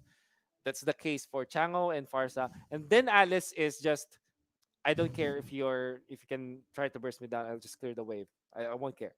So these are the heroes that are very good when it comes to the supporting role. Same for the Alice who can be played as the the side lane, main side lane. So Yeah. yeah, Yeah. Actually, very curious. I think we have some maybe early technical pause once again. It's that's right. quite usual from the side of yeah, we get a technical pause written right there. It's quite usual to the side of BSB. Again, ladies and gentlemen, this is our series number 2. We just came in from that very heated series number 1 between NXP and EXE. We're in wow, Execration won on a very very surprising I match. still can't get over it, man. Yeah, and I think the hangover from that match will last for a whole Yeah, week. yeah, Right as of broadcasting status social media status updates are being done right yeah, now. Clearly banters will not stop.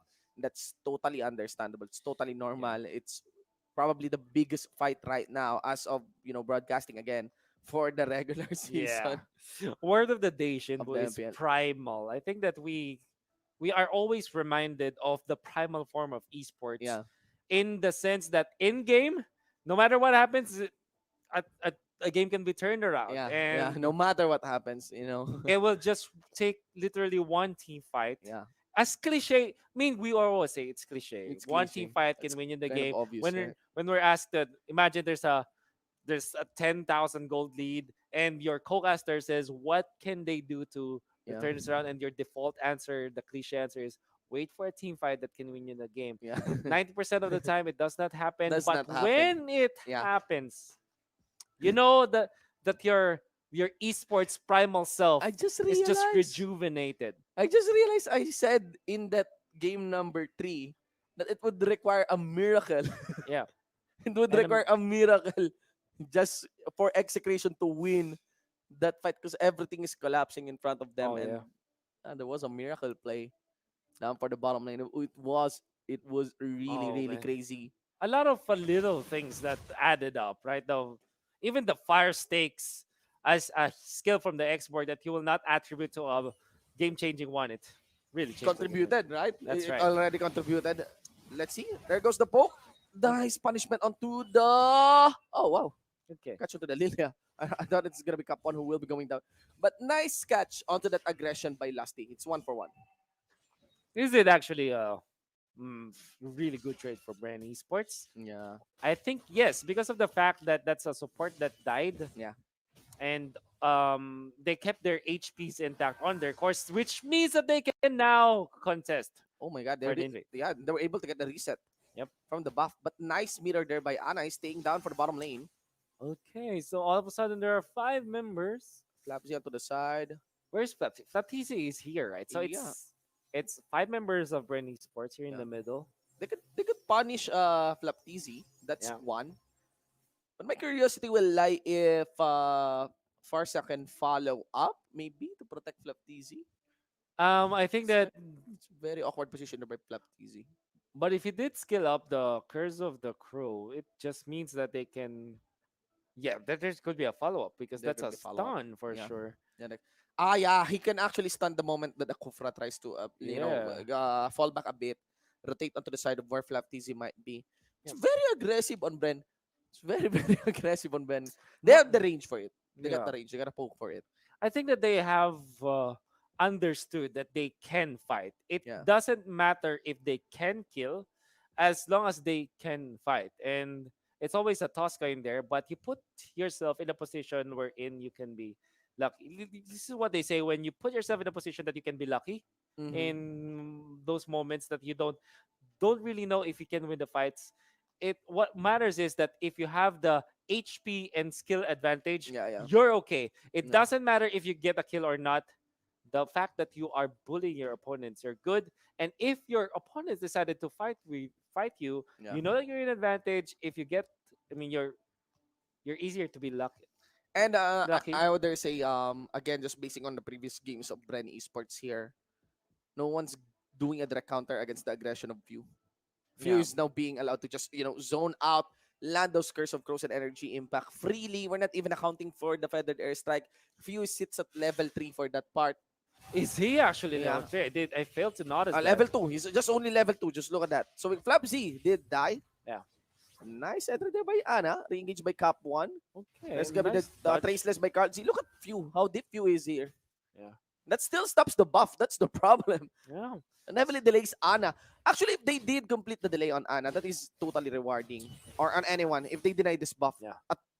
Again, the one who's denied here would be of this Lilia. Oh Or man. even that Alice. And Few is not leaving.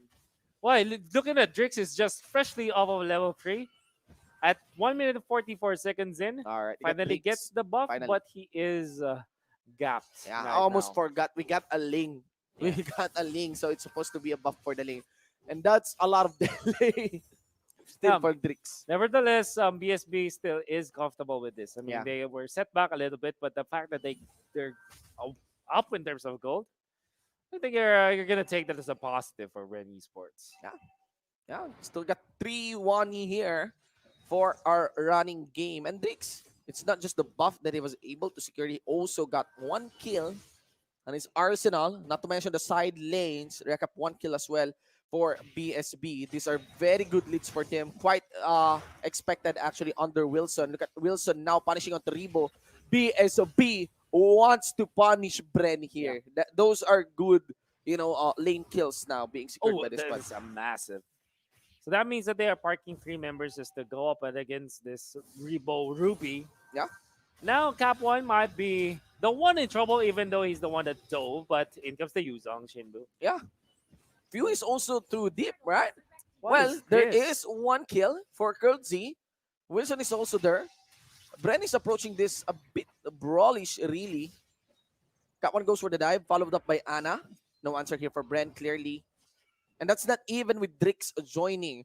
Bren needs to be careful. BSB is establishing a lead here that from what it looks like, they're not going to let up. It's very uncharacteristic of Bren Esports. You always look at this team and they're more than likely to get the better trades when the trades do happen. Yeah. It's not happening now. That's BSB having a good time now. Having a kill onto Drix and Trevor on the Lilia. in a supporting role, that's gonna be really good for the team. Yeah, Capone is also being allowed to make the jump against Lusty here. I would dare say early mid game, it might be on BSB already. Now what I'm looking forward is this is a nice statement for them to get the win.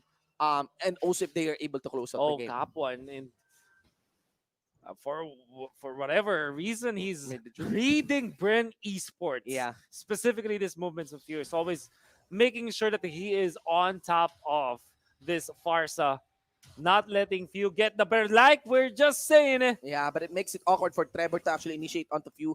There's enough time for the Wings by Wings to be casted. Lusty re-engages, and I think that's it. Wilson also draws in near. You know who saved Few in there? Yeah. Flap Teasy. Flap, all right. What a nice usage of the ultimate as Yeah. well as the Purify. At a certain point, that he stopped the Ling my from God. going back to Few. And Few's not stopping. Few's not Aggression, stopping. Just man. staying there. Trevor yet to actually get another black shoes. Few totally capitalizing on the fact that the feathered airstrike is a shorter cooldown compared to the black shoes. Few is staying into the front line, even willing to show himself against Cap 1. Wow. Such a weird display from Bren Esports, but whatever works, works. BSB, on the other hand, they're very comfortable spot now against Bren Esports. 12.8k compared to this 12k of Bren Esports, and leading by a little bit. In terms of the kills, that's 6 and 2. I guess the only thing that's really not going well for BSB is that their turret pushes aren't that. Yeah, yes. For some reason, Bren Esports was able to even up the map. Things might go weird here because Lusty this time is driving towards the front line. I just realized you have a very easy, again, to pull off comp here on Bren Esports. You got Farsa, you got Few here. You also have the Mounting Shocker. Yeah. And Flap TZ able to score the first third of the game. Yeah. And That was that's good. Alice. Stun onto Trevor. Blacksus gets popped.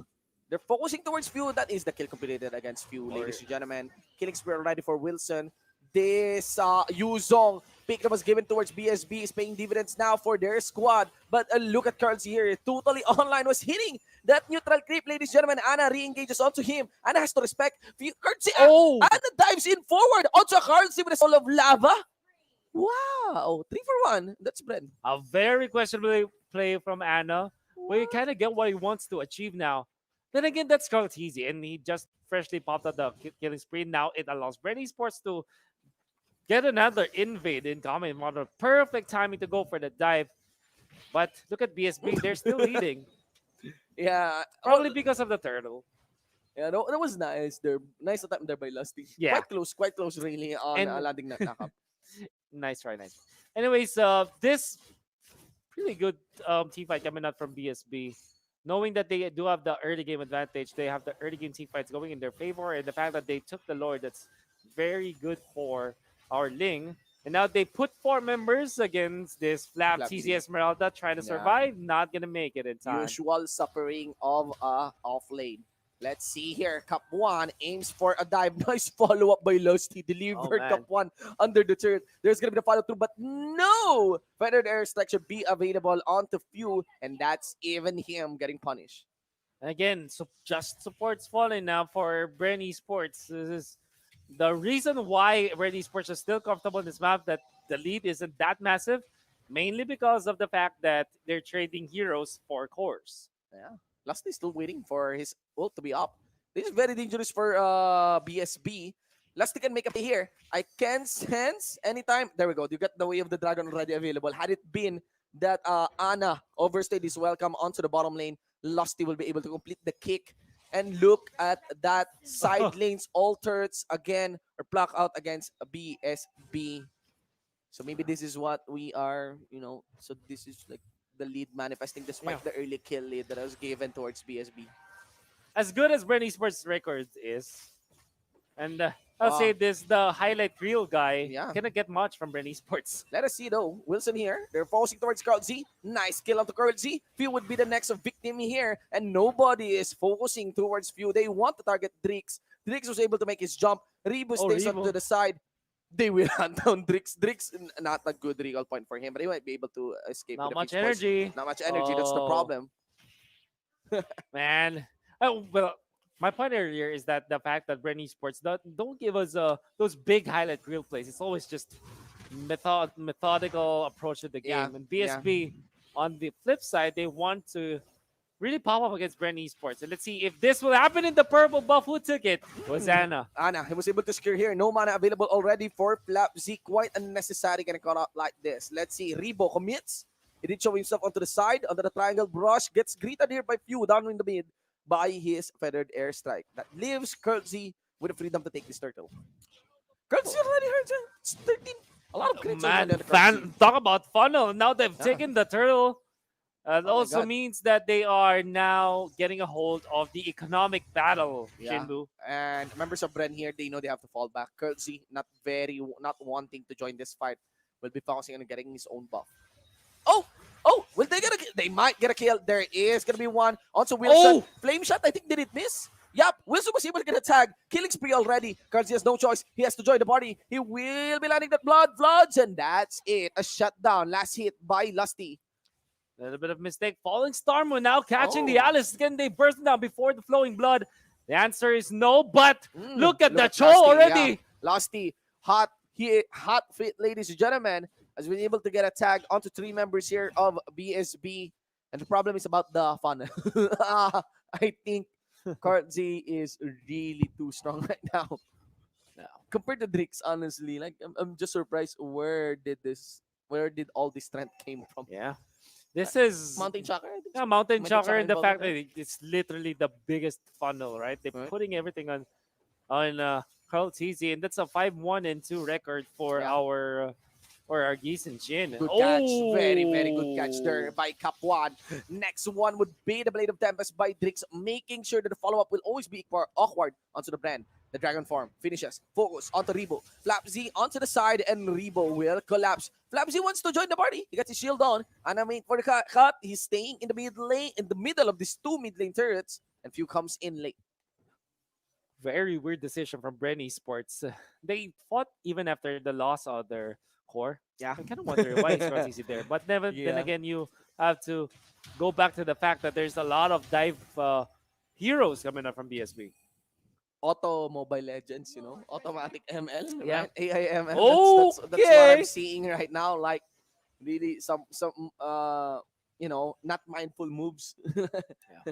What they call the just do it, some people call it AFK, some people Yeah. call it brain dead. That I find it offensive. I would love to call it the autopilot mode for players. And You keep on mentioning that, yes. That's the right. autopilot mode, yeah. And honestly, professional players do the trigger their autopilot mode that it should be fewer than an average casual gamer. Yeah. As for me, that's my main problem. That's why I felt that, and I easily gave up on the fact that I want to be a pro player. My autopilot instantly kicks in. Instantly kicks in. That's yeah. right. Because I just want to enjoy the game. Yeah. That's why. The idea about when we are saying autopilot mode, it's on the idea of that vibe of a game where you're not really conscious of what you are doing. Yeah. You're just doing it like the same casual thing over That's and over right. again for a game. It's it's falling into your own tendencies, right? And not really being tense. You run down lanes, you clear the waves, You but clear the waves, you're you're overstaying. you're Yeah. overstaying, you're thinking about something else. Yeah. And Yeah. when your teammate is killed by your opponents, the usual autopilot move is to help him out. Yeah, you're not really mindful of where your enemy can come in. Yeah. You're not really accounting for the cooldowns.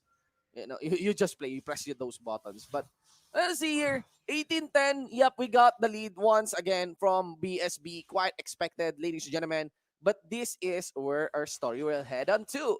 Again, BSB, one of their biggest tropes would be of not closing games quite quickly. And that's going to be it. They focus on 2 Lusty. The problem here is no more ultimate onto that Kufra that gives freedom for Few to chase down. Drix backs up. That's going to be Wilson focusing now. Carlsy again with a very interesting position, but a Traceless should be enough. Wilson goes for a little dive. Forces Lusty to use his way of the draw. Gone here. Focus to Capone as well. Lots of shield on the Flapsy. Rebo chases down.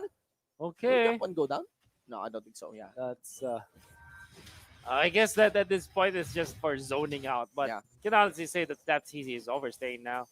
I mean, they will not get a kill on the Ana, but I guess this opens up the Lord Or will it? Look at this. Rebo, shield. Oh! Oh! Oh! Beautiful, beautiful steal there by Drix. That's how it's done. BSB now totally saying to Bren Esports, do not take us lightly, boys. There he got some Yeah. some Yeah. tricks up our sleeves, but Yes. at the expense That was of good. his own HP. At least this is a Lord denial. Yeah, This is Lord not denial. a Lord take for BSB, more like a denial in a sense that they will not get anything out of it, Yes. but at least they take it away Yeah, from Bren. that's totally good. That's totally good because that Lord will be rushing towards the mid. It'll be not good here for the side of BSB. Oh, one more hit. Oh man, oh there it is. Oh. Of course, the Mountain Shocker. Oh yeah. Classic. Classic, yeah. Big Almost shoutouts to Manjin, who's the main benefactor of the Mountain Shocker Ultimate. Yes, yes. Our core, a number one Yep, core. number one core, best core. Really don't get it why he is our core for our own team. We're not the best when it comes to decision making. Indeed, Shindu. indeed. I would agree to that. Always taking 3v4 fights. Yep. Always going too Yep. deep. Your engages. See here, complete kick. Trevor won't be burning his black shoes. Feathered airstrike might force him to, but feathered airstrike a bit too far. I think that's the playstyle of View. He always try to land that feathered airstrike on maximum range. Min-maxing is the key for this guy, and he knows that he can do it. He utilizes the range. He always utilizes the long range here of the Farsa. I don't know what the other term is, but I always call it min-maxing. And I honestly feel that if you constantly do that, you'll know the limits of your hero, and at the same time, you're gonna be better as a player when it comes to like your in-game knowledge. I think I would want to adapt that whenever I'm playing MOBA. Yeah. Practice the idea of knowing the limitations of the hero. I think it's not accounting for weakness. I think that's accounting for a really masterful play. Yeah. Because the weakness of the hero, that was very beautiful by Ana. The stun on the second skill, ladies and gentlemen. And that would, of course, allow us to explosively shout against this. You get a cap one, zoning out Flapsy. Nice catch onto the core. Nice catch onto the support.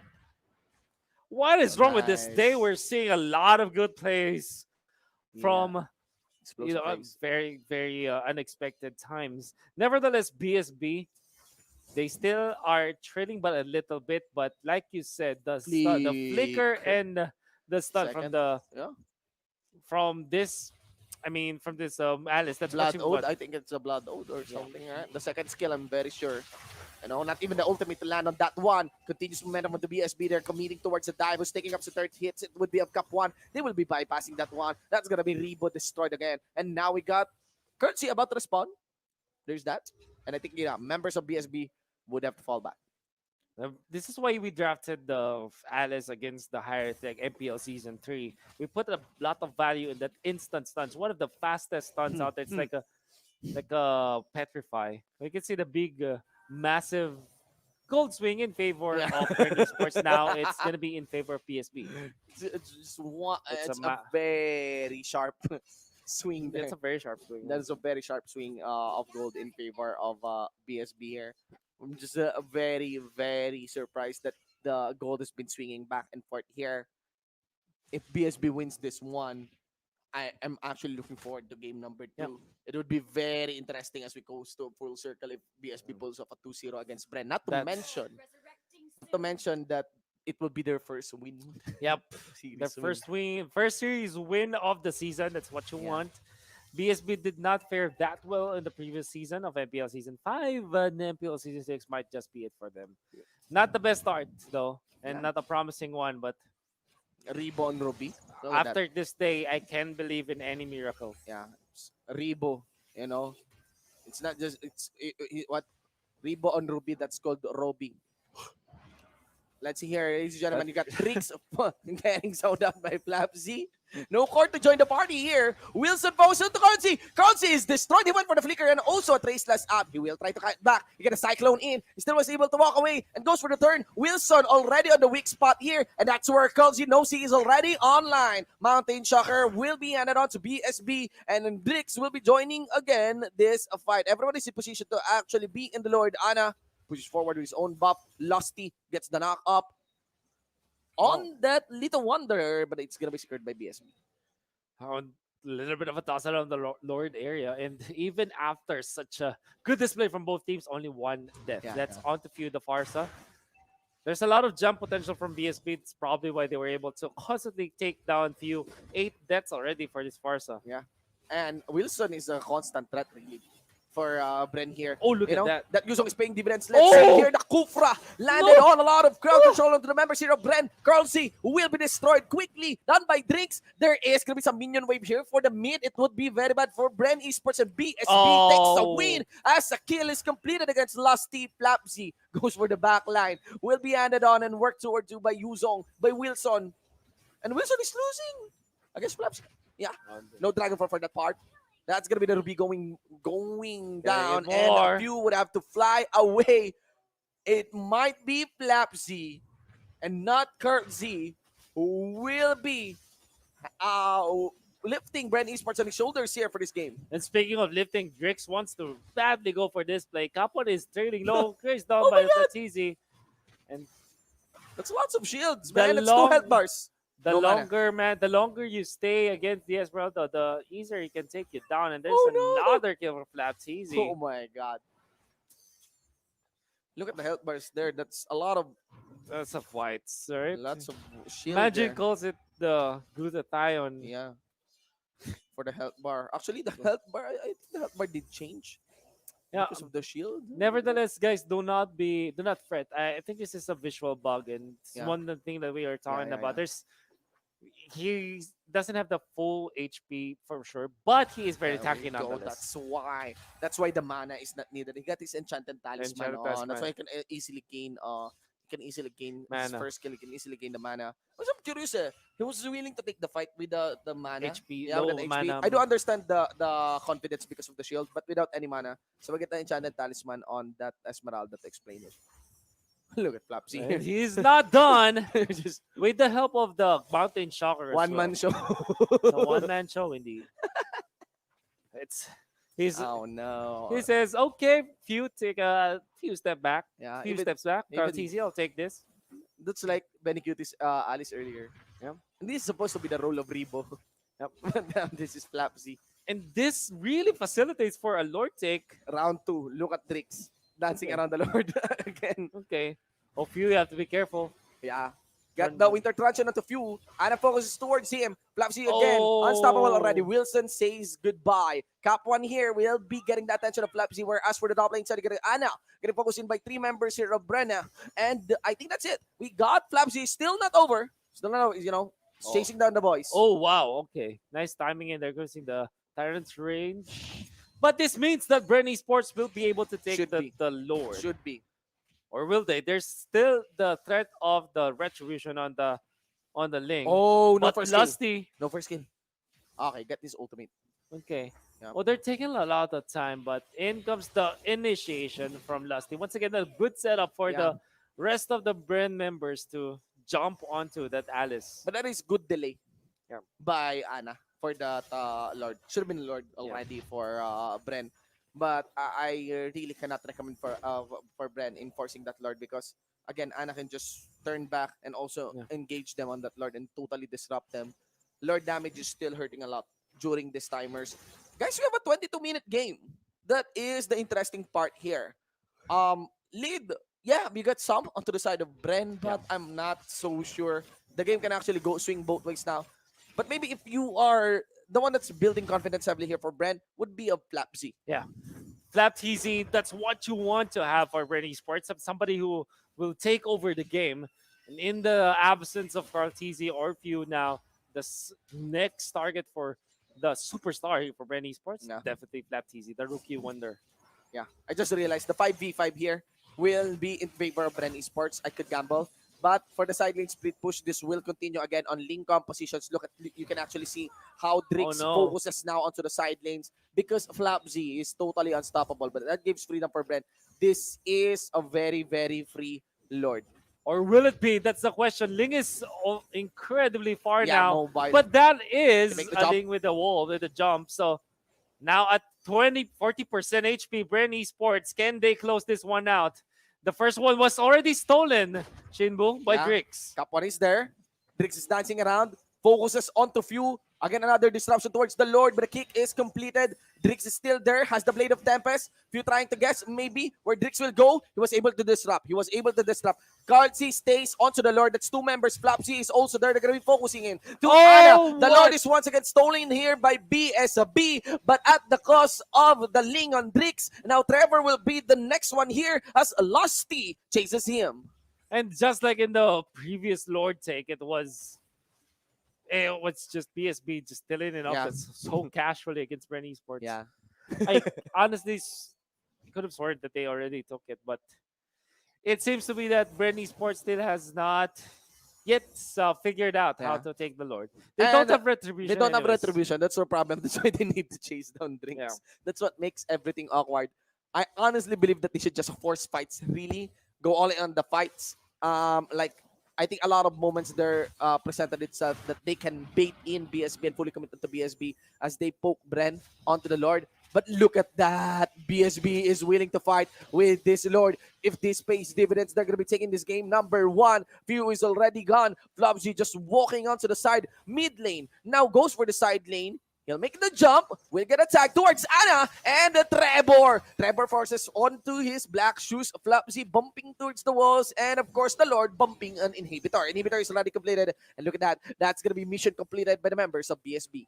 And it's all just smoke and mirrors. Middle, there's a little bit of lane pushing in as well as the top lane. BSB decides to not push the mid lane and instead just go for the top. And all of a sudden, and BSB have broken the tug of war of the economy. And they have taken it. That was a nice utilization of the Lord.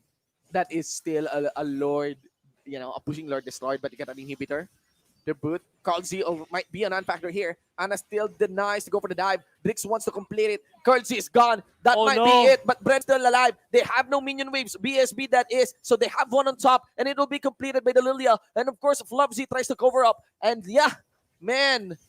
Carl Z is getting got out. That's 46 seconds without your carry for Bren Esports. And for BSB, they can really utilize this. Maybe refresh their buffs or just refresh the lane and fight once again. I like the Sea Halberd pickup here coming out from the Ling. It's a great versus all of the regeneration from Bren Esports, all the sustain that they have.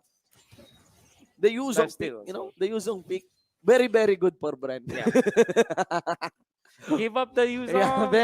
Very, very, nice, nicely done. Very nice. Very nice. Not banning it, giving it to give it to your blue opponent. side. You give it to Wilson. You give it to Wilson. You expect to win, huh? Nah, just kidding.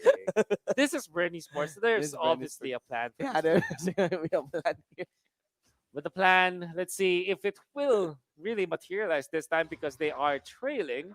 Or are they trailing, Mr. Shinbo? Apparently, the gold says not. The gold says not, but the problem here is gold is not given any freedom, really. That's right. 9-5 for the Eason Chin. Especially we're accounting for the late game here.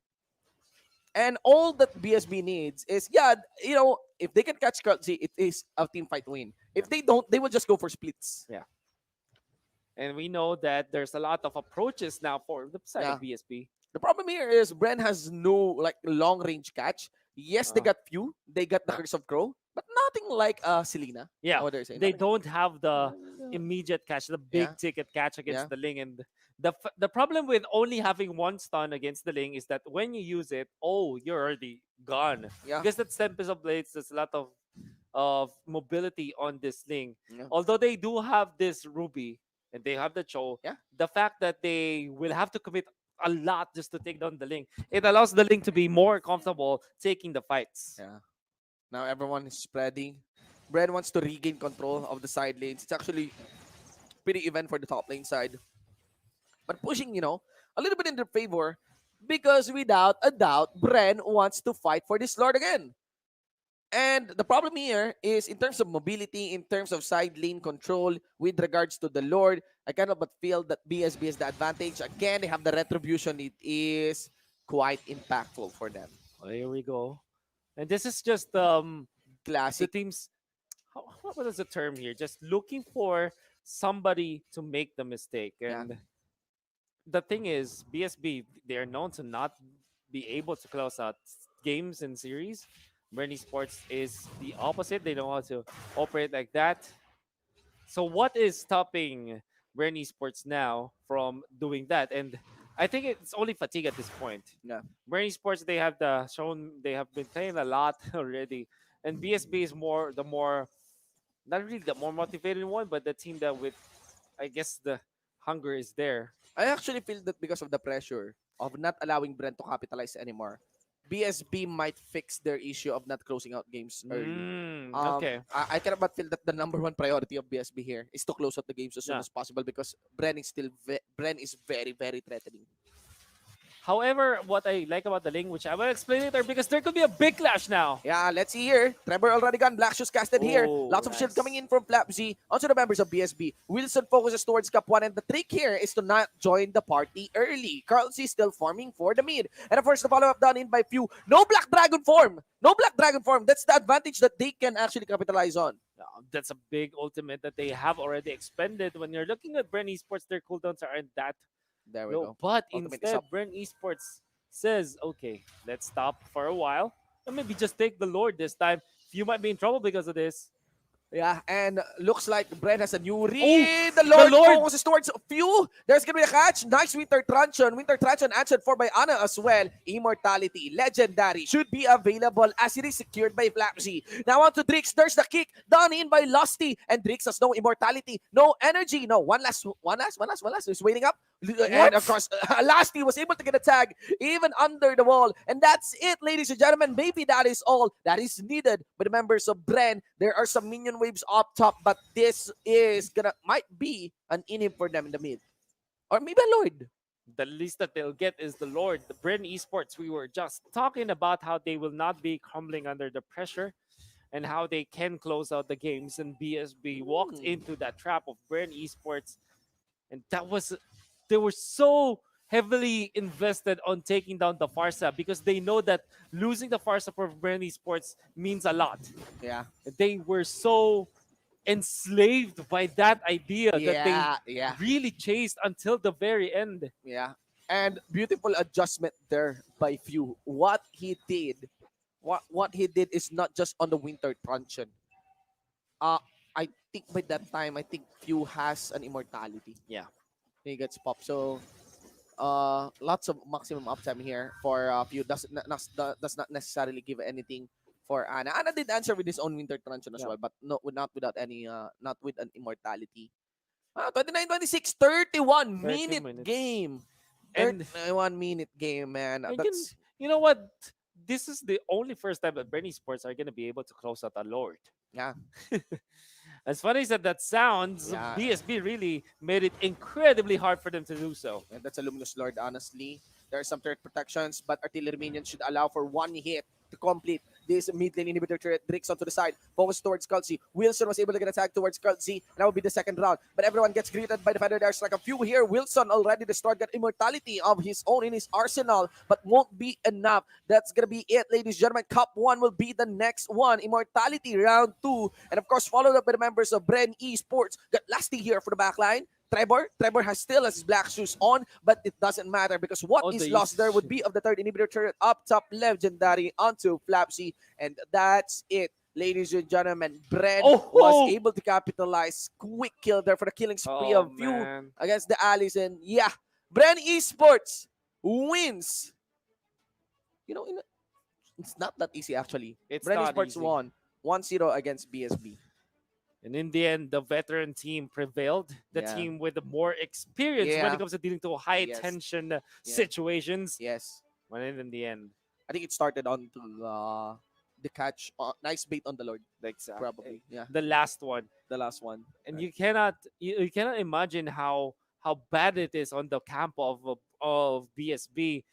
Again, very close to a victory. Very close to a Very victory. close to Always, taking yeah. a game against a very strong team. How many heartbreaks can they take Yeah.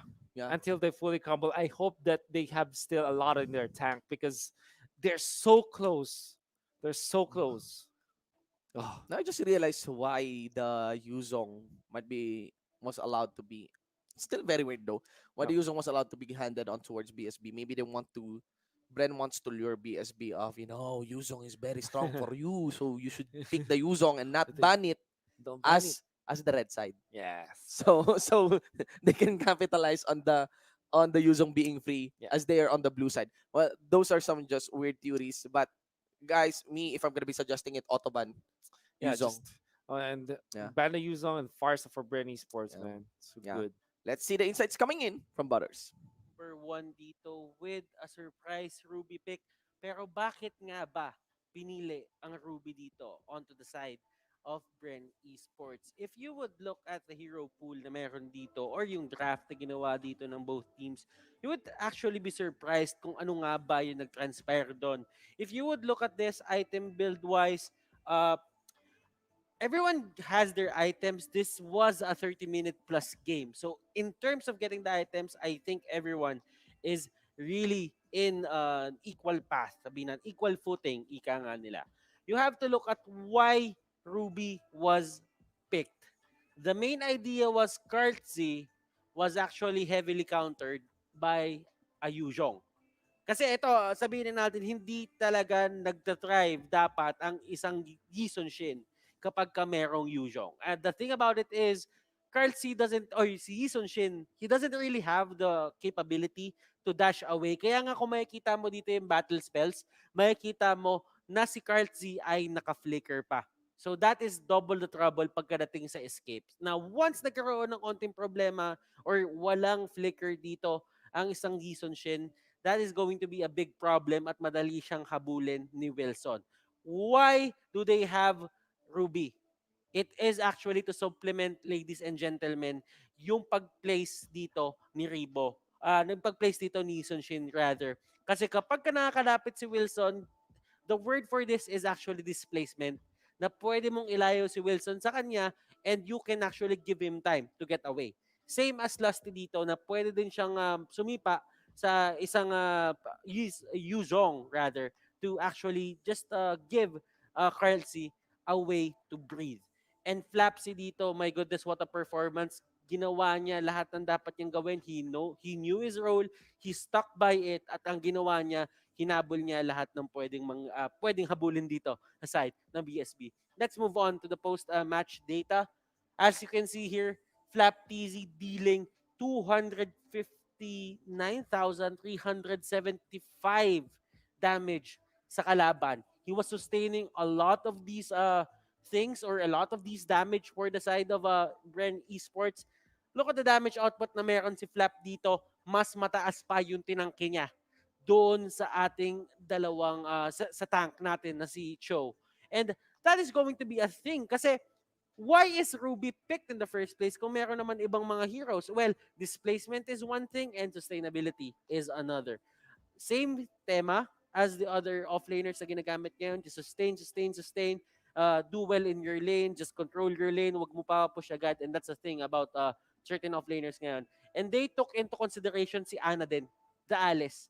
So, they had a lot of people or they had a lot of heroes to account for the side ng BSB. And what better way to deal with it with Cho and a Ruby pick para dito sa side ng Bren Esports. And one thing to consider din pala, ladies and gentlemen, the flame shot pinakita sa atin ni Feudon kung paano siya gamitin ng tama. The thing about it is, there are times na makikita mo yung Farsa, she would go for a purify usually, pero at this stage of the game, parang ginawa ni Few, sige, Swiss knife tayo.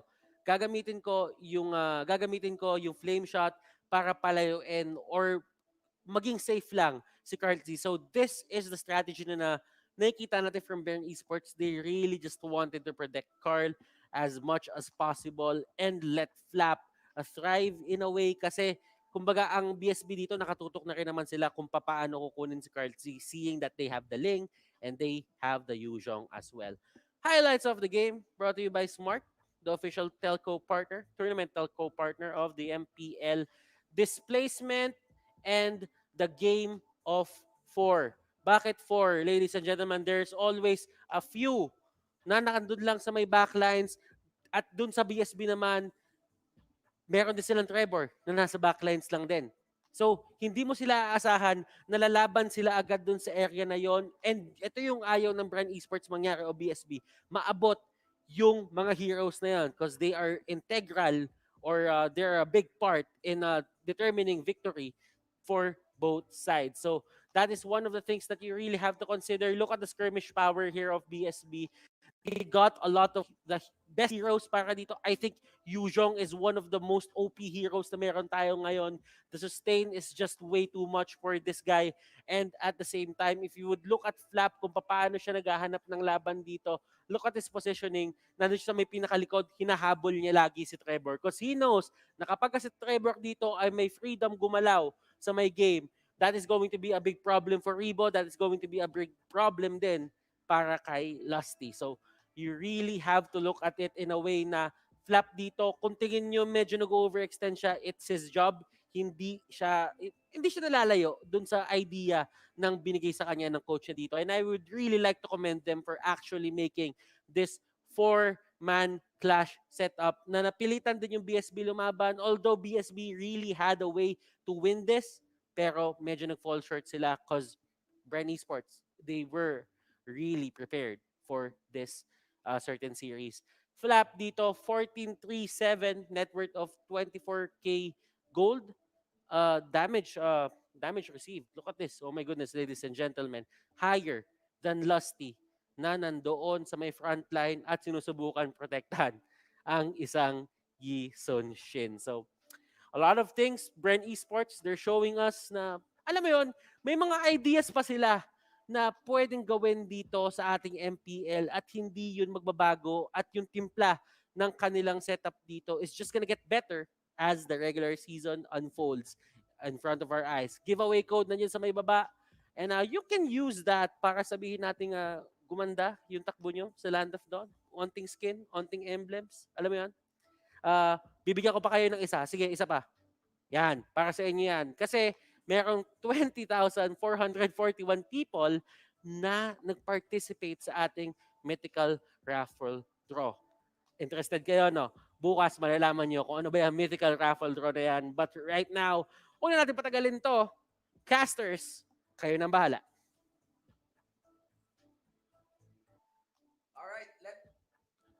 Sorry guys. All right, let us see. Let us see if my guess is true. If this is some like freedom or leeway in terms of drafting that was given by Bren towards BSB, because I really that was the first Yuzong we've seen in a long time. If we're considering the recent matches of MPL, there's some Yuzong picks, but there's really this running peg, especially on the week 2 on the 10 ban system of the Yuzong always getting banned. Yeah. So the idea is there's no really an auto win hero right now at this moment. Even the classic Diggy was not a factor. I mean, the win rate was recorded. So the professional teams, they are very scary when they actually let go of these power picks, of the OP picks. I'm always scared when putting myself on the other team's shoes. When I'm facing against Bren Esports and they're letting me pick this powerful pick, you're always scared. Why? At the back of your head, you're saying, why? Are they able to counter this? Are they prepared to counter this? And that's exactly why Bren Esports is a good team. They don't really counter their heroes, right? Those OP picks, they don't counter it. They just work around it in many ways, like that you'll only realize in game that this works against those specific picks. Yeah, I'm actually curious about the bootcamp there by BSB. I think that's very hard for the eyes, it's the lighting. I mean, the yellow, the purple science lighting earlier. tells us that if you want to preserve your eyesight, if you want to You make want sure that you will have to you have your top performance when it comes to your vision, you want proper lighting. man. Not just a single color on the lighting on that part. But enough about the lighting. Again, I would like to go back onto your point. Indeed, if there's something that is given towards you, what does this message send? Because again, professional level, you would want to assume that all players are capable of actually playing almost all heroes or maybe teams. And whenever they do the drafts, it's all about like a chess game, forcing your enemy to react, based on what message you have sent, and that's the thing. That's the question you actually asked earlier, Wolf. Yeah. And why are they allowing this? Yeah. So let us see if is that Bren Esports saying to BSB that we are comfortable with the Yuzong Open and finally pick that one, because Flap Z is very threatening on the Yuzong as well. Yeah. On his previous game. It's like Brent saying, "Okay, I dare you to pick that because if you give that to Look, me, I'm no gonna take it." Yuzong ban. Look at that. Same ban as Yeah. game number 1. Not even a Uranus ban now Yeah. for Bren Esports Yes, because yes. they're saying, "Okay, fine, I let you pick one, but I also take another." Yeah. And look at that. That's still a Wilson hero. That's stamps. If BSB doesn't ban the Yuzong, Yeah. Bren will be securing that one, and that clearly that's one strong point of BSB. BSB might be forced into Wait. choosing, and they even ban the Khalid. They have no choice. They have to ban the Yuzong. Okay, They have to so respect Flabzy here. Flabzy was very strong on that Esmeralda earlier. like we said, it really fits the profile of how we want to utilize There we go. Flap as a player. Yuzong ban means the Uranus is open. Yeah. As well as the Farsa once again that we really see Bren Esports play often. Yeah. And I doubt that Bren Esports will give out the I think they should just go for the Uranus. They should just go for the Farsa, give out the Uranus. Okay. All right. Because here's the thing, I don't think that Farsa is a hero that can answer the Uranus at all. But they can still choose the Esmeralda. That's right. That's the thing. That's also And true. You get Flapsy on the Esmeralda. You get you're accounting for Flapsy's performance on the Esmeralda. But yeah, maybe let's see here. I'm sure that they've planned for this. They have plans on this one. They could actually force an Esmeralda pick against BSB, and that's where they will secure a natural holder of a Durance in the form of a Farsa, in the form of a Chango. That's one approach that Bren can do here. Mm-hmm.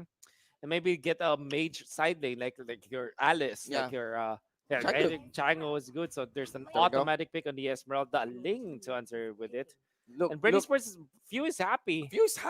And it might go for the Kufra or the Farsa. I don't know.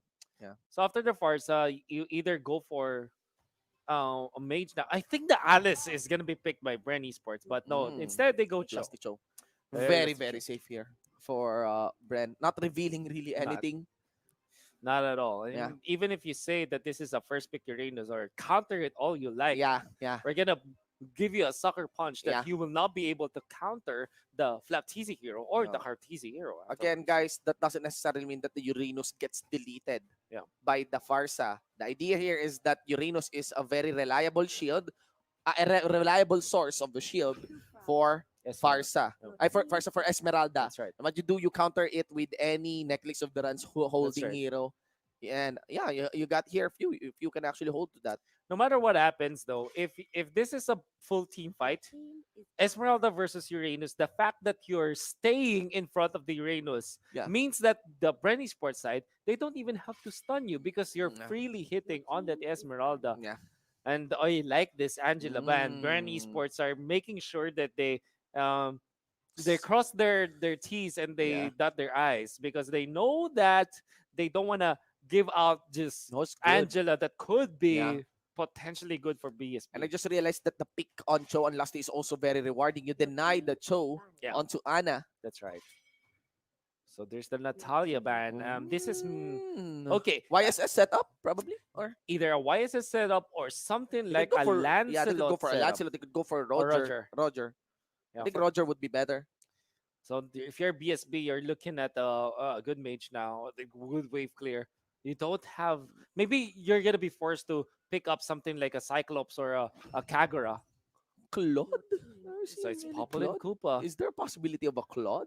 It's already banned out, It's unfortunately. already banned. Sorry. Yeah. So Bren Esports, I think Roger is good. Yeah. If you're going for a full-on early game, and then you close it up with something like Alice or Chango in the side lanes. I think Chango is a really good pick now for Bren Esports. Yeah. Then you also have the idea of going for a late game composition.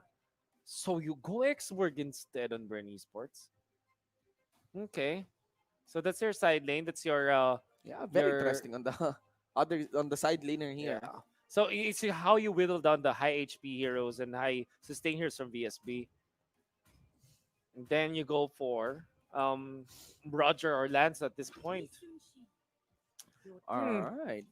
This is um, this is weird because Bren Esports are really going standard. Honestly, even in Yeah. game number one, it's so textbook the way you see their draft. Yeah, I have no qualms on the YSS, but on the Xborg, I was thinking of, maybe a different side laner here. Hmm.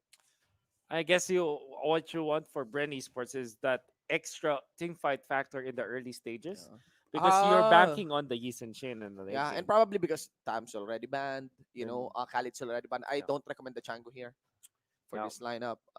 so for So yeah, yeah, why not? Maybe just go for Xboard yeah, here. it's another side lane now for BSB. Yeah. Maybe they go Lunox sometimes. But oh, Guinevere. Side lane. It has been such a long time since I've seen the Guinevere. It's a very, good. very big problem here for I'm not so confident on the Guinevere. You can even have a Uranus execute for that. Oh man. Mm-hmm. Level 1, if you try to fight against the Uranus as the Guinevere with execute, maybe you can win, but Flap T Flap TZ will not let that happen. Yeah. Oh Mm. man. The last time I saw Guinevere win was Uh-huh. probably MPL season 3, season 2. Yeah, yeah. Might be even not even MPL, might be just the qualifier of MPL. And I think, yeah, without a doubt, we have a very unified. Without a doubt, we have a very unified doubt here for the Guinevere. But let's see. Let's see here. Still, this time the lineup of BSB is not as free as the lineup of them in game number 1. Yeah. Right. For this game number 2. So yeah. Let us see what will happen here for Bren Esports. That's Wilson's Esmeralda. So we got Anna on the Guinevere. I consider Ana as really a high adrenaline side laner, but that is on the show. Let's just observe. Let's just observe how will he perform on this Guinevere. so it's execute. I kind of didn't see what the spell was on the Uranus, but knowing that the execute is the standard pick for the Guinevere, you can also go purify. Honestly, me personally, what I'd want to do against the Guinevere is not to go execute anymore. You go purify. Purify Because just to remove any combo possible. not right? only that, the thing with Guinevere is the only time where Guinevere is strong is when he's able to knock up his opponents, Yeah. because that's a bonus damage Yeah. that you get when your opponents are disabled. Yeah. And when you go purify, obviously that's And the combo is a bit slow. In a way, can see the, it the moment coming of the from a knock up, mile yeah, away. the moment you get the knock up, the moment you saw it's Guinevere, you just pop your purify. Yeah, I think the purify is good, right? It is. It Yeah. is. It's that perfect. It's against the Kufra. Many answers definitely. What I'm really concerned about is BSB has a very weak laning stage. All right. Mm. What I mean is, obviously they have good wave clear when it comes to the jungle because Uh-huh. there's Popol and Kupa and Kufra, Mm. but that will not match the speed of a Yisun Chin plus the Farsa. Not gonna happen. And then you have X-War going up against either the Esmeralda or the Guinevere, Mhm. and Xborg will win both. I think Esmeralda has a little bit of way to go about the Xborg, but I still will favor the Xborg when it comes to just staying in lane. Esmeralda needs to kill someone there, right? Yeah. Uranus might have a problem against Esmeralda, but when it gets to level 2, Guinevere is not a problem anymore. Esmeralda can be outplayed. And the fact of the matter is, You get YSS on currency. you get places. Yeah. I mean, you'd be here's the big difference between game number 1 and this series number 2. That's still Yuzong on Wilson for that game number 1. You got it. You got the YSS on the currency. Did currency underperform on game number 1? I don't think so. No. I don't think he did. He underperformed. But I think it's too wild for Bren to really give out the Yuzong. Yeah. And picking a YSS against Afterwards, that, right? right? Is the YSS a good pick here? Absolutely yes. Yeah. Not because he counters his opponents, but also because of the fact that he's gonna be this is gonna be activated. You have solid side laners, Xborg and Uranus. No matter what Yeah. happens, you're gonna go to the late Yeah. game. if you don't win the early game, you're gonna go to the late game. That's the thing. And it will work well. Yeah. The Yishun scene really synergizes well with the Farsa. You know, the side of the Farsa even just works hand in hand with the Blood Floods. There it is. Level There 2. it is, level 2. Ladies and gentlemen, a big fight here. Rebo dishing out big damage. Lusty dancing around. Even got the knockup onto Wilson. Wilson pushes forward. Not going to be enough onto the cooldowns to get that execute kill onto Lusty. Why am I always talking about the level 2 against the level 1 Guinevere? Because Uranus has all the kits in the world to clear that first wave.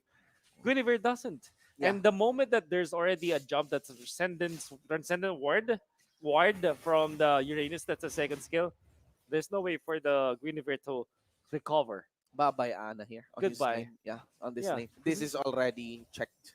Yeah. And I mean, even they need to do something about the Uranus as early as 2 minutes.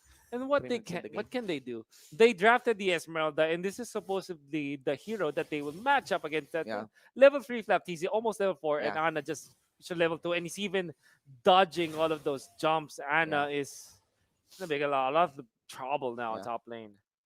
And they got the YSS. Yeah. You know how it works with the Uranus? If the Uranus is doing the cut or pressure the top lane, you have an idea Yeah. who is coming. Exactly. Oh my.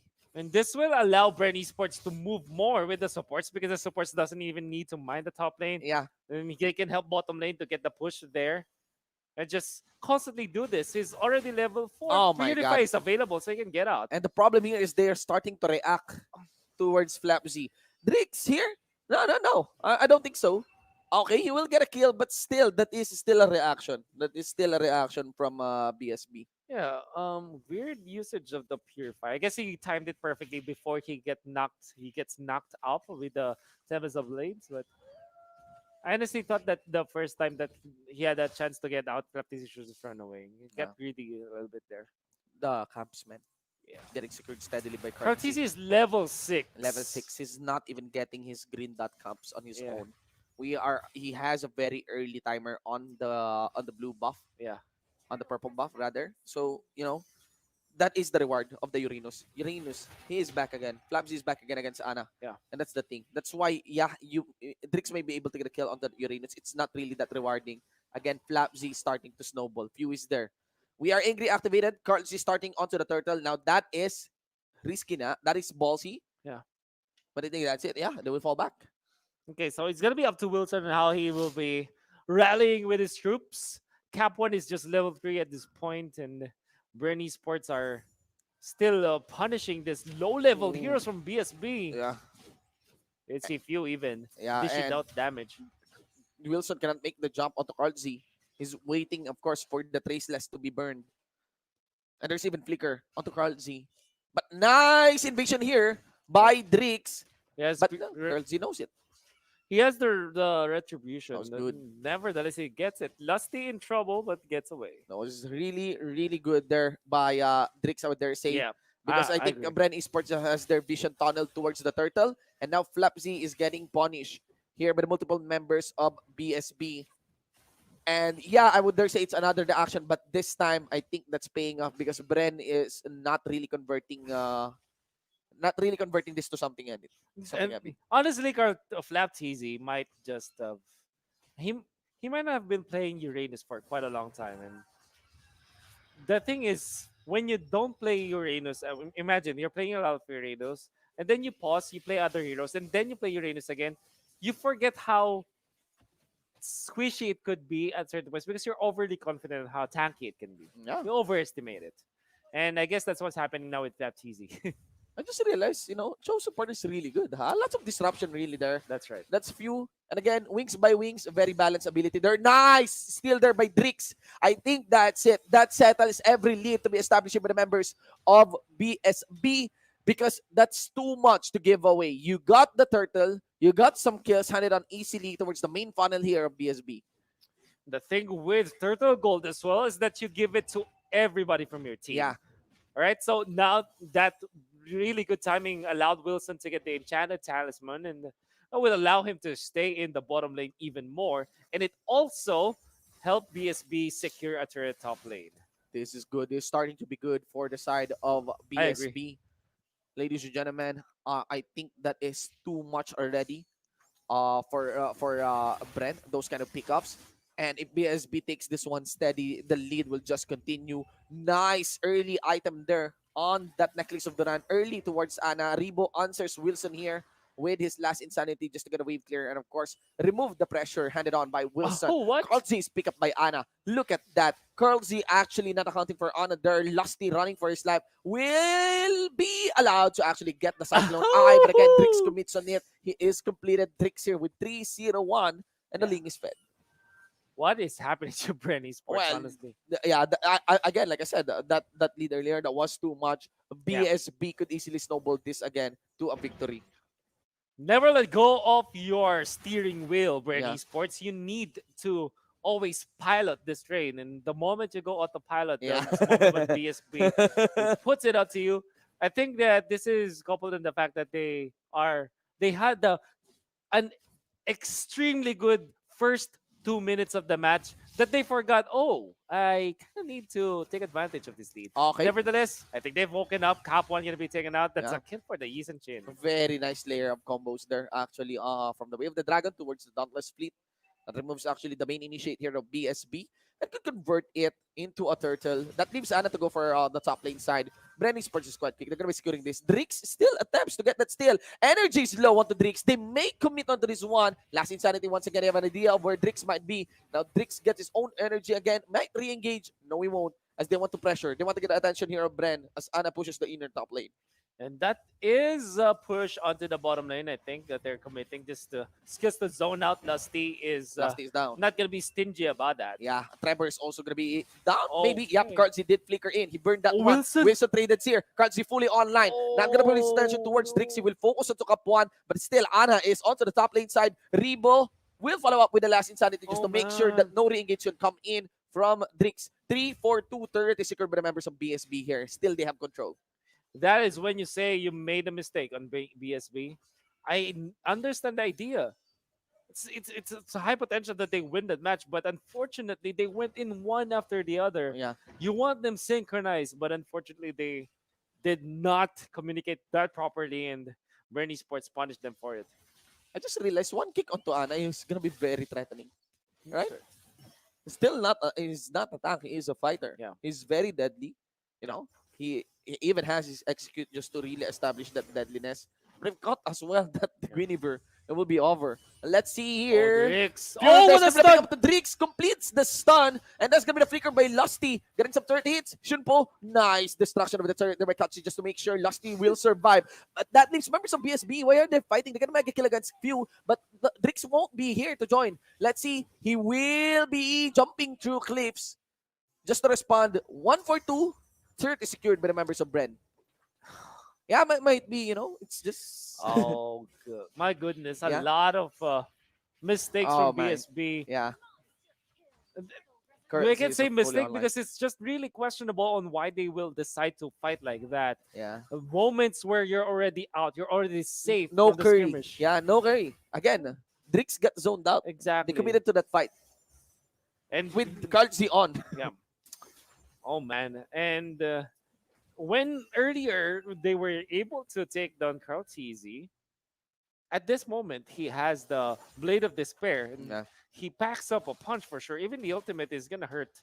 And you look at the Uranus with the Oracle Rush. Brute Force. And the Brute Force breastplate. Yeah. Normally, Uranus players will just go Enchanted Talisman for the mana, but he wants to man up against Wilson. Wilson only has got the Enchanted Talisman, and that's not going to be Yeah. enough against the Uranus. And I just realized a very awkward itemization here for the Guinevere. I did mention, it might be rewarding to pick off the Necklace of Durance on the Guinevere, but Guinevere is not really a natural holder of the Necklace of Durance. You want the Necklace of Durance on supports on or continuous damage. But Guinevere requires burst. No Calamity Reaper yet on Guinevere. He has the Azure Blade, but that is a little bit late. Calamity Reaper. The full combo of Guinevere is threatening, but not his first skills, not some other skills. There's going to be a pick up towards Wilson. no! And that's a very big loss there by BSB. Guinevere will stay onto that side brush, waiting out maybe for the backline. There's the jump. It doesn't matter for Bren. They know they have to push forward and just allow Guinevere to show himself. There's Few. He has an idea of where Guinevere will come. Oh my God. Few is even landing on the sticker because he knows. And he knows just where Ana will be coming. And no recall will be allowed towards Ana. And Drix this has is no over. choice. Drix has no choice. There's gonna be the Mountain Shocker. Drix is cutting on the minion waves, but look at Carl Z. Good cut there by the BSB, at least shoving the waves away from the base, and will be able to at least survive. And that's it, Ana. Ana did kill the Farsa, Yeah. but it was a Bren really planning on finishing this game.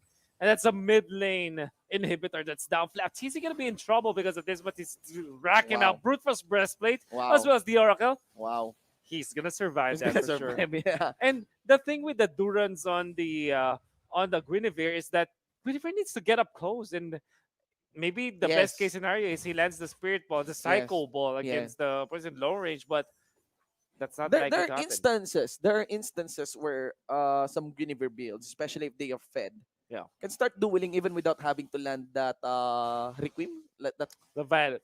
the Violet Requiem, right? The ultimate. So just using your Psycho Ball and everything, your first skill, yeah, right? So yeah, but still, at least you get the Calamity Reaper already available for the Guinevere. This is the classic mid game. Yeah. On Uranus getting the attention of the enemy team, you can actually see that there's no worry about the Esmeralda because you get the Oracle. Oracle is there. Lusty with the way of the dragon against Cap 1. Can I think that they'll get the kill? Or maybe not. Oh, Ana. Beautiful jump coming in from Wilson. They focus onto Kalzi. Once again, the Lord is already enhanced, but that is not yet on the reset. Kalzi trading with Wilson. Lots of shield being secured there. Flapsy is also down for the back line. Trading with Wilson once again. You can actually see Nah, there's a that lot can of shield. happen. Yeah, no kills for that part. They're targeting Drix. Few chasing in. Will there be an ultimate onto Few? He kept his wings by wings and will not let Drix be free from this. Yeah. It's very awkward. You get the support chasing down horse, especially a Link. Plus points for the effort. Plus 8 for effort, I guess. Yeah. Nevertheless, it's a lot of opening now for Bren Esports. They're using Flapsy as a way to scout things out in that side, while Rebo as well as Lusty taking down the purple buff. Few finds him again. Yeah. And that gives freedom for Kalzi on taking the Lord. That's all that matters. That's all that again. matters. It doesn't matter if Few dies down, but it will matter if Kalzi will be gone. The timers are too much. Maybe even in this kind of situation, Lusty has to Jitkundu his way onto the safety of his turret mid. And yeah, that is a nice catch there by BSB. Okay. So the Lord might have belonged to Bren Esports. Yeah. But they might not get the most out of it because Yeah. they are dead in Yeah. 24 seconds for Carl Teasy. And then Few is level, it's just 6 seconds away. Now in the middle, they're trying to go for the Lord, and it's going to be easy for BSB to take this one down. Yeah. Or will it? They can defend the Lord. Rebo is there already. Fire missiles. That's gonna be the way of the dragon for Lusty. Rebo is still holding on to that last insanity. Another set of fire missiles there. Ana will be connecting his own ultimate. No ultimate available for Ana here. And Farsa zones everyone out with his own predator strike. Lots of damage there. Bottom turret is destroyed once again. Carlsy joins the party. Casted his own mounting shocker. Killing spree already for Drix. And that's nicely done once again by BSB, punishing any protection from Bren for this Lord. That is so weird. BSB, okay, Cartesi though. Capo, this might be so good, but he does not land it. The counter though, Cartesi knows! No, he knows. And beautiful follow-up by Few. Best Actor Award goes to Carl Teasy, acting as if he doesn't know that Yeah. somebody is there. Yeah. Wow. Well, we got the team fight here. Remember that Carl Z is not there. You won't be seeing any crits. Even with the miss on Anna's ultimate, that is Drix present. That's very far in terms of the traded damage. It will fall all in favor of BSB. Still close though. Still Shane close, Boots, 14 minutes in, we still have 41,000. And if you're gonna ask me what is the late game potential for both teams, I still feel that Ling is one of those funneled heroes that are assassin and fighter or whatever in general, which might make you think his effectiveness in the late game is gonna be depleting. But no, a Ling in the late game is actually incredibly strong, especially if you know how to use it. Yeah. We got Lusty's disruption, again followed by Rimbo. Last Insanity, it's quite early. Drix stays onto the side. Lusty is willing to get a kill down onto Drix. Already unstoppable, but Cardzy is gone. This is a very big loss for Bren. Few is there. Drix again puts the KO onto Few. And Flabzy, he wants to go for the wave clear. He knows this fight is already lost. He wants to cut the losses. However, that is gonna mean that Flapteasy is gonna be pummeled down by 4 members of BSB. It will take some time actually. Was take- taking him down.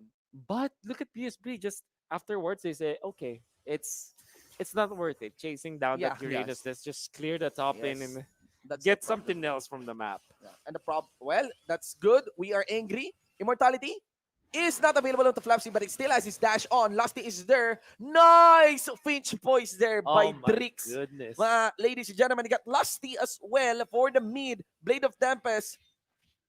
And that leaves freedom for the members of BSB in taking the stop lane. Okay. Turret. No wave clear. They might be diving in way too deep. Oh Underestimating damage from Few. They get wiped out. Shut down. That is how many 45 seconds onto the death timers of Drix. And there is an empowered lane for Bren. What the hell just happened? Always in the base. Always in the base. It always happens in the base. Oh, BSB. Drake, he's what I literally want to do before, after he finishes playing. I want to commend Drix, but afterwards, man, BSB, they went in over their heads, and you Wave cannot clear. do that against Bren Esports. BSB needs to do the wave clear. They're burning all their assets onto, That was the way- onto the the heroes. 8 seconds onto the Drix. They Oh, might be able man. to defend this one. 5 seconds on the Drix. There is minion wave. The damage is too much. You got Cardzy also focusing as well. Nice clear. There are still 2 minion waves for that. Bren knows this. They can Okay. still finish this. All is good. There's another minion wave, but a quick deletion towards Ana. And Cardzy is already gonna. So I think that should be it. That should be the defense complete for the side of BSB. Or is it? The Uranus trying to push this one out. Wilson overextends rounds. They are able to clear the minion wave in the middle, but the top lane is a different issue. All right, 2 versus 4, Shinbu. Yeah, 2 versus 4. Ladies and gentlemen. And that's the problem. You need to be really careful in getting wiped out under a base. That's Yeah. right. Right? This is still Bren Esports, man. This Drix is still alive. Bren. Drix is still alive. He can still Oh, do for the nice wave clear. He's committing on to Few. He needs to wave clear. He needs to No- wave clear. No All right. energy, no energy. There is low energy, ladies and gentlemen. I think that's it. I think that should really be it for the defense here. That's just only 1 minion wave remaining. They're focusing towards Lusty. Flabzy is there, quite unkillable. He will be dashing out. So close. Indeed. That was really close. I think that's a few hits there. Yeah, Maybe a few that's- seconds under the minion. That's right. Again, I have to really commend Drix now. As Yes, good as, yes. as devastating his mistakes are. And Man. that's only a few. But when he really performs in this and really punishing Bren Esports, knowing where to jump and knowing when to jump, I honestly thought that he will run out of energy and eventually die in the middle, but he had Tempest of Blades just enough to get out of there and proving me wrong. Yeah. All right. Cardzy dancing around with Wilson. Wilson has a nice source of shield here, but Cardzy is dropped below half health. Nothing here about Cardzy on the YSS. So it's kind of always getting killed by the late game, man. It's too aggressive. I won't say it's too aggressive, but the way he plays this, right? It's still within the range of, other teams capitalizing on the fact that they can easily access Cardzy and punish him for that. There are some limitations for your heroes, without a doubt. Khatizi is like he's always dancing with death. Yeah, yes. It's always like that. Kind of but feel that, he still has this playstyle he applied on a Lancelot. Yeah. Negushon. Oh no! Few and Lusty combining for that a massive kill Oh onto my God. Drix. And that's the game. And that should be it. That should be indeed. the game. That's the Lord Enhance. On a 40-second timer, Drix Wilson knows the right thing to do. He will be going for the wave clear, but it's Ana going to be killed quickly by Caldzy. Rebo in the sliver of health will be able to walk away. Wilson doing what he can to defend his own base with a backup coming in from treble. Double kill already for Caldzy, and that's it. With the minion waves hugging into the base, the series will close out 2-0, ladies and gentlemen, and that's for the team of Bren Esports. Not the cleanest performance from Bren Really Esports. not clean, yeah. BSB came in close in game number 1. And in game number 2, they performed well, but this is a Bren Esports squad that has been battle ready since time immemorial when it comes to MPL-PH Season 6. The players here are well seasoned, and you see that they are so experienced that they really have all of the approaches that are required Yes. to Yeah. close out a Yeah. game and even a series. Yeah. It might be that, we're putting up some personal touches there. Because it's within our expectations for Bren Esports. We expected better for them Yeah. for this game actually against BSB. Didn't expect that they'll be giving out the likes of the Yuzong on that part. I think in a way I kind of expected it over to Carl Z, and I think that's commendable for BSB on really catching Carl Z Yeah. down. But I would agree with you. It's experience Yeah. that they bank on. It's experience that Bren Esports banked on for this match. Yeah, and here's the thing for BSB. Unfortunately, you don't get points out of the commendations from the analysts, from the casters, and Yeah. the pats in the back are not gonna cut it. You Yeah. need your wins, and I think that's the fifth loss That's the fifth loss, and that's of the second BSB. 2-0 there by BSB. There is a demand to get back into the drawing board here for BSB. There's a lot of talent onto Drix. There's a lot of talents towards Ana, towards you got Cup One, Yeah. Wilson. You got Wilson, yeah. Wilson there, and I really think just one call, maybe an improvement in precision in BSB side. I'm really hoping for the best for BSB. Oh yeah, honestly, and they have the Bren here, potential for it. Still holding on, and I think we'll continue to do so in their next matches still. Being number one right now That's right. for our regular season standings. Best form for Bren Esports, at least for my case, and I'm excited to see more. Yeah. from them. All right. Let's see the insights that we come in from resident analyst Butters. That series, actually take that game and wins the series versus BSB 2-0 dito. BSB, they were showing signs of life. Hindi sila natatalo in a way na madali dito onto the side of Bren Esports na katulad nga sinabi ng mga casters natin, hindi basta-basta din yung pagkapanalo nila into the early game ng Bren. As we all know, there's a bit of a poke happening here for the side of Bren Esports, but let's dive into that later. Right now, let's look at BSB and Bren Esports. This is actually surprising and logical at the same time. Guinevere was picked dito sa series na to. So why? What was the thought process dito ng mga team kung bakit ng BSB kung bakit nila kinuha tong hero na to? If you think about it, ang sinasabi nga natin kanina dun sa Yuzhong game versus sa Yison Shin na hindi siya nagkaroon ng magandang game talaga is in a way nahabol kasi ng Yuzhong etong si Yison Shin. But at the same time, pareho lang din yung thought process na pwede gawin dito para kay Ana. And with that Guinevere, as long as makita niyo nakapag-dash na si Kartzy, pwede siyang tumalon with the Magic Stomp and probably catch Kartzy doon. At matumba na lang siya anytime. So, it actually forced Kartzy to take another flicker. So, there are a lot of things that are going to happen, and that really means that BSB, they have the upper hand in terms of getting the early game advantage.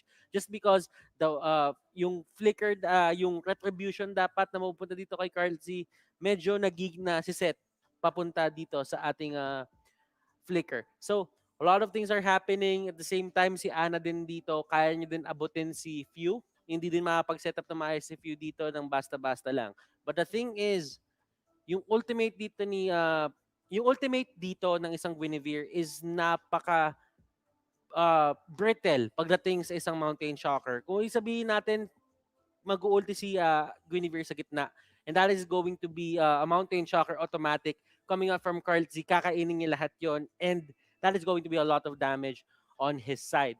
But then again, we do have Cap 1, Trevor, and Drix na meron ding bounce capability para sa kanya na if ever ma-bounce man yung kalaban niya, and that is going to be a good thing din para sa kanya at magiging worth it din ang kanyang ultimate. So right now, looking at the side of Bren, consistency ang pinakita ng Bren dito. Kung dito sa side na to, this is creativity. On that side, it's going to be consistency. This is the picks na laging kinukuha ng Bren Esports. And let's talk about the poke as we head on to the post-match data na meron tayo. Looking at it, damage output dito, look at Kartzy and Few. The damage output na ginagawa na itong dalawang to, it's actually surprising in a way na yung poke capability nila is good in a way na kaya nilang maabot etong mga damage levels na to. You actually see Carl Z over 100,000. You see a few na naman on an 85,000 damage dealing Farsa. So that is really a lot to take here for the side of BSB. And looking at it, Cap1 didn't really have a good time. Although si Cap1 doon, he did his best. And the thing is, hindi talaga nakaset up yung game na to in a way na magta-thrive ang isang Kufra pagka dumating yung mid-game to the late game. But yeah, that's about it para dito sa ating poke discussion. But then again, there are other things that we can talk about as we head on to our highlights. Smart, brought to you by Smart, the official tournament telco partner of the MPL. Bren Esports here, look at this, on how they actually give importance dun sa mga liliit na bagay na mapa. The Craboin, kinukuha nila yan. How they set up in a way na, alam mo yon, they are actually gunning for the big objectives. And seeing this, si Drix merong retribution, but at the same time, yung Bren Esports, they actually contest it. It's one of those things na parang makikita mo talaga na Bren Esports are really equipped in a way, yung understanding nila na binigay sa kanila ng coaches nila na know the limits there. Limits of your hero. If you know your limits, ladies and gentlemen, ang daling umikot, ang daling mag-dive, ang daling kumuha ng trades as long as you know that. And eto naman sila Trevor, they were really trying to go for it. Yung aso, si Popol and Kupa, nasa front line, ang daming niyang pwedeng negate na damage from that poke, but still, it's not really enough for their side. Pero eto I would like to say, masaya ako kasi nag-perform yung Guinevere dito ni Ana. And that only means na are there going to be instances na makikita natin ulit ang isang Guinevere? We did see Ruby, ladies and gentlemen. But right now, let's see how creative BSB can get pa dito sa ating MPL. And that was your highlights. Let's head on to the MVP of the game. It's going to be Carl Z with the Yison Shin. 14-4-10. KDA stat, net worth, nakikita nyo na 16K. And that is going to be 135,669 damage on his belt. As a good Yison Shin player should actually give to his opponents. Papansinin nyo dito, he did actually get yung items like a Queen's Wing, Endless Battle, and those are the normal path naman talaga ng isang, sabihin na lang natin ng isang Gison Shin. Although, in the manner of, sabihin natin, mas mabilis niya nakuha to at mas mabilis niyang na-realize or nakuha yung power spike na inaasam-asam niya. But, ito pa pala, we are actually gonna talk to one of the players dito onto the side of Bren Esports in an interview. And I think hindi ko siya din discuss just because gusto ko makita kung ano yung mga may sasagot niya dito para sa ating interview. I think this is going to be Flap on the interview. But yeah, let's wait. So there's a thing about sustained heroes making waves dito sa ating MPL. Side laners, as long as they are strong, as long as they can sustain, as long as kaya nilang mag-protect ng wave nila ng madali at hindi sila mabubuli out doon ng basta-basta lang, they are going to make it in dito sa ating draft. Tignan lang natin kung paano sila incorporate. But right now, let's head into the interview. We have Flap, TZ, on the interview. JYP, kamusta? Okay lang po. JYP Nation. Okay, Flap, congratulations. Ang ganda ng performance mo doon, game number 1. Ano yung dahilan kung bakit mo hinabol lahat ng pwede mo habulin doon?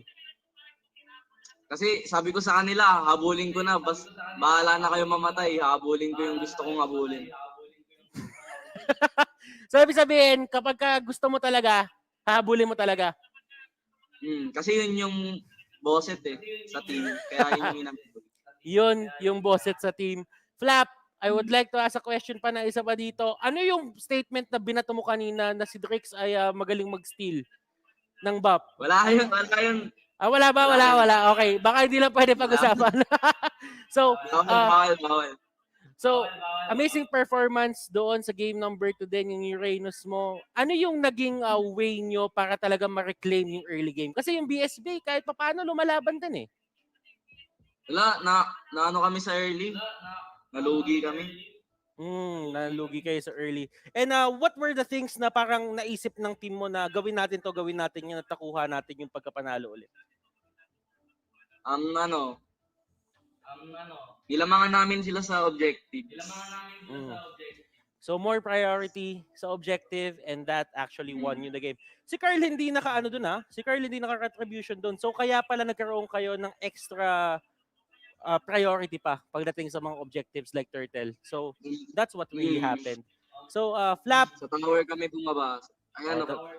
Sa tower kayo bumabawi and that is actually the best thing na pwede mong gawin kapag ka ikaw ay nagkaroon ng pagkukulang in the early game. So Flap, congratulations. Gusto ko i-shoutout mo yung JYP Nation. Go. Shoutout sa JYP Nation dyan.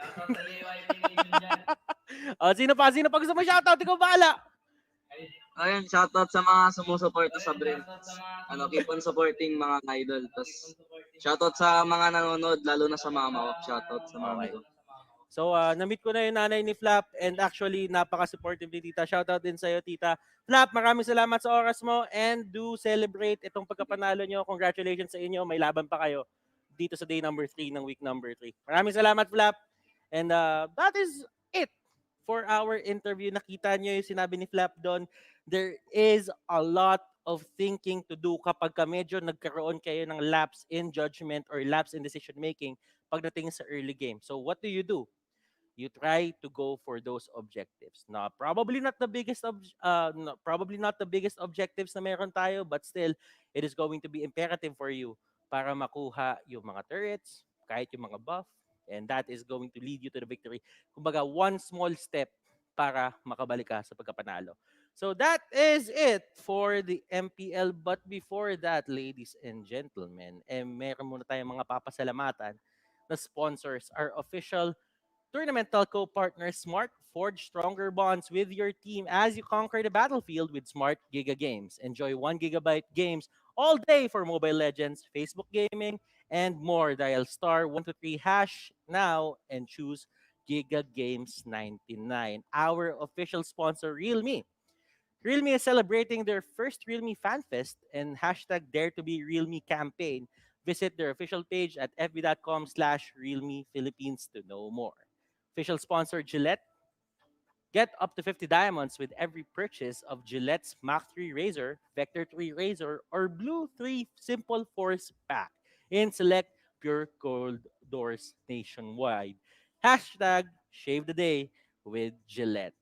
We do have our partner in esports, Paymaya. Get 5% balik bayad when you purchase your gaming pins via Paymaya. The better way to pay, no hashtags. Promo runs up until September 15. Get free 50 peso credit from Paymaya when you download and register using the code MLBB. Just up and add money to your account to get the reward instantly. Use the 50 peso reward to level up your gaming by buying gaming pins in Paymaya. So, madaling gamitin and kayang-kaya nyo kunin agad yung diamonds nyo para sa mga roles and KOF and all that jazz. We partner in esports, TikTok Live. Search nyo yung MLBB or Mobile Legends TikTok to find those legendary videos. Again, MLBB on TikTok para makita nyo yung legendary videos, tips, tricks, or anything in between. Official gaming headset partner Logitech G, here like a pro, and syempre powered by Monton. And this is thank you guys. This won't be possible without you. Maraming salamat. Malalim na ang gabi, and see you guys tomorrow for day number 2. Pero bago ang lahat, we have our top 5 plays by Realme.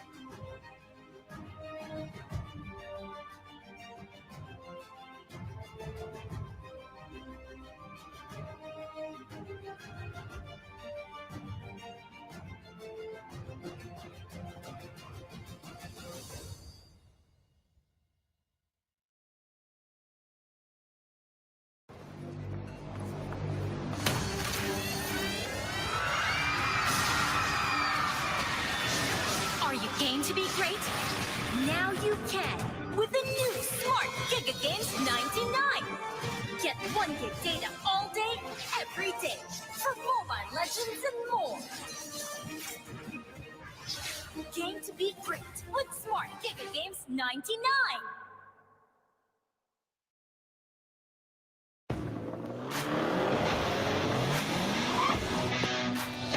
The way you live your life depends on the network you choose. Your movies, music, and games can only be as good as your network speed and strength. Slow means game over. But the Philippines' fastest mobile data network means game changing. Choose the network that gives you what you truly enjoy. How do you know about this Giga Life? Simple eh? Smart ako.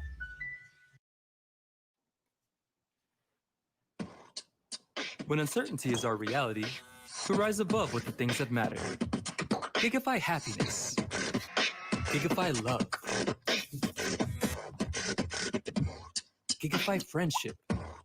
Gigify dreams. Gigify hope. With smart Giga music, video, games, work, and stories, we let our passions run free in the new world we face together. Smart, live Giga.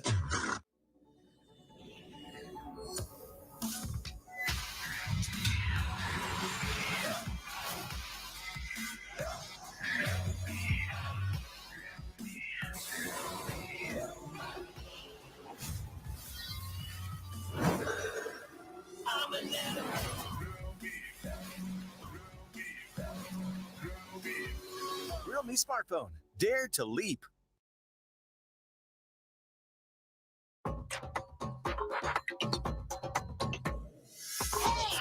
Watch me, feel me,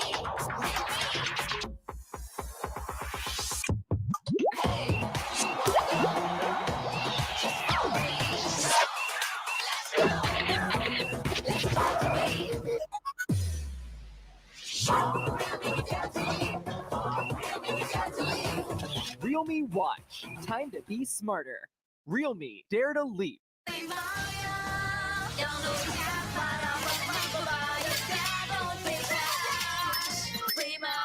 Kaya don't pay cash. Pay Maya. Para may balik bayad ka.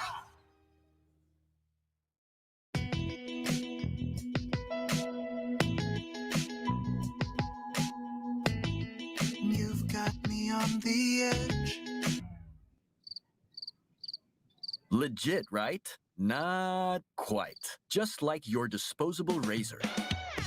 It's time you switch your disposable razor for your legit first shave, so you can be every bit legit. Gillette Mac 3. For a closer shave, less irritation, switch to Gillette Mac 3.